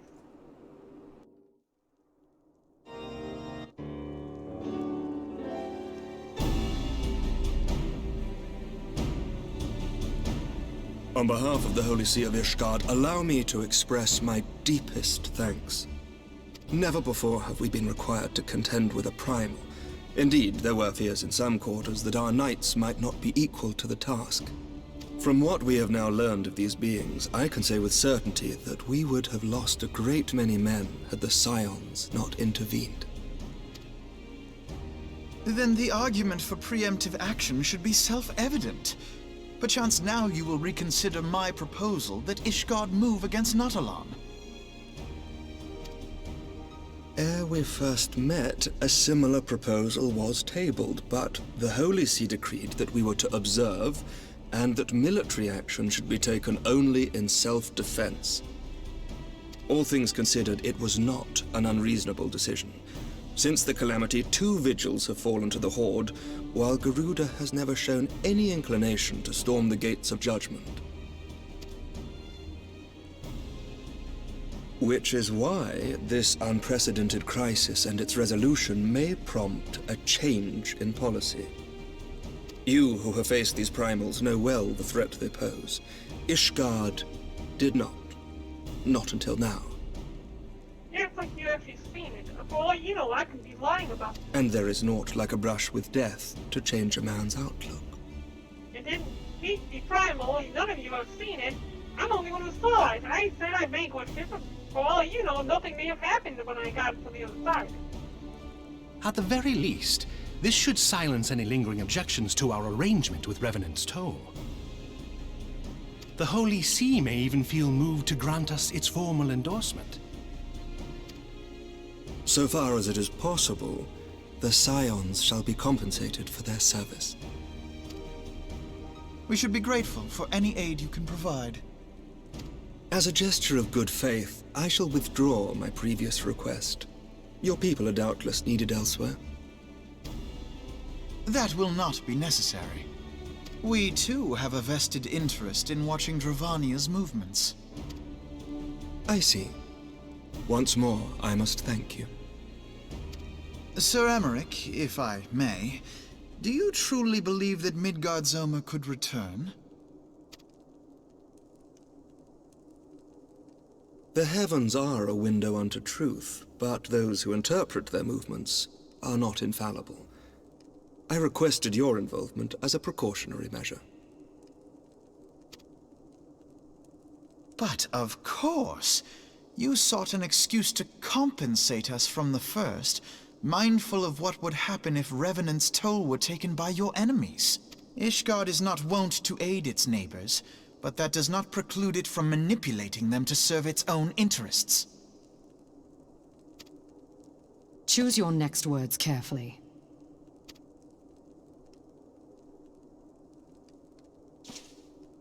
Do you know what sort of man becomes Lord Commander of the Temple Knights? One who comes from good stock. I did not. Yet here I am now. Why do you suppose that is? Because I swiftly learnt to tell the difference between words, deeds, and beliefs. You are correct, Master Leveilleur. Ishgard desires to see Revenant's toll flourish, as it would present a troublesome obstacle to our enemies from the south. We are so glad to be of use to you. As we are to you. Ours is a mutually beneficial arrangement, lest we forget, one born of necessity. The dragons grow more restless by the day, and the heretics harry us nigh without cease. We have contended with such troubles for centuries, but there are limits to even our endurance. Yet as a pauper is loath to part with his meager possessions, the leaders of Ishgard are not wont to render up their trust to outsiders. But with perseverance on our part, they may yet be made to see the light. Nevertheless, one must take care when walking the road less traveled. Wise words, Sir Emmerich. I shall make a point to remember them. I must apologize for my earlier outburst. I hope it will not sour our good relations. Not at all. You but spoke from the heart. I trust you understand that at times my duties may prevent me from meeting with you. On such occasions, my second-in-command will speak for me.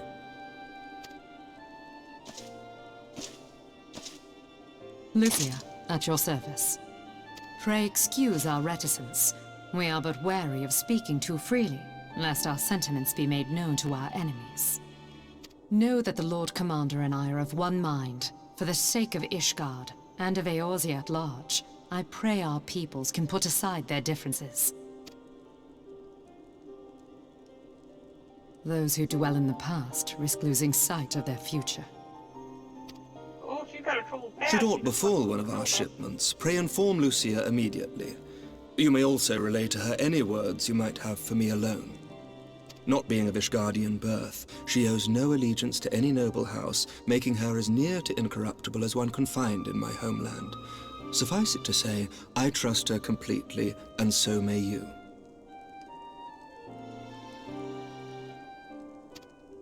Okay.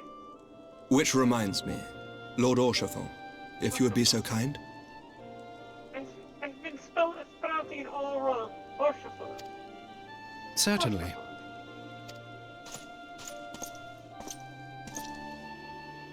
In times such as these, trust is ever in short supply. Mayhap this will go some way to rectify the problem. The results of our investigation into the heretics' recent attacks, as well as our interrogation of the merchant you detained. Sir Emmerich, I cannot thank you enough. Think nothing of it. Ishgard may be many things, but it is no friend to Garlemald.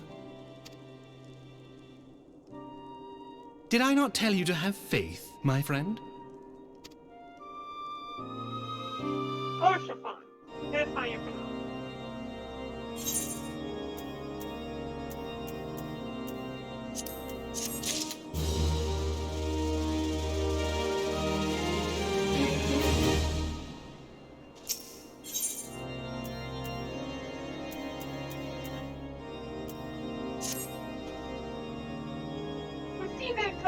A bunch to discuss with her friends at the Rising Stone. If what you say is true, Iceheart's method of summoning Steve defies all precedent. This necessitates a complete reprisal the primal threat and her approach to combating it. Moreover, there are grave ramifications if word of this incident reaches Imperial ears. The Guardian Empire believes the primals are an unsufferable menace, that their mere existence is a threat to this very star. As such, they deem any action taken against the beast tribes to be justified by default. Imagine that if it became known that it was not only the beast tribes of Eorzea that could be summon primals, but their civilized people as well. Any lingering objection to the Eorzean campaign would vanish overnight. Where before we had to contend with a single Imperial Legion, we could well find ourselves facing a combined might of all of Garlemald. But I speak unadvised. Come, Barren, it is time we continue this conversation in more detail. Oh, this one's a short quest. You might actually complete this in time anyway. After all, we're going to do quests after this. And then we're done with this patch.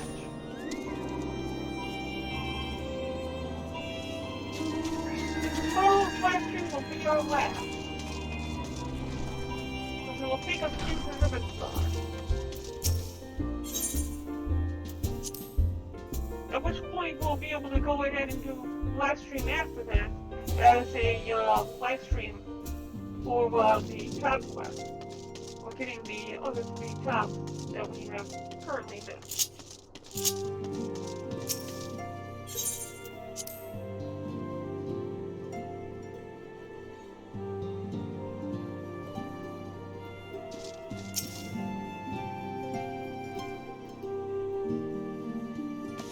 Words cannot well express how glad I am to see you return to us hale and whole.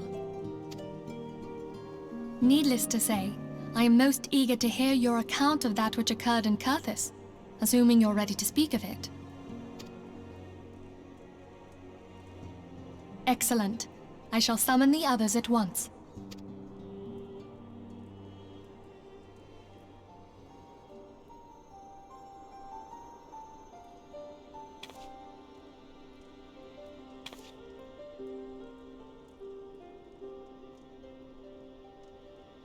Iceheart used her own body as a vessel for a primal soul? Master Louisoir's writings make no mention of such a possibility. Can we be certain this entity was a primal? As certain as we can be that good King Mogglmog XII was a primal, I should think. Both were ostensibly summoned. Let's not quibble over definitions. Of more concern is the implication that Iceheart retained her will, even after she was possessed.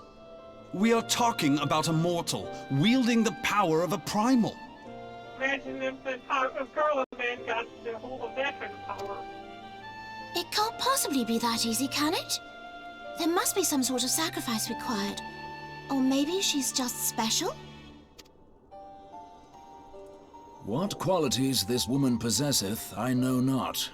But full sure am I that she was groomed for this role. Few are privy to the secrets of summoning, and but a single party standeth to profit from their dissemination.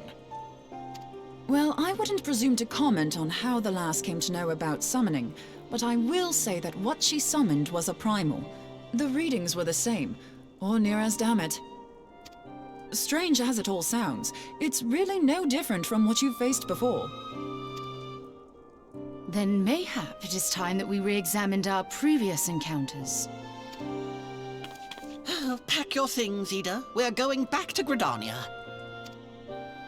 Yes, sir.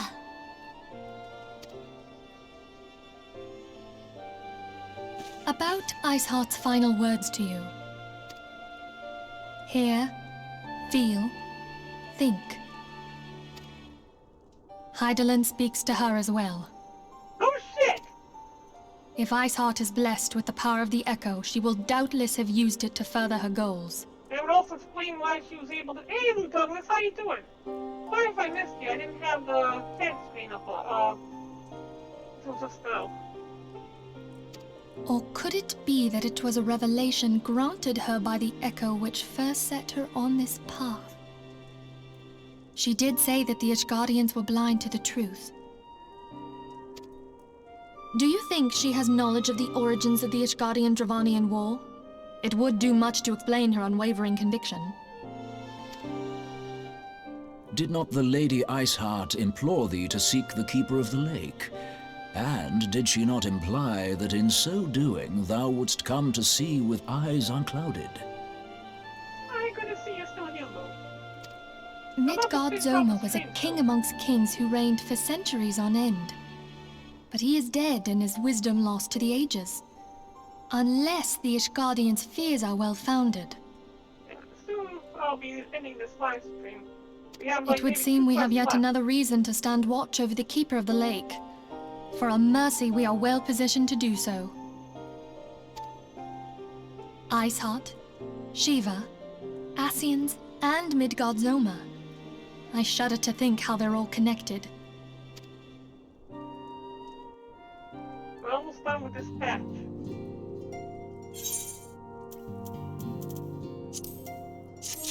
We have 2 more quests. Mystery here. I think I'm going to go ahead and pop the chest. Well, good luck, everyone.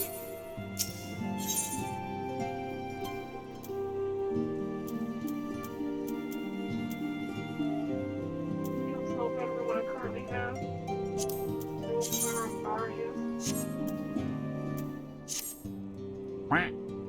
I mean, discover the annals of the knowledge of Mr. Sorma.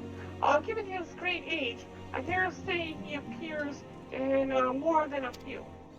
Do you hear that? It's a commotion outside. You see if aught is amiss.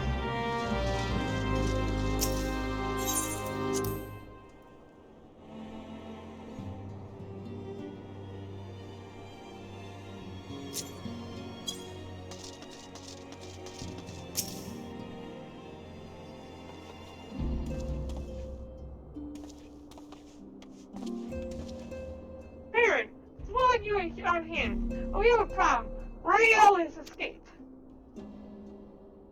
It happens shortly after the Immortal Flames took her into custody. She had been placed in a dungeon cell ahead of her coming trial, but apparently the accommodation was not to her liking. The turnkey was found slain along with 2 guards. It's plain she received inside help. Citizens reported to see Rael quitting the city via the Gate of Nulth with a bloody spear in her hand. She makes for Castrum Meridiana. They're certain of it. With her fate in Eorzea is going to seal. With her fate in Eorzea is going to seal. What recourse has she but to flee to her imperial masters? Even as we speak, Captain Ilbert and the first are hot upon Rael's heels. Pray make haste for Camp Bluefog and join the hunt. Thank you for the ice cream and thank you for the lemon, Wolfman and Little. Okay, we're going to go with Captain Bluefog. We're going to hunt down Rael. Royal.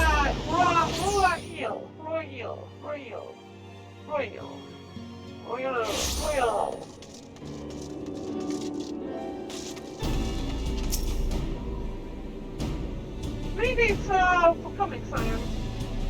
I've spoken with the soldiers here. They say Royal was walked through the camp not a while ago. Nice, walked right through. You did not disappear. We have Raban's decision to keep the matter secret. Thanks for that. Bad for morale, as a result, not a single flame the garrison made any attempt to detain her. And so here we are. Rael must not be allowed to reach Castrum Meridiana. Didn't we kind of like blow up the Castrum?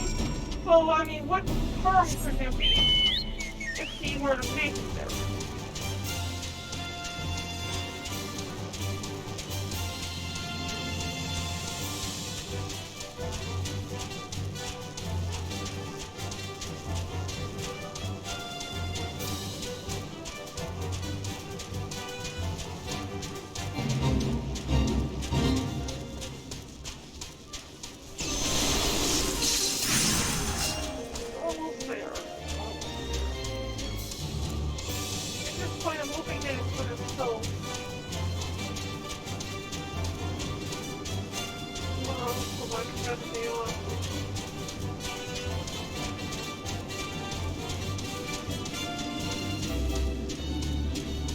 outside the helium trust.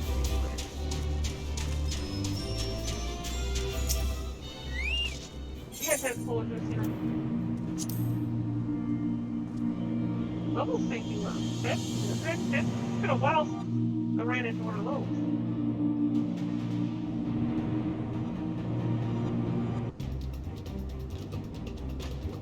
The switch was with Royale. He threw himself at us and his mistress might escape. He didn't blink when we cut him down. Not even when he started screaming. No loyalty even to her own. The goddamn Harvey. With me, Scion. We almost have her.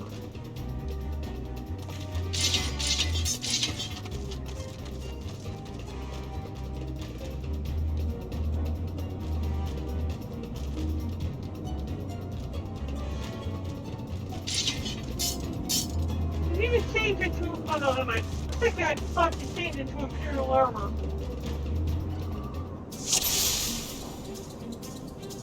Because I ain't doubt that she was an Imperial spy. I think it's 15,000 and no longer 8,000.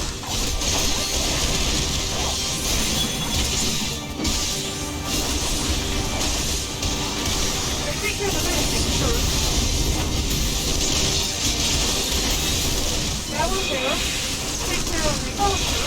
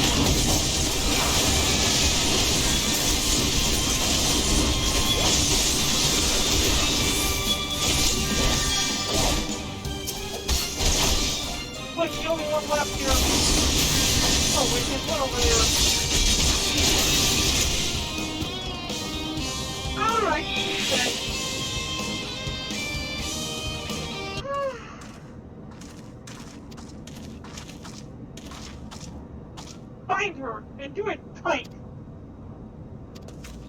Watch it, they end up using that BDSM tie. Good work, Ben.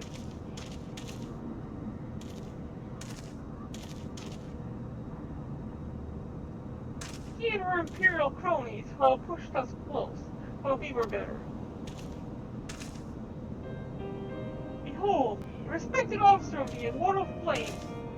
People looked up to you as one of the Order's founding members, one of its pillars. It saddens me to see you fallen so low. What do you know of love? You, a spoiled little lordling, who has never known any love. People such as you take wealth and birth for granted. You think it's your God's given right to rule over others.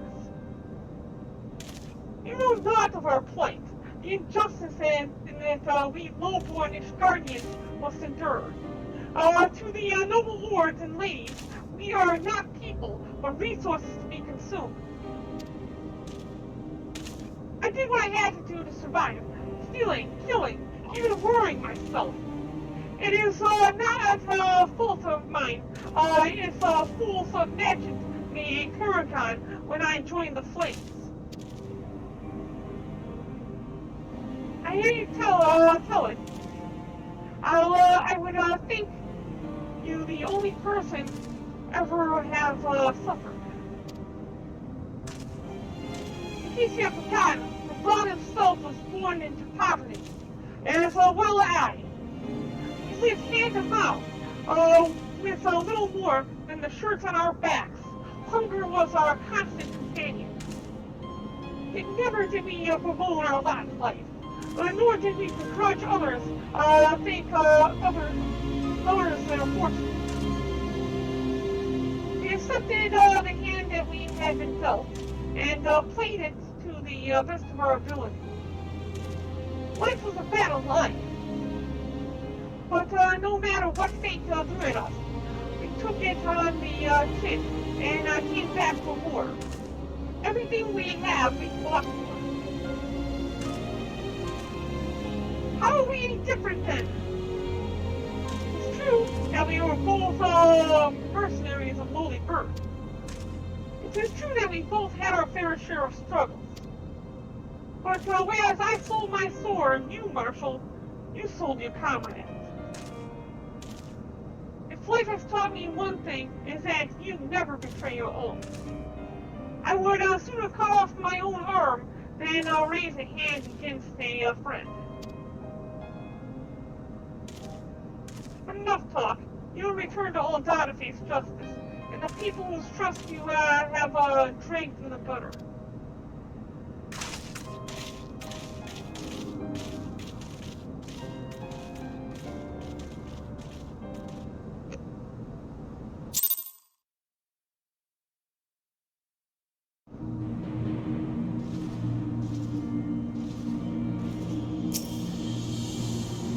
Not so much as a hint of remorse.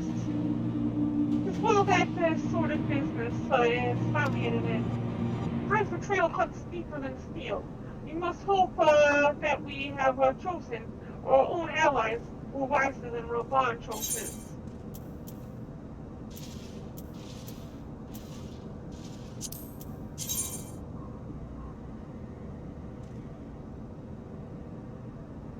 I don't like that shield display. It's huge, but still not bad. I've heard. Truly bothersome business.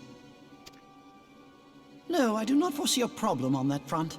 The main concern is Roban. There is no telling what the brute might do. Have the Blades watch him in the flames day and night. You may leave the Sultana to me. I shall personally attend her grace.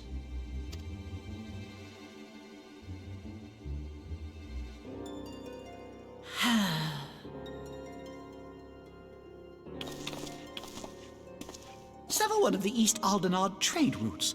That ought to keep Lolorito occupied for a while.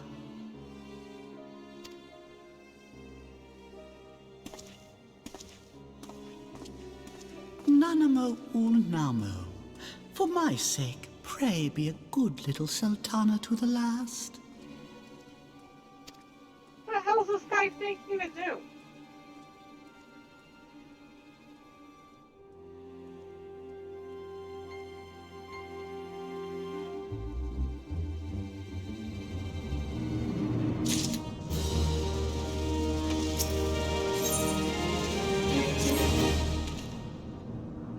Barren and I have a few questions for the Flame Marshal regarding the circumstances of her miraculous escape.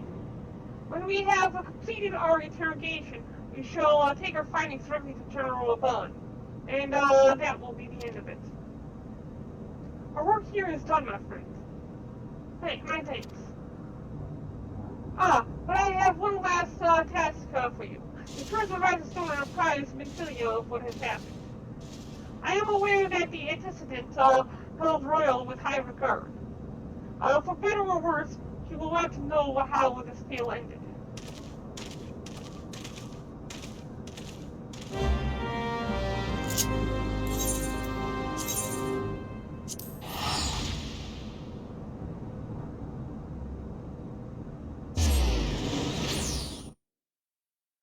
This is about it. Almost done.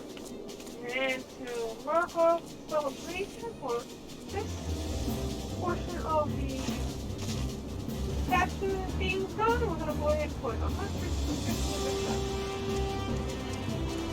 I want to pop that at the end of the night.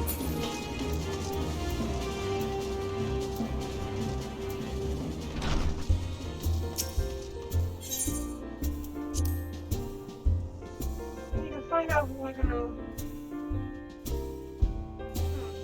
That's not Dragon. And Leviosa. We're gonna probably go ahead and pass on host to him by the end of the day. He is currently playing Final Fantasy.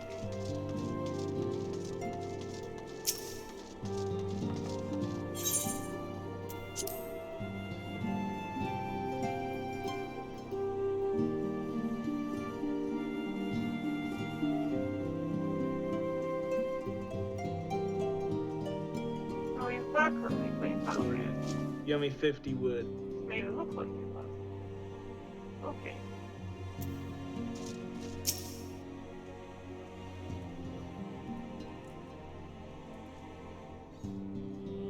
Welcome back, my friend. I have already received word from Alphino. To think that Flame Marshal Huayu was the Garlean agent. I know not what to say. Together with Robon, Eileen lent us much-needed aid at the time of our Order's founding. She was particularly passionate about the need to tackle the primal threat. When we discussed the subject, her eyes fairly shone with determination. Whatever else she may have been, I choose to believe that it was her true self with whom I spoke then. But now is not the time to dwell on such matters. I have an important announcement to make regarding our effort to defeat the Ascians. We shall begin as soon as everyone is assembled.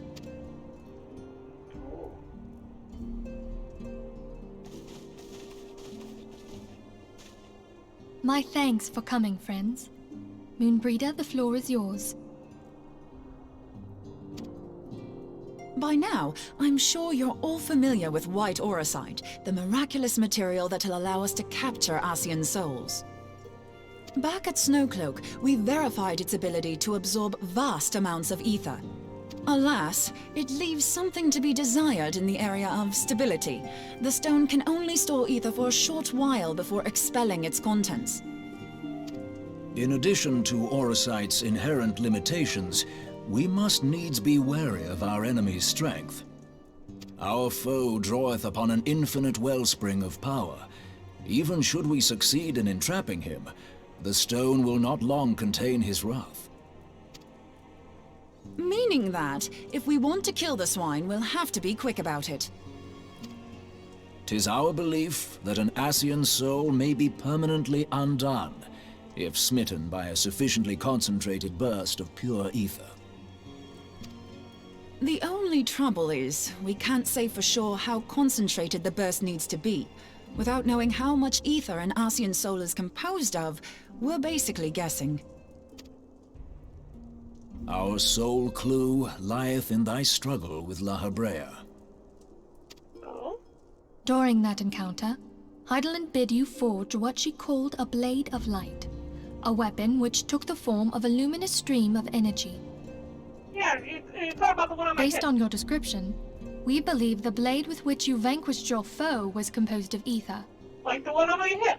Admittedly, your victory proved ephemeral, as La Habrea was able to use a crystal of darkness to flee into the space that lies between our world and the void. The fact remains, however, that Heidelin placed the means to destroy the Ascians in your hands. You mean on my hip, like it is right Be now? that as it may, it would be unwise to assume that she will do the same when we next encounter such a foe. Why would she need to? It's on my hip. Quite so, my lady. We must needs find the means to forge our own blade of ether, one to equal that which Heidelin did benevolently bestow upon her champion. It's called the Palace of Darkness, I believe, and I've already done that and it's on my hip. That is all well and good, but it seems to me that producing such a blade will require a prodigious quantity of ether. Whence will it come, pray tell? You're also deaf! Oh, what if we had 2 pieces of white auricite? One to trap the Ascian, and the other to store the ether for the blade. Oh, nice try. But it's as I said, the stone won't hold ether for any length of time. We'd still need to collect the stuff there and then, sorry to say. And therein lies the rub. Finding a way to create the blade whenever and wherever we choose. Twould seem more research is in order. Yeah, they just don't get it, do they, Will? I'm going to linger a while, perform a few more tests on the auricite. And I could do with some help. Urianger, why don't you lend me a hand? Urianger is his name? I've been calling him Urianger. Mine apologies, but I am required at the Waking Sands. Lady Minfilia hath given me sole charge of the premises. 'Twould be unseemly to leave them unattended. Sole charge, you say? So you're basically alone there, then? Well, that settles it. I'll just have to come to you. No escaping you, Urianger!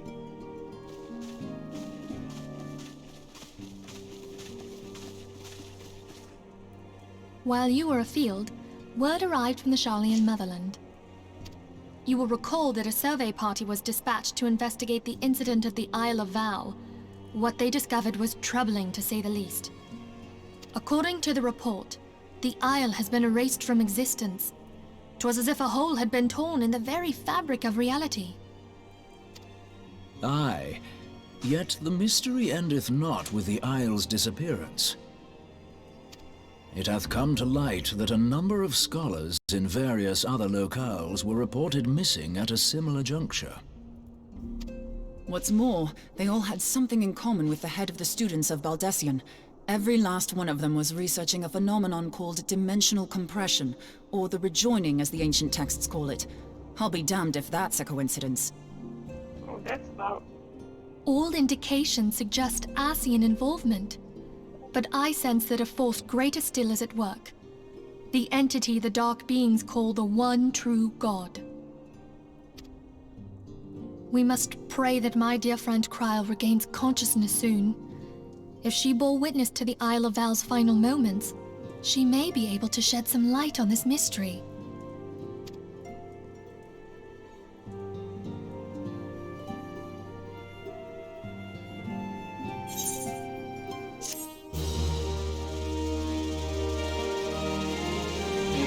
That's the end of it? That's the end of it. Is that our final cutscene?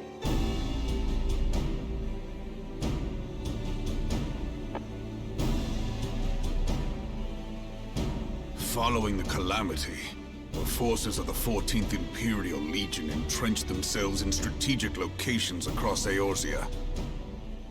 So swiftly did they accomplish this, it was suspected that they had received help. To think that it came from Huayu, my right hand. Huayu is how you pronounce it? Okay. There is more. We have reason to believe that Huayu didn't deal exclusively with the 14th. She also answered to a higher authority in Garlemald. But this higher authority could not have been the Emperor. By consenting to the Media Project, Solus Zos Galvus showed himself to be more concerned about preventing the spread of primal influence than claiming Eorzea for the Empire. he would happily have seen the lot reduced to ash.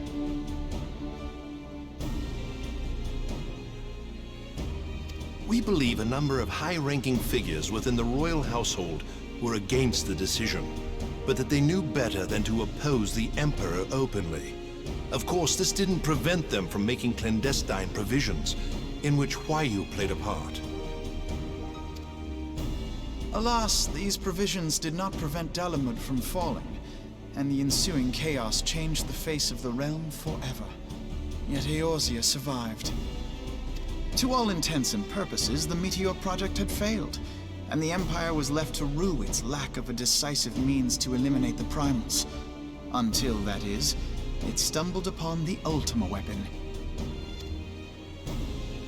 Even before the accursed thing was dug up, it seemed to me the 14th had the might to overwhelm our weakened armies. Yet they chose to hide behind their walls.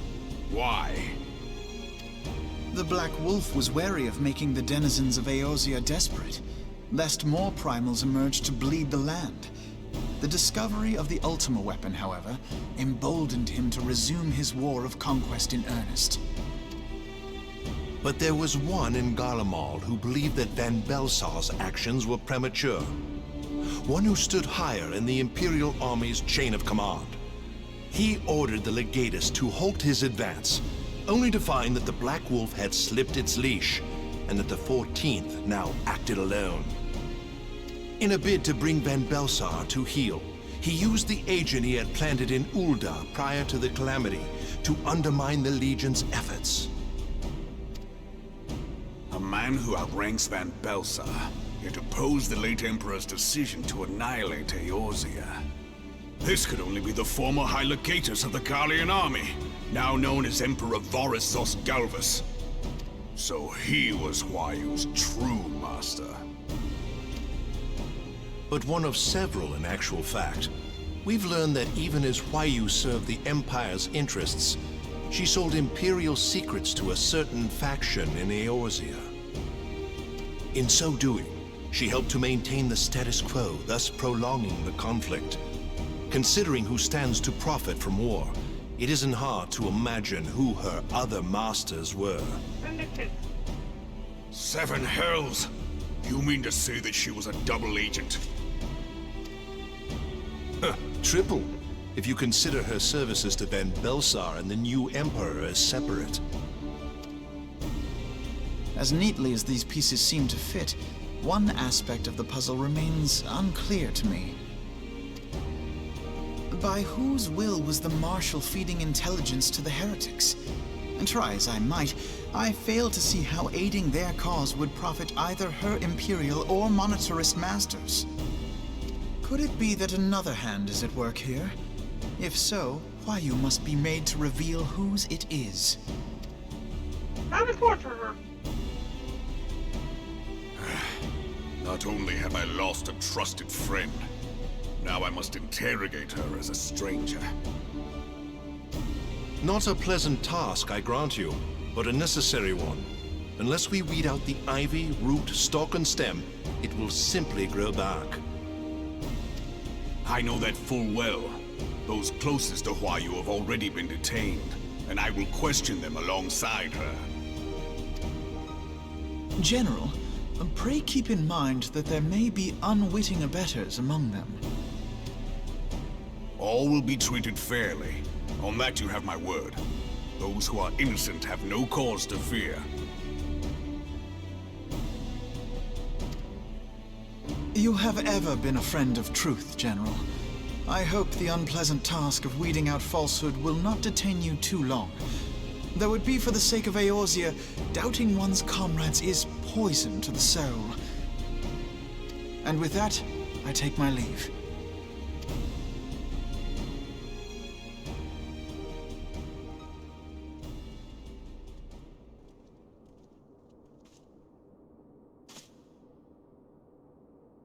All these years, I've been made to dance to their tune.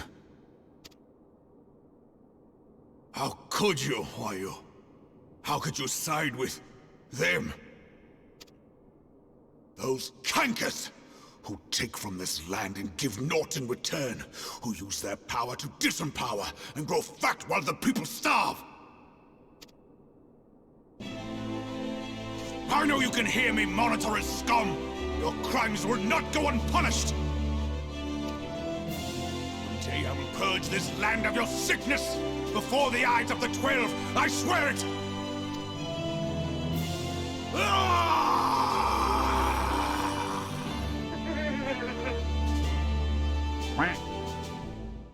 Thank you for the letter. Opa. Imagine.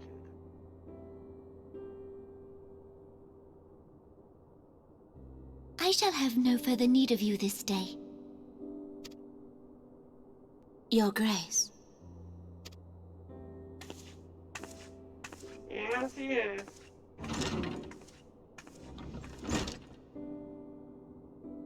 I fear that not even mine own chambers shall remain private for long. Has the situation grown so grim?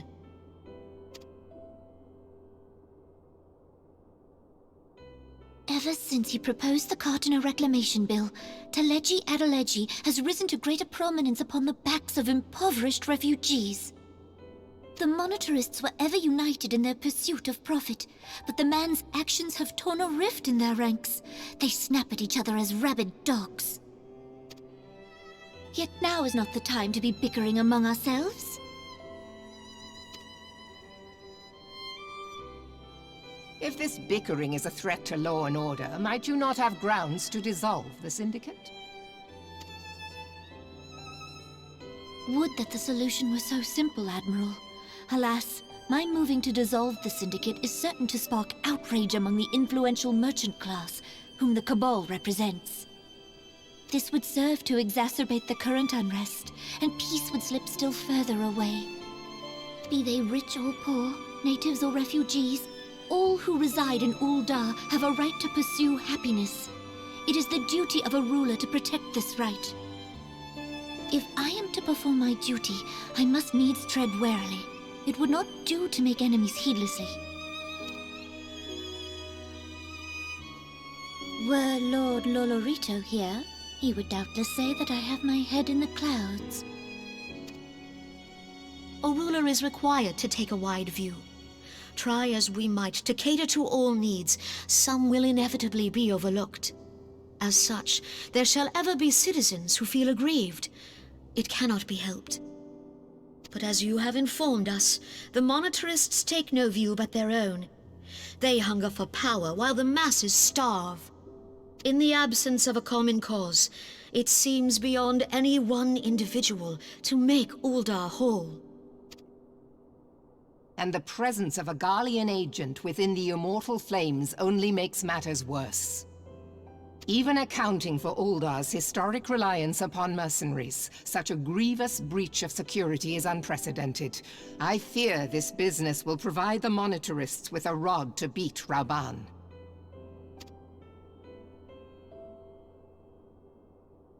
Eorzea can ill afford for the Immortal Flames to be dampened now.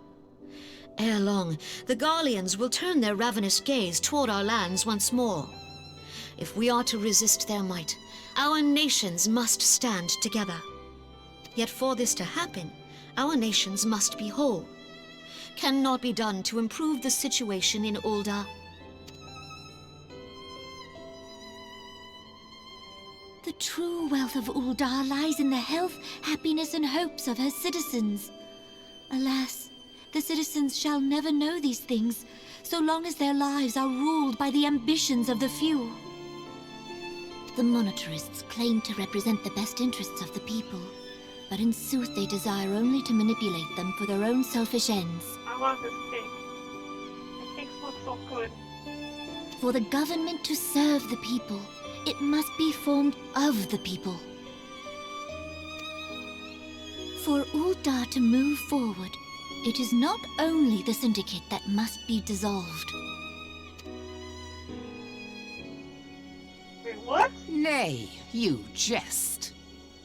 You know, you mean absolve the Sultana as well? My friends, It was for no other reason than to make known to you mine intent that I requested your presence here. When I make my declaration to the people, chaos shall inevitably ensue. As the last monarch in the line of Ul, I make unto you this request. Oh my god. Help Roban to preserve order and protect the people. Forsake them, and you forsake yourselves. For a strong Eorzea will ever have need of a strong Ul'dah.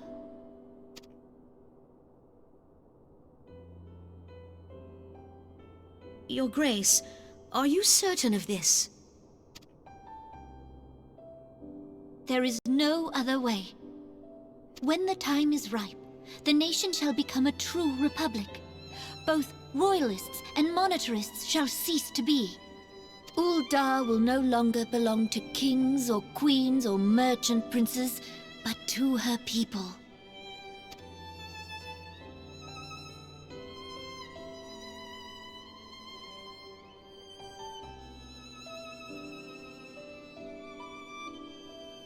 Roban, forgive me for casting aside all that you have toiled for in my name. Beyond this gesture, I am powerless to help my subjects.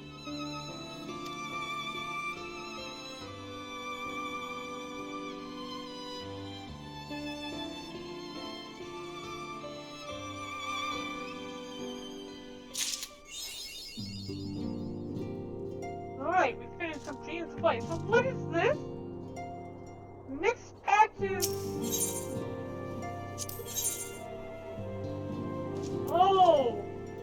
Oh! Oh, okay. That's something I'm gonna need to do tomorrow is... Okay, that's not bad. We can go ahead and combine these dungeon requirements along with tomorrow's patch, which is a short patch.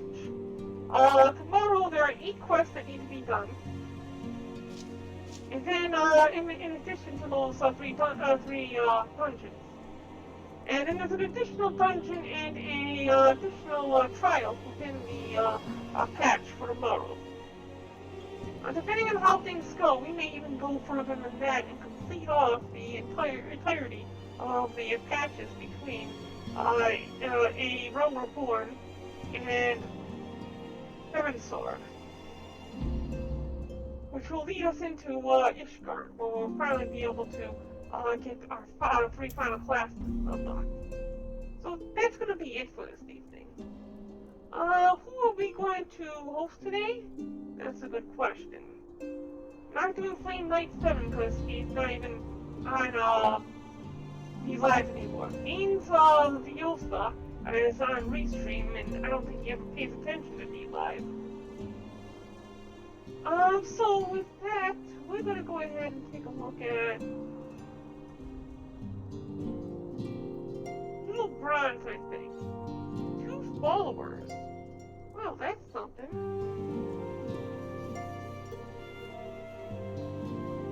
Is he even... Yeah, he's not even playing something though. Okay, what we're gonna do then is we're gonna go ahead and drop back into our avatar display. We are done for this evening. So, what we have to do is, we have to let you know, if you have not yet, followed, please hit that follow button.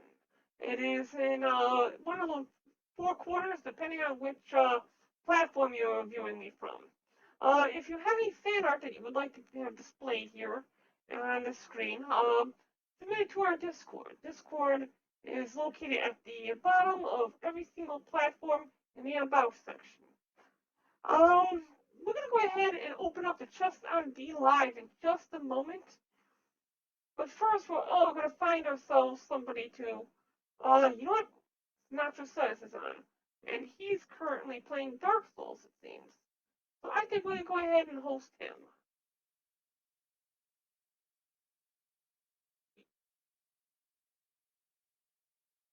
Yeah, I think that he's gonna be on for a little bit longer.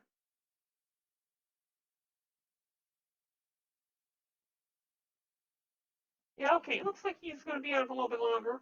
So I'm going to go ahead and pass on the live stream to him. Oh, hi, Comrade Paul. We're just getting off for this evening. Good to see you, buddy. So now it's time to pop a chest. We'll talk to you all later, okay? You have a wonderful evening. Again, if you have any fair to submit it to the Discord. We'll put it here at the end of the stream at the every single night. See you all again tomorrow, same time as usual. Bye bye, everyone.